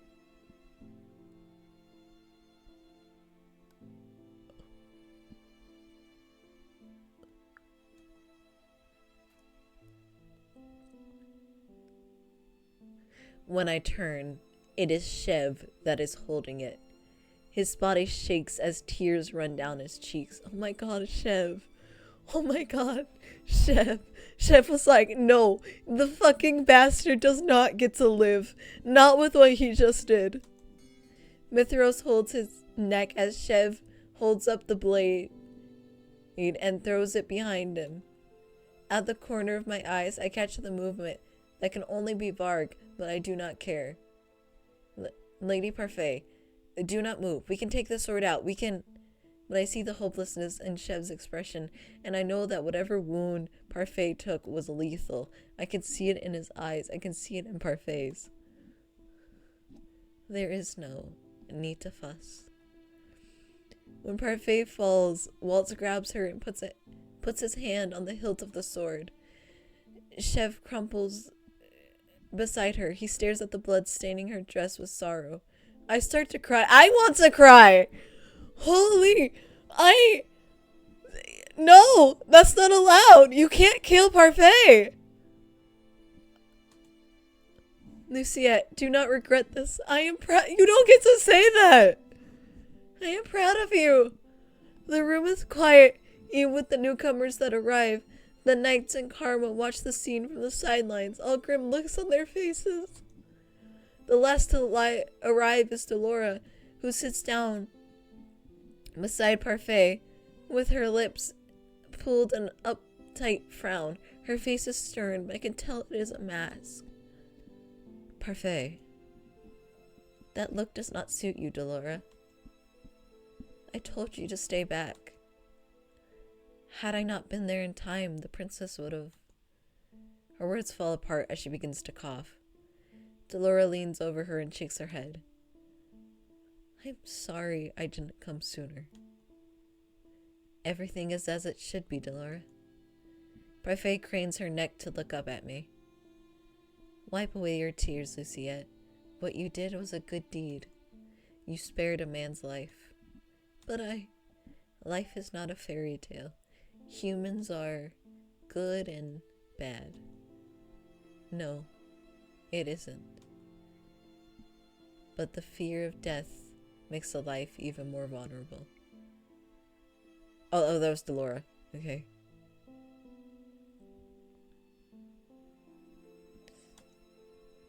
Do not worry, princess. I chose this. Parfait smiles. It is mystifying to see her smile when her body is slowly crumbling away in Waltz's grasp. Parfait's body is what gives out first. Her eyes go next. They remain focused on me, still smiling. Her body begins to glow as her body fades away. Oh my god. We don't even get to bury her? Fuck you, no! No! Parfait! Parfait! The Lord turns away. Even if she is not shedding any tears, it is clear that she is heartbroken. She closes her eyes and releases a shaky sigh. Sweet dreams, my friend. I do not know how long we stay in that room, mourning the loss of Parfait. Karma, Julian, and Garland eventually spread out to search for any remaining danger. At some point, they return with the king of the rest. Fuck off with the king! We are currently mourning! Fuck you! Go away! My reunion with my family is half-hearted. I do not know what to say to the people I hated only months ago. Despite the quiet, they take me in with open arms. Fuck you! She is currently mourning. I'm currently mourning. Fuck the family. They don't matter right now. The king stays by my side long after the others have left. Karma and the knights returns to the marchant to tell the others the news. Waltz goes in search for a place. Goes to search the palace for any remaining resistance. Only Delora, Chev, and Chev, the king, and I remain. Chev cries. I've never seen him cry before, but his heartbreak is my own. I did say at the start of this, I didn't remember what the last 2 chapters were like. Now we know why. My brain was like, no, that's too traumatic. What happened was a nightmare, but it eventually ended. Last night, Varg escaped the throne room. No one saw where he disappeared to in all the chaos. I'm getting to believe that his faint was a trick. Since the night that left everyone so tired, we were offered rooms in the palace. I came to my room with Chev, where the 2 of us attempted to comfort each other with words. Chev was especially shaken, being the one who wanted to kill Mithros. He was in tears for a long time. I'm pretty sure that I must have fallen asleep sometime when we were talking, but I am laying on my bed, underneath my covers, and though I think for a moment that it must be a fragment of my imagination, it is not. Oh. Hi, Chev. Chev is definitely lying right next to me, sleeping beneath those same covers. How did this happen? I put off the recollection of the previous day to stare at Chev's face. His glasses are off, and without them his face seems strangely empty. He looks vulnerable, almost like a child, except his features are too handsome for that. What am I thinking? I slowly put my hand to his cheek and flinch when his eyebrows crease. Moments later, his eyes open. They are foggy this early in the morning. What is it? Have I been woken up by my princess? Usually it is the princes that wake up the princess. Oh, please! Oh, please! Shut the fuck up, Chev. You are... No. Do not call yourself a prince. I always wondered how he manages to keep smiling like this. Even when he is in pain, he forces a smile. But you are no prince, and I am no damsel princess. Not some damsel princess. Chev closes his eyes again as his eyes. There's only one way to break the spell of sleep. I flush as his lips curl into a mischievous smile. Still, his eyes do not open. I think about what happened last night. Parfait, Mithros' death, Varg's escape, everyone else's heartbreak. Before I have to relieve the burden, I can afford to lose myself in some happiness. I lean forward to kiss his smile. I break away from Chev, startled. Princess? How distressing. Waltz the big ruins everything. I quickly slip out of bed and Chev sits up and puts on his glasses with a yawn. Good morning, Princess, and... His eye widens when he sees Chev. Are you so tired that words have abandoned you, Waltz? No, I just wanted to see if the princess was doing okay. If you were both alright, actually. He pauses to look at us, his eyebrows furrowed in thought. Though I can imagine just how tongue-tied you must be, you should speak if you have something to say. Waltz sighs. I didn't want to bring this up so soon, but it's on my mind. Been on my mind the whole night. It's just, you didn't have to kill Myth. That was my job. Your job? I doubt that. Besides, I didn't want to kill him. It was a reaction. The room goes silent for a few moments as Chev stares down at the floor. He told me before that lives are vulnerable. That is why I tried to save Mithros, but in the end, my sparing his life forced Chev to carry the burden of his death. He has already told me that it's not my fault, and Parfait said what I did was a good deed, but still. Is this really the good ending? Did I fuck up somewhere? Cause like Parfait's dead. Parfait's dead. Killing Mithros saved us more casualties. I hope I can convince Shev of that. Most likely, he will wrestle with the guilt for a long time. I turn my attention back to Waltz and will the questions to the back of my mind for the time being. Waltz, there are questions I need to ask you. About how he broke his curse, about Mother being his teacher, about Mithros. There's so much to ask him, I don't even know where to start. We have plenty of time for explanations now, Princess. After your birthday, Delora and I will pick up your magic education. But for now, you should rest. I'll give you the full story of my apprenticeship and curse another day. But Princess Shev, I just thought I'd let you know that when Parfait came into this battle, she expected to die. She told all of us that while we were sitting around trying to plot a rescue plan. That. I glance at Shev, who nods quietly. Was it because of her frailty after the Great War, or did Parfait somehow have a feeling? Who knows? Parfait was mysterious. And now she's gone. Oh, also, congratulations on breaking your curse. Shev sits up straight, his eyes narrowed behind his glasses. Waltz, I was supposed to congratulate her first. Shev stands and kisses me promptly on the cheek. My cheeks flush, and even Waltz looks embarrassed. Congrats, my sweet. It was all very dramatic when your curse broke. There was a bright light and... Wait.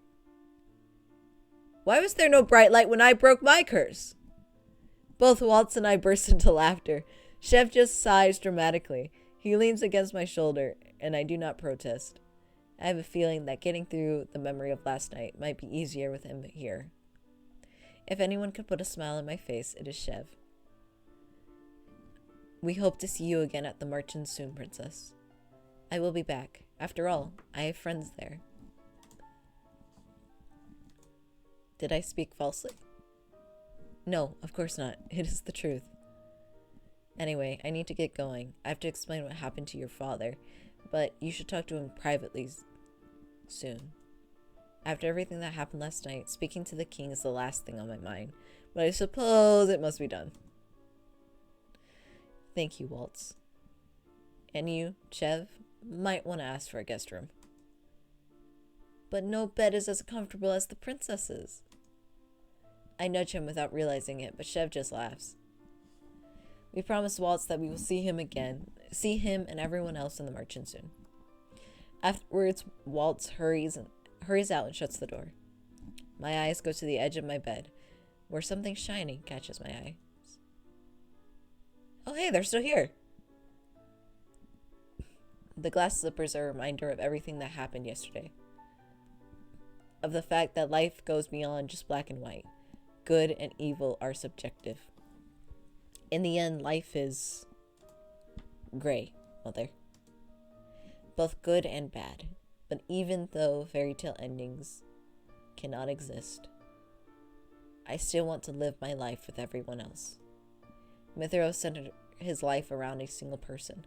He was selfish. I will become someone better than him. Thinking about Mithros makes me remember something. Shev, yesterday you said you took care of Mithros during the Great War. That no one came for him. Was that true? I don't know, Luciette. He acted like it was, though, wasn't it?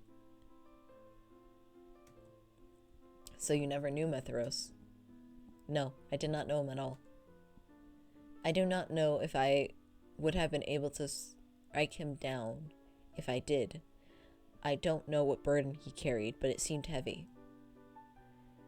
I only guessed at what I could say to distract him. I heard rumors of a strong witch that went abandoned for many years. That may have been him. It might not have been. So deception exists in everyone, but it's not entirely what Mother said it was.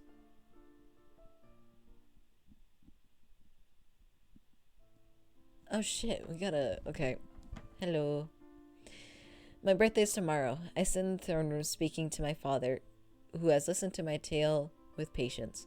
When it is over, he looks at me sadly. I owe you an apology, Luciette.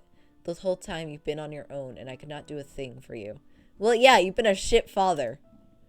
You can now, starting first by explaining what happened between you and Mother. You knew she was a witch. I did. You did too, before she forcibly erased your memories. I tried reaching out to you many times when you were a child, but my efforts were met with resistance. Still, I cannot excuse myself for what I've done. I truly abandoned you, and I'm sorry for that, Lucia. Thank you. Thank you for admitting that you did do that. I'll explain the story to you if you give me time. For now, I would very much like to mend my bond with you. To be honest, the king still angers me. He only apologizes now, after all of this has come to light. Whether or not I was difficult to speak to, he had an obligation to seek me out. Good on you, Luciette, for not taking his apology straight away. He's still late to care, but he's still my father, and I can forgive him. I can learn to trust him again. It will take time, but I would like to mend our bond. I would also like to try speaking with Emily, Rod, and Ophelia, but that will take time. The king smiles at me. It is one of the first honest smiles I've seen from him in years. We have time, all the time in the world, and we will mend our family bond, I promise. As I turn to leave the room, the king calls out to me. Luciette, I'm proud of you, more proud than any other father in the realm could ever be of his child. After what happened, we searched for Fitz, but he has finished. Mithros and Varg had said they had replaced him, but they never said anything about what happened to him. We searched endlessly, but to no avail. I can only hope that he is safe, and that I'll reunite with him again in the future. Oh, Watt's performance today was amazing. Don't you agree, Mr. Chev? I agree. You ladies looked especially charming with so many lilies floating around you. Oh my. He always speaks like, I love Lucy. It's like, oh dear step sister, do not fall for his tricks. That boy is mine, and he might flirt, but that's it. That's all he can do. He might charm, not flirt, charm, but that's all he can do. He always speaks like that. Do not mind him. It's been a whole month since the events at the palace. My birthday has come and gone. And now, my life begins. I've been practicing magic with Waltz and Delora, attempting to bond with my family and visiting the Marchen when time allows me to. Anise was overjoyed to see me visiting often. Since Chev operates there as a doctor, I visit often. Mostly though he clings to me like a leech.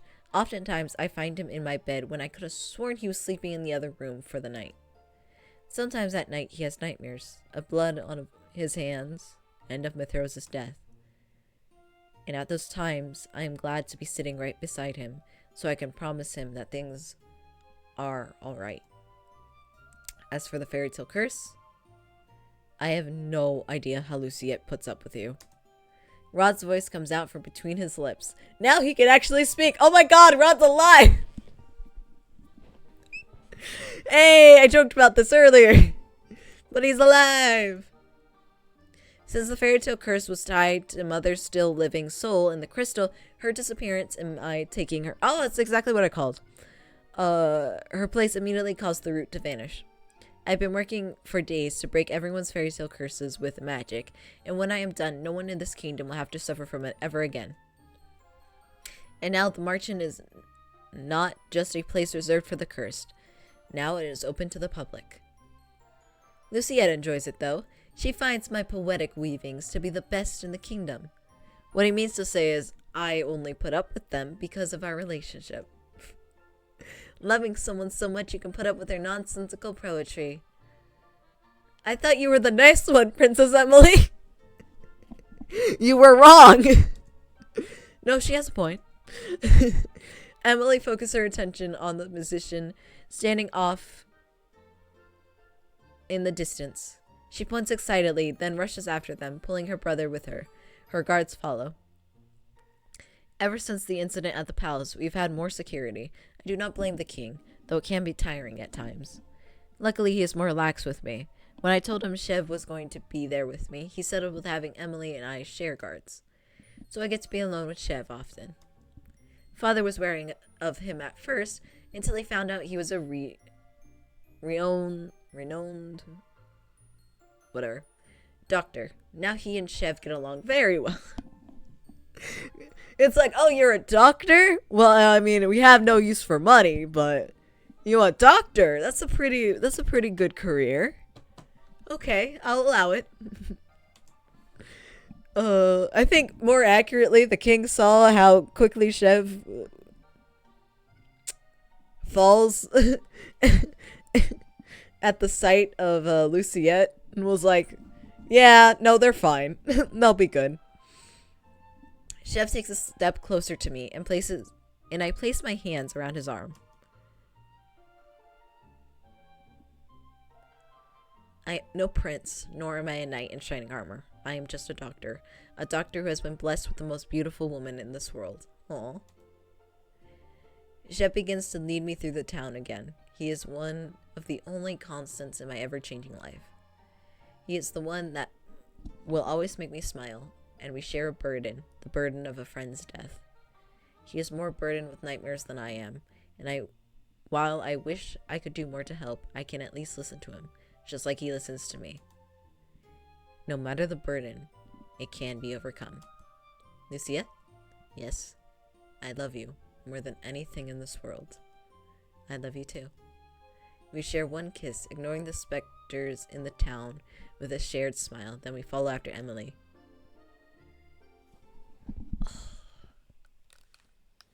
The end! Oh. That was good. Chev's, Rumple's route was good.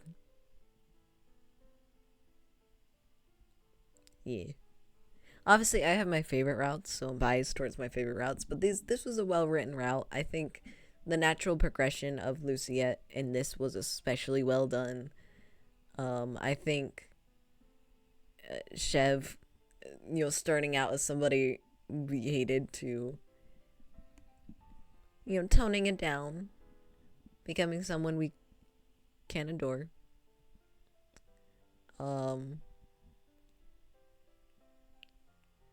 Yeah. It was pretty good. Good game.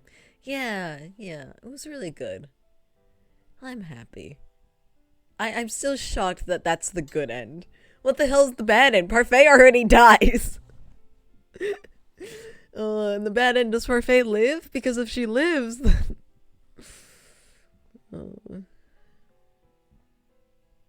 Yeah.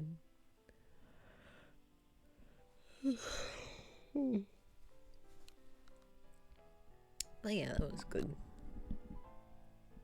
I'm tired now. You're gonna finish the credits and see the crystal, and then I'm gonna do the outro, and then Parfait lives, nothing happens. Yeah, basically. Then I'm gonna go to bed.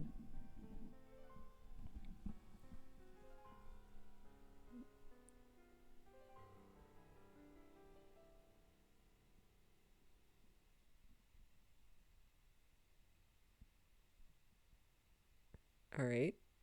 Hello? Yes. Yes, Dicesuki, I know who you are. Please show the main title screen. I've had to take off my headphones because my ears hurt. There we go. And now... he is completed! Oh, we really do only have 2 routes left. So we do his route first, and then this is what I count as the true ending. Yay. Anyway. Let me turn off the music. Oh, I probably should not have done that. Probably should have switched screens before I just closed it off. So that was good. I'm glad I could finish it. Oh, 5 hours, damn. 4 a.m. I'm hungry. so I'm gonna eat something, and then I'm going to bed. Thank you all for being here. VOD viewers, thank you for watching. That's good. Glad you're watching. Yeah, I'm glad too. Anyway, have a wonderful day, evening, time zone, wherever you are.